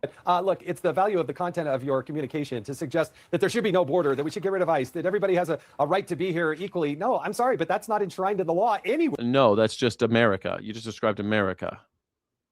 You're not supposed to have to enshrine it in a law because we kind of thought that everyone would be on the same page here. But now we have fascists like you who are trying to build a new white Christian nationalist movement in this country. Where they are illegal aliens. And if you're here illegally, you've got the restitution that you do is you have to leave the country. And if you have to do so forcibly because ICE needs to take you down, that's the job and the role that they have. So they painted. That's the job. If you're Jewish in Germany, you got to go. That's the restitution you have to pay. You have to pay. You're Jewish. You got to leave. That's the restitution. You got to pay. And if we got to do it forcibly, then fine. That's what we got to do. That's the role. Pretty picture and do have a lot of glossiness trying to attract people, but the practicality of their policies fundamentally don't work top to bottom. Oh, Daria Liza doesn't even want illegal aliens who've committed crimes here deported. Right. But go ahead. Lee, is the left winning America's blue cities and losing the rest of the country here? Well, I think it's a really interesting question because on its face, you would think so. On its face, you look at this and think, I can't believe that the party is going this far left, that socialism is winning. But here is what's happening right now. 75% of Americans right now believe that our system is broken, that the way that we've been doing things isn't working. The system is fundamentally unfair. Donald Trump has his version of talking about that, and Mamdani has his own way of talking about it. And you're seeing the people are repeating back his message right to you. Billionaires are buying elections. Billionaires are all unfair. We have to have more equality. Things aren't right. And it's working because the problem isn't that people are gravitating towards socialism. They're saying the way things are does not work for me, and I want someone who's going to break it and fight back. And that's the message that's resonating. And I think Republicans need to be really careful not. Yes, I'm way worse than a liberal. In fact, I hate liberals, and I'm not progressive. I'm an anarchist. I'm not progressive. I don't want things little by little is the way we could go. No, I want revolution. I want it now. I want to seize the means of production. I want to go into every factory that makes clothing, every farm, everything, and start giving away whatever anybody wants they can take. You can have it. Whatever you need. And the most abundant things you can just have. And the things that are really scarce, then we need to figure out a rationing system for those things. But the abundance, you can just have them. All the empty apartments in New York, go in and take them. Take them. Go move in. Move in. Why are we then? The revolution would just mean that the cops aren't coming for you. They're not. Go move into whatever. You find an empty apartment, move in. There you go. To fight against socialism, but rather say we're willing to break the system too for you in order to give you more opportunities in different ways. It's not just about talking about how the far left is crazy. It's about saying what are we going to do to be the fighter that's going to fight for the American people and the American dream. And I think that is where we really need to be focused. And I am concerned about the move to the left. I think that's really what's underneath it all. What is the American dream again? Do you think the American dream is still alive? What is the American dream? Wow, you guys, 60. Oh, you're still voting. 65% think that words are not weapons or violence. Wow, I'm surprised. 65%. I'm surprised. So many liberals watch this, and I thought all you liberals were the crybabies, right? Weren't the liberals like words are violence? I was so sick of that shit with the liberals. Words are violence. But it looks like MAGers are the ones. Look at that. 35%. The MAGers all think words are violence now. Incredible. Incredible. We're going to end that poll. Last poll, I think. I think this is the last one. Yeah, last poll. Is the American dream still alive?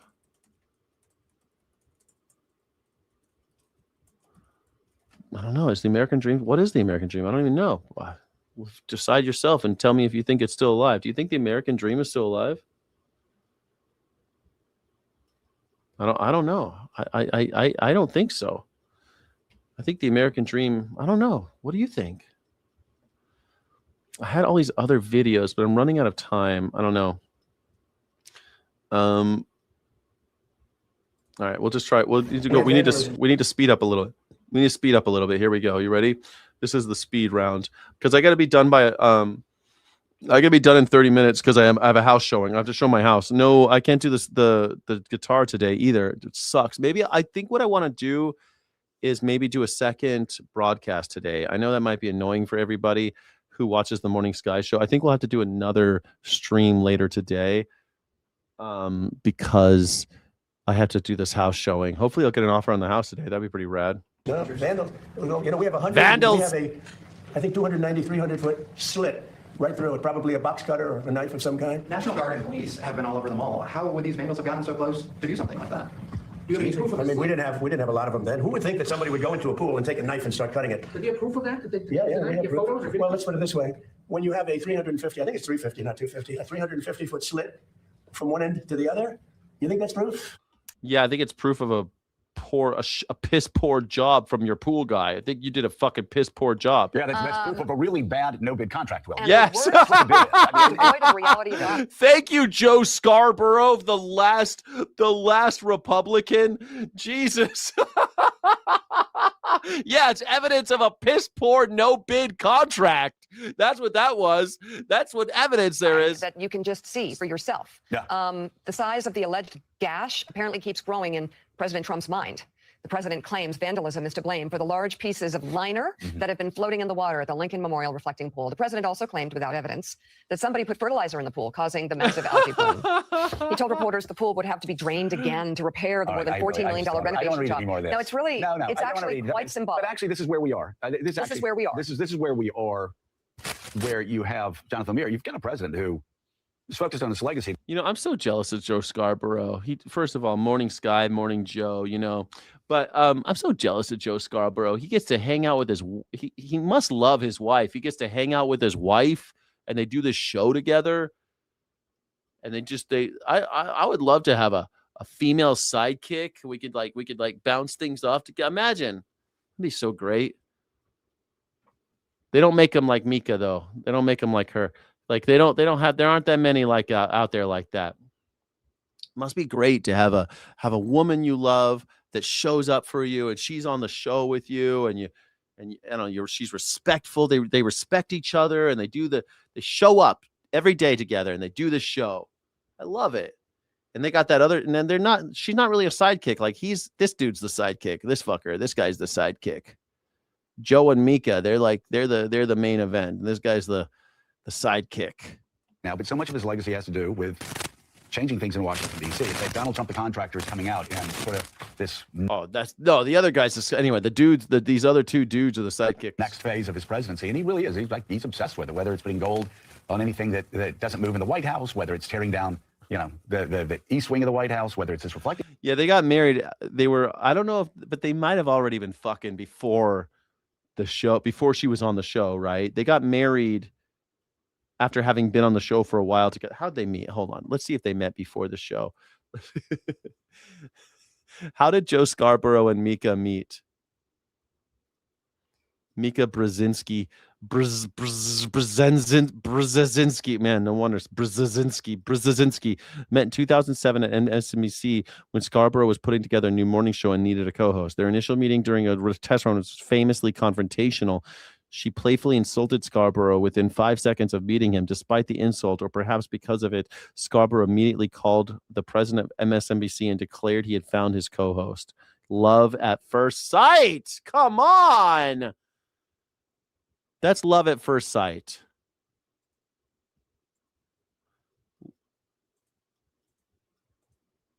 Great to see you again. Joe, great seeing you. Thanks for having us. Yeah. Mika, pleasure meeting you Thank finally. you. Joe dressed up and I didn't. I Oh, don't you know how look- that happened. Usually it's the other way around. But That's okay. right. That's right. You'll both look In New York, fabulous. it's just the opposite. I got you. Tell me how the two of you came together from a television relationship standpoint. Well, we met on the air basically. There were a couple of conversations that happened before the show started because Joe was building the show and he was looking. He looked way more Republican back then, didn't he? Like, I don't know, he was a former congressman. I mean, I don't know. I think this guy's got a good life. Staff it. And I was in the right place at the right time or the wrong place at the wrong time, depending on the day. She doesn't want to tell the story, but I was in the line of fire. No, she won't tell the story. But what really happened was, as everybody around the set and WSRE knows, I did Scarborough Country every night for 4 years. Oh yeah, I remember that show, Scarborough Country. I remember that. Yeah, he had I forgot about that. In the studio. And so I would do the news for 30 minutes and wave my arms around. And then 30 minutes into the show, I'd say, now let's go to New York for all the news you and your family need to know. And there would be Mika. She would do the 30-second broadcast. And at the end of the broadcast, she would say, and now back to Scarborough Country. And so the next day, my good friend Rich Santos said, hey, I think that girl's making fun of you. I need to make her mine. So, she's not making fun of me. And sure enough, the next night I heard the same thing. And now back to Scarborough Country. And I said to Rich the next day, I said, I think she is making fun of me. So fast forward 6 months, Imus gets in trouble for talking about women's basketball. I go up there and I've got to do the show the next day, but I see Mika Brzezinski across the newsroom up there. And I say, I'm going to go over and introduce myself because we never met. Introduce myself. And then I said, by the way, I want you to know that I know you're making fun of me. And she said immediately, how can I make fun of a show that I've never even seen? And with that, I picked up the phone. I called Phil Griffin. I said, I found my co-host. She went on the show the next morning. And it's so funny. By that afternoon, she was getting calls from all of her friends at ABC and CBS where she had worked and all the local station work. They said, how long you two been working together? And she said, couple hours. I didn't know him until yesterday. And it's just one of those strange things. As you know, when it works, it works. And when it doesn't work, it doesn't work. Man, I'm jealous. I need to find a girl like Mika. Someone that gives you shit, a little bit of attention, still respects you. It just, why can't we all find a Mika? You know what I mean? Can't we all just find a Mika in our lives? Joe Scarborough, luckiest man in America. The guy, luckiest man in America. I mean, just having like that dynamic and having everything, like what a great show too. Hey, you know what? Maybe I'll find someone one of these days, and I'll have a woman on the show with me, and it'll be the same show, but somehow we'll figure it out. I don't know. It'd be so cool. I'd love to be able to figure that out. It'd be rad. When did you start staying on so late? When I went full-time YouTuber, when I quit my last, well, technically we parted ways. When I left my last job, I started staying on later. Yeah, because I'm trying to make a go of this YouTube thing. Please become a channel member or hit that subscribe button, like button. Please drop a penny in the pot as a super chat, or you can Cash App Skyjack Morgan or Venmo Skyjack Morgan if you want to support independent media, which is more important than ever, or the Morning Sky. So if you find some value in what I do, if you like spending the mornings with me, please hit that button. Also, like, because most streamers and stuff, they do the late night thing and they play more video games and stuff. And like, I like the mornings. I like doing the stuff in the morning. I like being up really early and getting that first take on the news from the night before and the shit that just happened in New York and stuff. I think it's cool. So, Thanks for being here, everybody. I really. Oh, thank you, Steffelson. You bought Melania coin, and now I'm rich. You're welcome. I told you it's going to the moon. Sent from my solid gold made in America Trump phone. Way to go, Steffelson. Thank you so much. Can I get some jubilation in the chat for Steffelson and Veg in the Woods, who promoted, who not just promoted, but powered this today's broadcast.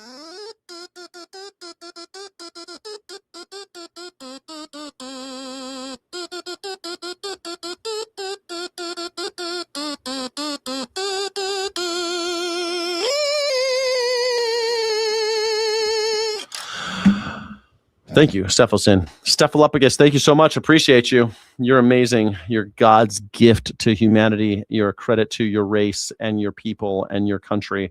Thank you. You're a credit to all of humanity. Keep on keeping on, Steffelson. You're a scholar and a general. Oh, Jenna X-Ray Dragon. Thank you. Appreciate you, Sky. Wish I could give more. No, don't apologize. Every penny is helping me move. I'm moving to New Mexico. I'm broke right now, so every fucking penny matters to me. I'm trying to be a full-time YouTuber. I'm living off of old spaghetti and shit right now. So thank you.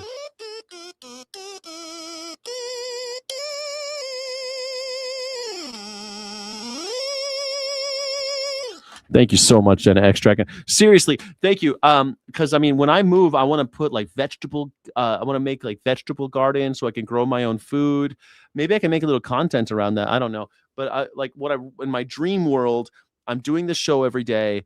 I am growing my own vegetables, making my own food so that I could cut out as much as I can from paying for shit that I don't have to pay for. Like, I want to be as independent as possible, like a homesteader, practically a homesteader. I'm practically a homesteader. That's what I want. An urban homesteader. Damn, an urban homesteader. Is there a community for that already? I'm sure there is. I want to be an urban homesteader. Yeah. Thank you. Skyjack, shut up. You know you love chicks with dicks. I mean, I got nothing against trans people. I got no problem. I got no problems with nobody, man, except for people who are the only people I hate are fascists. So yeah, I mean, Nazis. I just hate Nazis. I love everybody except for the Nazis. So, because I'm American, you see, everyone could be whoever or whatever they want in America except for a Nazi. You're allowed to be whatever you want to be in America except for a Nazi. That's what a free society is. A free society is that we allow everyone to be free. We're all free to do whatever we want, unless you're one of the assholes or trying to keep us from being free, like a Nazi. We're not allowed to be Nazis. So I'm against fascism. I mean, I think that's pretty self-explanatory. I used to think that was self-explanatory. Turns out we got a lot of Nazis in America still got a lot more. Gold on anything that doesn't move in the White House, whether it's tearing down, the east wing of the White House. putting gold on everything that doesn't move in the White House. It's just reflective. He's obsessive about it because he's Donald Trump the builder. And the focus on it is, if you're she and you're looking at this, you got to be thinking, my God, he's lost. Can I get some jubilation for X-Ray Dragon? Sorry, I forgot. Can I get some green hearts of courage and jubilations? His mind. Yeah, I mean, more power to him, he probably would say. I mean, yeah, and it's not just that. It's also the Kennedy Center. And of course, he was dealt a defeat there, and his name has come off of it. It's trying to build this, what I would deem a blasphemous, like an arch that would obscure that sacred view between the Lincoln Memorial and Arlington National Cemetery. And now there's this. I mean, this is pure fiction. This is pure fiction. And he's all over Truth Social claiming that it was Antifa, that Obama played a role somehow, that the former it was President Antifa. Obama, something to do with the algae bloom here in the pool. He's provided no evidence of this slash, the 300-foot slash down this side. We even had a dead duckling in the pool, reflecting pool, Willie, because of the whether it's toxic algae bloom or the chemicals they poured into it. It was definitely the chemicals, not the algae. Try to turn it blue, which that didn't work either. And let's remember, this is because of all the celebrations coming in the mall in the coming days for the 250th. No, not the dead duckling again. The Trump rally, and he's afraid of what that backdrop's going. Does that make you want to go to Chick-fil-A? Does everybody see that? Want to go to Chick-fil-A? You see that dead duckling? Want to go to Chick-fil-A? This is a snapshot of the whole administration. You have incompetence, doing a bad job. You've got corruption, giving a That's no-bid contract to the pool guy in Can you imagine just dropping Palm Beach who lives near Mar-a-Lago, has no idea how to do this. Look at that guy just yelled at his kid to not go near the water. Don't go near the water! Like you don't want your kid going anywhere near the reflecting pool right now. Don't go! Don't touch the water! It's evil! Kind of work. And then when it fails because of the incompetence, you create a conspiracy theory, you tell lies about people, you detain American citizens for questioning who put their hands in the water, or you suggest that reporters who pick up a piece. This looks like the cleanup at Chernobyl. You ever see the movie, the TV show, whatever, of Chernobyl, that limited series Chernobyl? This is what it looks like. These people, they rounded up some poor people who were like, who wants to clean up the reflecting pool? And everyone's like, for America, I'll do it. You're all gonna die. For America, we will die. We will clean up the reflecting pool. Thank you, brave soldiers. Thank you, brave cleanup men. Clean up that reflecting pool once and for all and die for America. It looks like the cleanup after Chernobyl, for God's sake. Of the paint that's floating and show it to a camera. You have Jeanine Pirro on TV saying they're looking into investigating and perhaps if they fly a helicopter over it, will it melt and fall into it? Prosecuting that reporter for telling the truth. They are completely spinning out after wasting $16 million of taxpayer money on this nonsense project that's now going to have to be started over. This poor guy, like this guy's got his real tree on. He's like, I'll wear my own. I'm used to wading in the swamps. I'll wear my own wading pants. What do they call those things? What do they call those? What do they call those pants that come up to your tits and keep your legs dry? What do they call those things? I'm gonna need to ask YouTube. I need to ask Google what that means. What do they call those pants that people wear in the water and the pants come up to your nipples and your legs don't get wet? What do they call those? They're called chest waders. Chest waders. Okay, chest waders.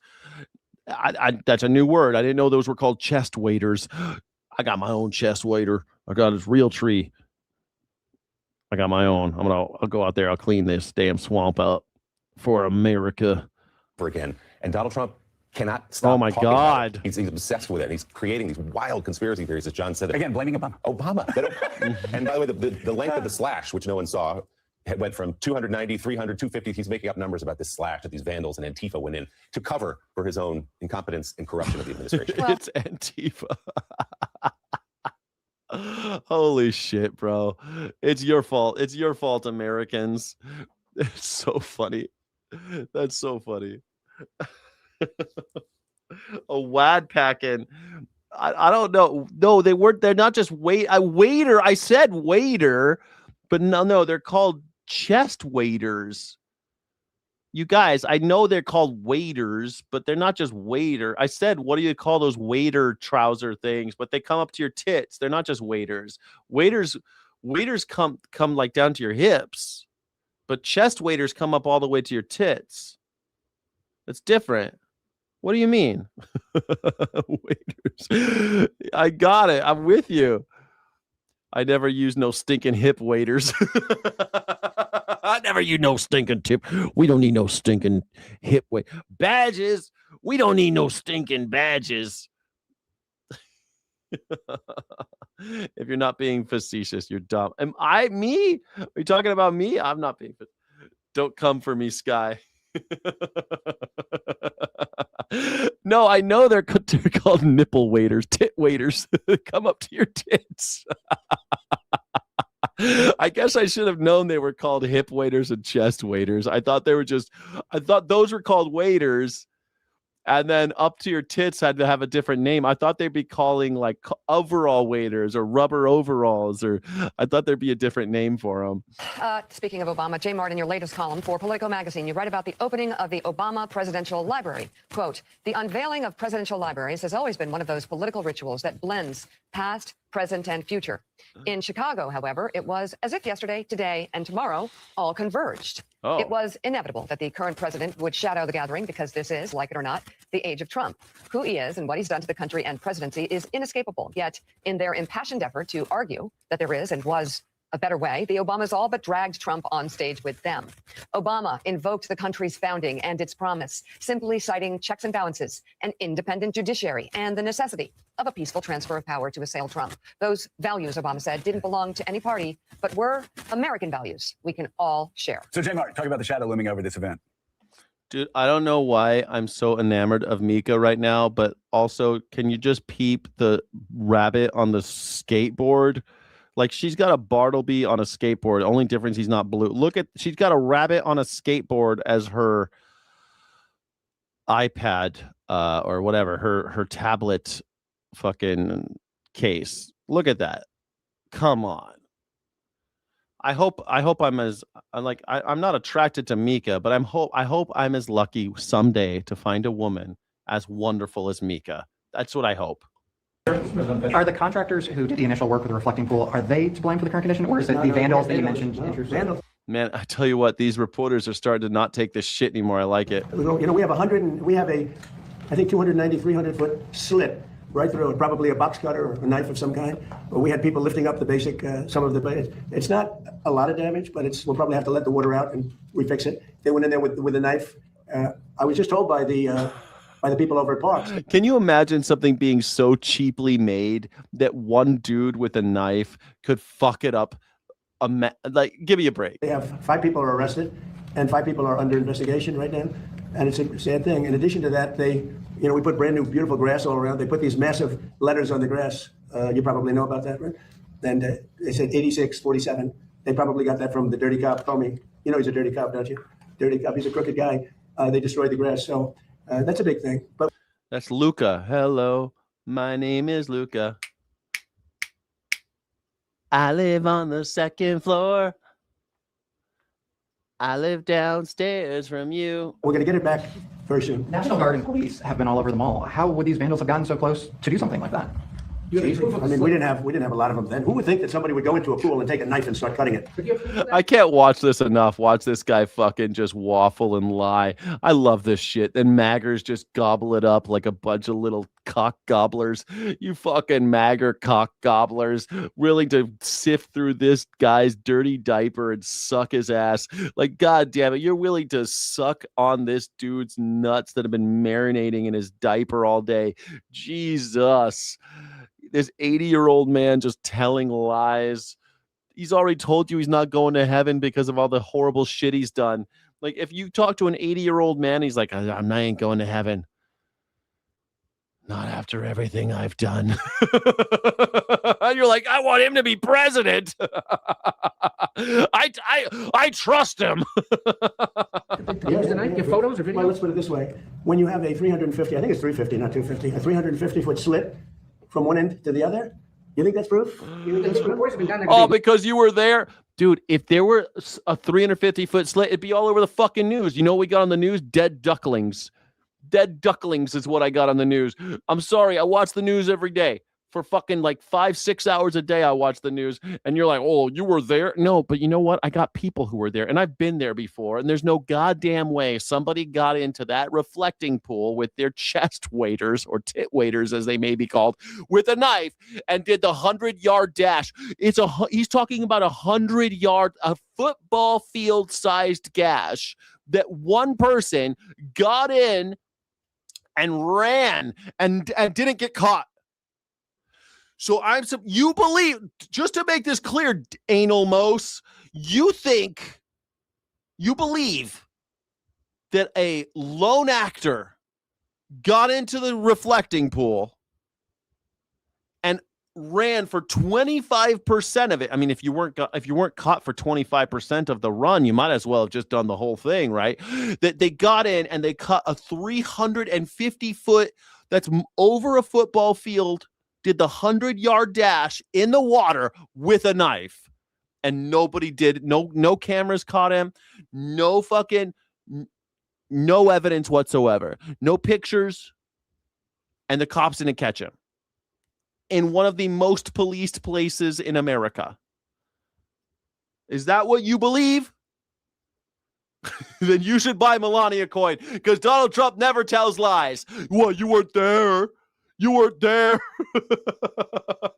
You buy Melania coin. Donald Trump never lies. Buy Melania coin. It's going to the moon. It's not a rug pull. It is not a pump and dump scam. It is a 100% legitimate financial opportunity for investment. Please buy Melania coin. Sell your house. Buy Melania coin. Donald Trump never lies. It's going to the moon. Looking for that slit that you mentioned, and there's no evidence. All you'd have to do is see We've been looking for a slit. Nobody sees it. So what are you talking about? You don't believe what? Oh, shit. Just like I forgot. Who are you going to believe? Me or your own eyes? Who are you going to believe? Me or your own eyes? Trust me. I'm your favorite politician. Trust me. I wouldn't lie to you. Buy Melania coin. It's going to go to the moon. Yeah. There's a big slit. There's a big slit in the whole pool. It's 100 yards long. A prettier picture I never saw. A man's only as old as the woman that he feels. Hey! Fucking Groucho Marx routine over here. Who you gonna believe, me or your own eyes? Department, they'll see the secretary. When I saw it, they cut it very violently. The same thing with the floor, they cut it. It was violent. It was violent, guys. And then they lifted it, they pulled it, and that's what they cut it, they lifted it, they pulled it. Man, they yanked it, they jerked it, they plunged it, they did all sorts of, they sucked it. And, we've done over 50 monuments. Number one, we start with, this is now a safe city. It's as safe a city as you're going to get in the country. And when I came here, it was a very dangerous city. It's very safe, and we got cops everywhere, but we can't catch this guy doing all this vandalism. And number two, what we did is the beautification with the parks and the grass and everything, removal of all the tents. And this is like a different place. One of the things we did is over 50 fountains and statues, most of which were in horrible shape. All of them were bad, but some were just absolutely horrible. Graffiti, you couldn't even see the stone. They've all been fixed. We also fixed the reflecting pool. In fact, if you go over there right now, it looks very good. It's up. Somebody said fertilizer in the water. If you put fertilizer in the water, you get algae. But somebody said they might have put fertilizer. They did something to create the algae, but that doesn't matter. He did. I remember when he said it's gonna be like the Titanic. It's impervious. It's nothing can break it. It's unbreakable. It cannot be cut. It cannot be sliced. Because that's been purified. It's dead. Laying at the bottom, they're taking it out. They vacuum it out. They vacuum it very carefully out. And it'll be back to health pretty soon. We're going to have to let the water out to fix there's two little areas, very little areas where they would cut. And we'll fix that, but it's not leaking or anything. It's got a base underneath. Part of what's curious about this situation is we stood here with you in April when you first revealed the plans. I said what? In April, you showed us pictures of what you were going to do at the pool, and you said you had a guy who was going to do it in a week for about $1 million. Well, it's been 2 months and $16.5 million. Okay, ready? 2 million. Okay, ready? $16.5 million, America. Barack Hussein Obama. Have you ever heard of him? You ever heard of Barack Hussein Obama? Are you ready? Are you ready for it? Are you ready? Barack Hussein Obama, have you heard of it? He spent 2 years and over $100 million when trying to fix it. You know what happened to it? Never even opened. He took the water for the river. You know about that, right? It did open. This guy's a fucking liar. It's obviously was open. It was open before this idiot fucking took office. It was open during his last administration. It was open through the Biden administration. And it was open. It's still open. It's open now. The fuck is this guy talking about? It turned out to be putrid, and it destroyed the whole thing. Spent over All lies. All lies. I've already fact checked this. Complete lies. $100 million. Him and Biden together spent $147 million. You know what happened? Never opened. You don't mention that. Never opened? Because it was, oh, what are you talking about? It never opened. It was fucking open. I've been there. I was there. Right? But we spent about 10, much of the money we spent are park workers. They're there whether they do this or not, as you know. They work in the park, and they're very good workers. They did a great job. So they were going to spend $300 to $400 million. You know that. And wait! I thought it was $100 million. Now it's $300 or $400 million, and then it was six. What this guy's just fucking making up numbers. Take 4 years. I spent about 6-7 weeks, and I spent probably in terms of outside probably $10 million around. It's $16.5 million, asshole. And they say 16, but a lot of that's workers that work for the same thing. So they were going to spend $400 million. I spent 10. They were going to spend 4 years. I spent 2 months, maybe. Let's call it 5. You fucked it up. It doesn't matter if I don't care if you spent $1 fucking dollar. You fucked the whole thing up. It's fucked. I don't care if you spent $1. You fucked it up. Fix the fucking pool, asshole. Jesus.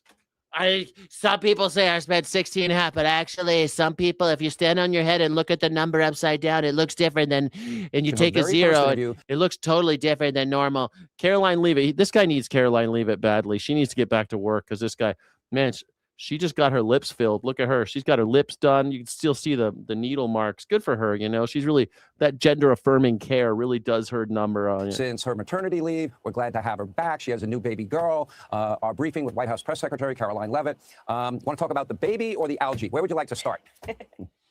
Well, the baby is certainly much more enjoyable to talk about, Sean, but the algae is obviously the news of the day, and it is completely ridiculous. It's unbelievable to see these people, these deranged leftists, in algae costumes with Team Algae on their backs. What does that even mean?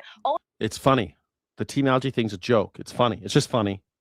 Team Algae is funny. It's just fun. Only the Democrats could hate beautifying our nation's capital and making it a symbol of pride again. But this is what the American people elected President Trump to do. He made this promise to them on the campaign trail that he was going to. No, he made the promise that my gas prices would be 50% of what they are right now, and that my grocery prices would be lower, and my insurance prices would be lower, and my electricity prices would be lower. None of that happened. And also that my inflation would go down, that my dollar would go further, and that the dollar would be stronger than ever. The dollar is weaker than it was under Biden. Gas is more expensive than it was in 2024.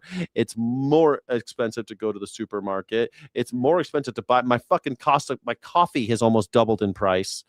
But so I did not elect Donald Trump. Nobody elected Donald Trump to build a ballroom so we can jerk off with his fucking Epstein friends and beautify DC.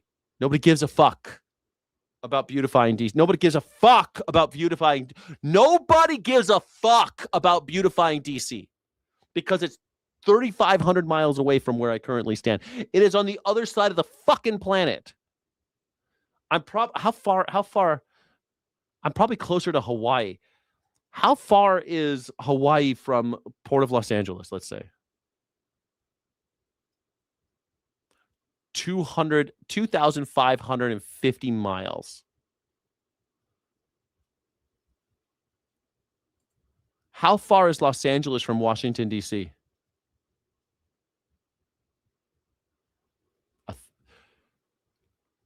2,600 miles. 100 miles. So it's almost the same. I am about the same distance from Washington, D.C. than I am to some fucking island in the middle of the Pacific. I give no shits about Hawaii's beautification projects. I have zero shits to give for fucking Hawaii's whatever they got going on in Maui or whatever shit they got going on in fucking Honolulu. I do not care because it does not affect me. Washington, D.C., I give zero fucks about what is going on with the beautification project. I did not elect the president to beautify Washington, D.C. He should have never been involved because everything he touches turns to shit. He should have never been involved. He should have gotten somebody else to do it. That would have made sense.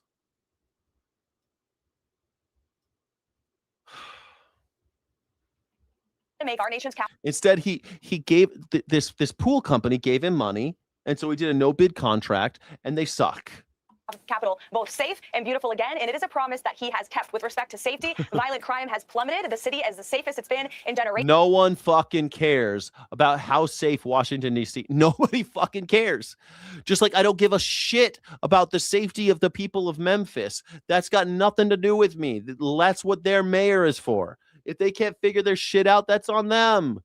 What do I care how safe Washington, D.C. is? That's the mayor's problem. I don't care. I mean, I care in like the great, I care about my fellow humans and stuff, but it's not my business. Murders are down 40%. Murders are down 40. Fuck you, Caroline. Leave it. Go to hell. There is a new explosive report investigating now former Director of National Intelligence, Tulsi Gabbard's ties to a religious sect called Science of Foundation, raising questions about whether a spiritual guru had extraordinary influence over her policymaking, her politics, and virtually every... So remember people, I remember people like, you should like Tulsi Gabbard because she's a vegan. First of all, she's not a vegan. She's a crazy Hare Krishna Hindu cultist, and she has a guru that tells her what to do. I knew this. Did you know this? That she's a fucking cultist? Did you know? That Tulsi Gabbard's a goddamn crazy cultist move she made on and that's why she's got weird feelings about different types of Muslims. Camera for years. Washington Post investigative reporter John Swain obtained hundreds of confidential memos detailing guidance allegedly sent to Gabbard from 2011 to 2017, including when she was in Congress. Evidence, Swain says, points to the memos coming from a man named Chris Butler, head of a breakaway sect of the Hare Krishna group, someone Gabbard has called her guru. The Washington Post compared Gabbard's remarks in 32 TV interviews between 2014 and 2016 with talking points allegedly sent to her and found that on 24 occasions, Gabbard used language sent to her in those memos almost verbatim. Other times, Gabbard used different words, but promoted basically the exact same ideas. A chief of staff for Gabbard told the Post in part, quote, the attacks on Director Gabbard's faith and loyalty are not only false, they are a blatant example of anti-Hindu bigotry. Anti-Hindu bigotry? Do people hate the Hindus? I thought everyone loved the Hindus. I thought everyone loved Hindu people. And a PR firm connected to the religious sect also told the Post, quote, Hinduphobia, anti-Hindu religious bigotry, that's all this is. When a Hindu public figure has a spiritual teacher or shares views with a Hindu religious figure, that alone is somehow evidence of sinister control. No, she's in a cult. She's just in a high control environment with, sinister control. Seems like it. That she has now email leaks where her guru was telling her what to say. I feel like they just got ahead of this and that's why she's fired. And now this shit's finally coming out. She got fired for this and now we know why she's fired. Let's bring in Washington Post investigative reporter John Swain. It's good to see you. What an incredible piece here. But I want to back up for a moment. How did you get a hold of that trove of confidential memos and end up tracking down this story? Back when Tulsi Gabbard was nominated by President Trump to be Director of National Intelligence in November 2024, I was looking into Tulsi Gabbard and her relationship with her guru, trying to find out this question, this issue of how much influence did he have on her? And at the time, I kind of struck out. I didn't get anywhere. And someone I spoke with at the time, who's in the same religious group, the Science of Identity Foundation, reached back out months later. And through our conversations, it led to her checking an old email inbox. And why should anybody care? Well, it kind of matters if you've got a religious leader telling you what to do. It's like, are we electing Tulsi Gabbard or are we electing this guru of hers? I mean, this is what people said about JFK and the Pope, right? The Pope is always kind of a scary figure for people who are not Catholics because Catholics are supposed to do what the Pope says. Now, you have to come out like J.D. Vance has about how I care about what the Pope says, but I don't do what the Pope says. And JFK had to say the same thing, where I do care about what the Pope says, but I'm Catholic, I'm an American first and a Catholic second. You have to say shit like that because otherwise it's very creepy. Joe Biden had to do the same thing. Joe Biden was Catholic. And all these Catholics, it gets kind of creepy with Catholics sometimes, depending on how Catholic they are, what kind of Catholic they are. Same thing with Hindus. Hindus got these gurus that tell them what to do. And if you've got verbatim memos going to Tulsi Gabbard from the guru, the cult leader, and then it's going, and then she's repeating these things out in public. It's weird, and we don't like it because you work for us, not the guru. You work for America, not the guru. in that inbox, remarkably, were hundreds of memos that she and others around the guru had received during Tulsi Gabbard's time in Congress, and they contained what appeared to be firm directives, guidance, advice, sometimes verging on orders for things that Tulsi Gabbard should do or say. John, a lot of members of Congress, they have ties to influential pastors around the United States, some of whom are very controversial themselves. Yeah, it's fucked up. So what did you find in this reporting that struck you as different or wholly unusual when you think about the relationships that a lot of politicians have with religious figures around the United States? Sure, and of course, members of Congress have rabbis and priests and imams, and Tulsi Gabbard herself had said that her relationship with her guru was just like that. It was a spiritual relationship. He was her spiritual teacher. She was asked back in 2019 directly, did he ever politically mentor her? And she was emphatic. She said, no. What we found in these documents, however, is that in addition to spiritual advice and advice about her faith, Gabbard was receiving extensive, detailed directives for what legislation to propose, what to say in press releases, what to say in TV interviews, as you highlighted. And I think it's pretty clear that that kind of relationship, that kind of advice and directives and guidance far exceeds the regular relationship that a member of Congress would have with a religious leader, where we're not going anywhere near the details of Director Gabbard's Hindu faith. We're not talking about the theology involved here. The claims of Hindu phobia sort of miss the point, I think, which is that this is about political guidance and directives for a public official on what she should propose in the House, what she should say in public statements. And, members of Congress are on committees that deal with very important things. And this level of advice and guidance is pretty extraordinary. Yeah, totally creepy. I know what you mean. I don't want to tell people how to be in I think that's why we're supposed to be secular in this country. But, I think that it's a little weird that she's taking orders from a cult leader. Donald Trump is a cult leader. Everyone takes orders from him. So, shouldn't we have a problem with it? Yes, I have a problem with it. I don't like cults.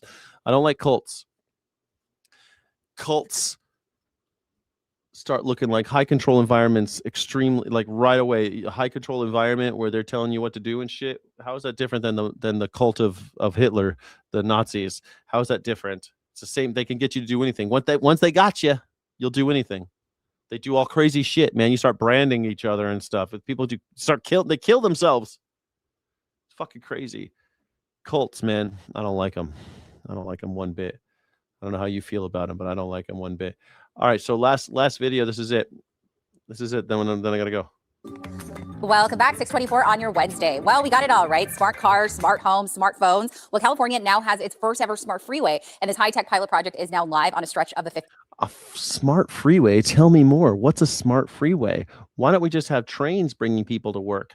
No, we need a smart freeway. Okay, I'm in. Let's strap in. What is it? In Temecula, so just to our north. In today's On the Move report, I'm breaking down exactly how it works and how it aims to reduce traffic without adding brand new lanes. Yeah, how do we do this? If you've ever crawled through traffic in Temecula on the 15, you know the frustration. Southwest Riverside County has been growing tremendously over the last few years and decades. And we've seen that there is a lot of congestion building up on the northbound 15, specifically in the afternoons as people are coming back from work or as people are getting off from school. Well, now transportation officials hope to ease some of that congestion with technology that's designed to keep traffic moving instead of slowing down. Why can't we just have carpool? Why can't we just get buses and trains and Can we fix this problem? Very excited about the Smart Freeway pilot project and the concept. It's no longer a concept; it's a reality. It's real. Ariel Alcon is with the Riverside County Transportation Commission, the agency that launched California's first ever freeway system. So here's how it works: road sensors are on an 8-mile stretch of the 15's on ramps between the San Diego County line and the 215 interchange in Murrieta. Those sensors communicate with each other to assess real-time traffic, regulate how many cars enter the freeway, and display recommended speeds on digital message boards. We wanted to look for a solution. Wait, what the fuck? Hold on a second. I gotta hear that again. I was reading comments. I don't know what the. I don't get it. Between the San Diego County line and the 215 interchange in Murrieta, those sensors communicate with each other to assess real-time traffic, regulate how many cars enter the freeway, and display recommended speeds on digital message boards. We wanted to look for a solution to this traffic congestion, and it's hard to build our way out of congestion. Which is information. Slow traffic ahead. Thanks. Doesn't my app say that? Doesn't everyone drive with an app now? My app says, oh, it's getting fucking slow up there. There's nothing you can do about it. Okay. Building lanes on the highway system is very expensive and cost prohibitive, but also regulatory prohibitive at times. This technology originated in Australia, and the first U.S. version was implemented in Denver, where. Do we have any Australians watching? Can you tell me if this works? They got this in Denver too. I was just in Denver. I didn't see anything like this. Has anybody ever been on a smart highway? Does it work? How could it possibly work? How could this work? Transportation officials say it improved traffic flow. Here in Temecula, although drivers may now notice a longer wait time to get onto the freeway. We anticipate that their drive will be. Oh, they're keeping people from getting on the fucking. They're just keeping you at the. I get it. They're like, don't you get on this fucking. You're not allowed on the freeway until it clears up. And then they'll just open up different. I don't know. shorter, or they'll have a shorter drive to their destination. RCTC says drivers will be able to track the project's results through an online dashboard showing traffic speeds and traffic flow by the end of the year. This could be the future. I mean, we're testing the system out, so we are looking at ways. He doesn't seem very convinced. This could be the future, or it'll be an app that a Broligarch owns. It'll just be an app. It's just going to be Google Maps and Waze. You can maybe adjust it or make even better. Well, officials will monitor the project over the next 2 years and use the data to determine whether smart freeways can deliver shorter commutes and fewer traffic backups. We have more details posted on CBS8.com. Just click on this story in our On the Move section. I mean, couldn't you just meter the on-ramps more effectively? I guess that's all it really is, right? You just the meters on the on-ramps know what the traffic situation is, and they can automatically let people on or off accordingly, or off onto the highway accordingly. Cool. Awesome. Thanks to all for joining. Appreciate you all joining me for the for this Morning Sky episode, and I appreciate everyone who has donated. Oh, only 62% don't 62% don't believe the American dream is still alive. That's sad. I don't even know what the American dream is anymore. I used to think I knew. Now I don't think anybody can even agree on what the American dream is. Maybe I should have a whole episode about that. What is the American dream? Yes. Call in and tell me what the American dream is. The American dream is obey. Is that what it is, Veg in the Woods? I guess so. Yeah, Trump is the one being treated unfairly. Trump, who's had everything handed to him in his life, never had a driver's license because he's had people drive him everywhere. Yeah, he's the victim. He's treated unfairly. Treated very unfairly, very unfairly, very unfairly. All right, I want to say thank you to everybody, especially Veg in the Woods, NF Coin, Two Dude, Mama, Steffelson, and Jenna X-Ray Dragon, who helped fund this channel and helped fund this hour. Thank you to Sky City Rebels, who are my ride or die. I appreciate you so much. We have extra footage, extra streams, extra content, and extra love in the chat for Sky City Rebels. Consider becoming a rebel today, please, and making a monthly contribution. And thank you. I say thank you a million times over because I am so grateful that I'm able to spend my mornings with you and go over the news and poke fun at power and hopefully build a little bit more dignity-based resistance where we are pro-human being and pro-humanist and actually care about everybody and believe in equality and, you know, the good stuff, stand in solidarity. Thank you. There's no America first like America's. No America first, America's like third. Depends on who you talk to, I guess. No flag, no country. There you go. Third America makes you closer to second. You're almost a winner. Oh, no. Oh, no. All right. Well, thank you so much for joining again. And Sky City Rebels, I hope to do another secondary stream later today because I don't want to leave you hanging and play a little guitar and just hang out a little bit later. But I have to clean up I have to do dishes and make sure that my house is ready to sell. I have my second viewing with the same people. So it's good news, right? If someone's going to come back and look at the house again, they're like, oh, this is great. I got to bring my husband to look at it. I'm hoping that I can sell this fucking house. It'd be pretty rad. Kind of scary. Never done it before. I appreciate you very much. Godspeed, Rebels. Illegitimate non-carborundum. Don't let the bastards grind you down because I need you. We need each other. And the animals need us most of all. Thank you so much for watching. Don't forget to like and subscribe. Thank you so friggin' much.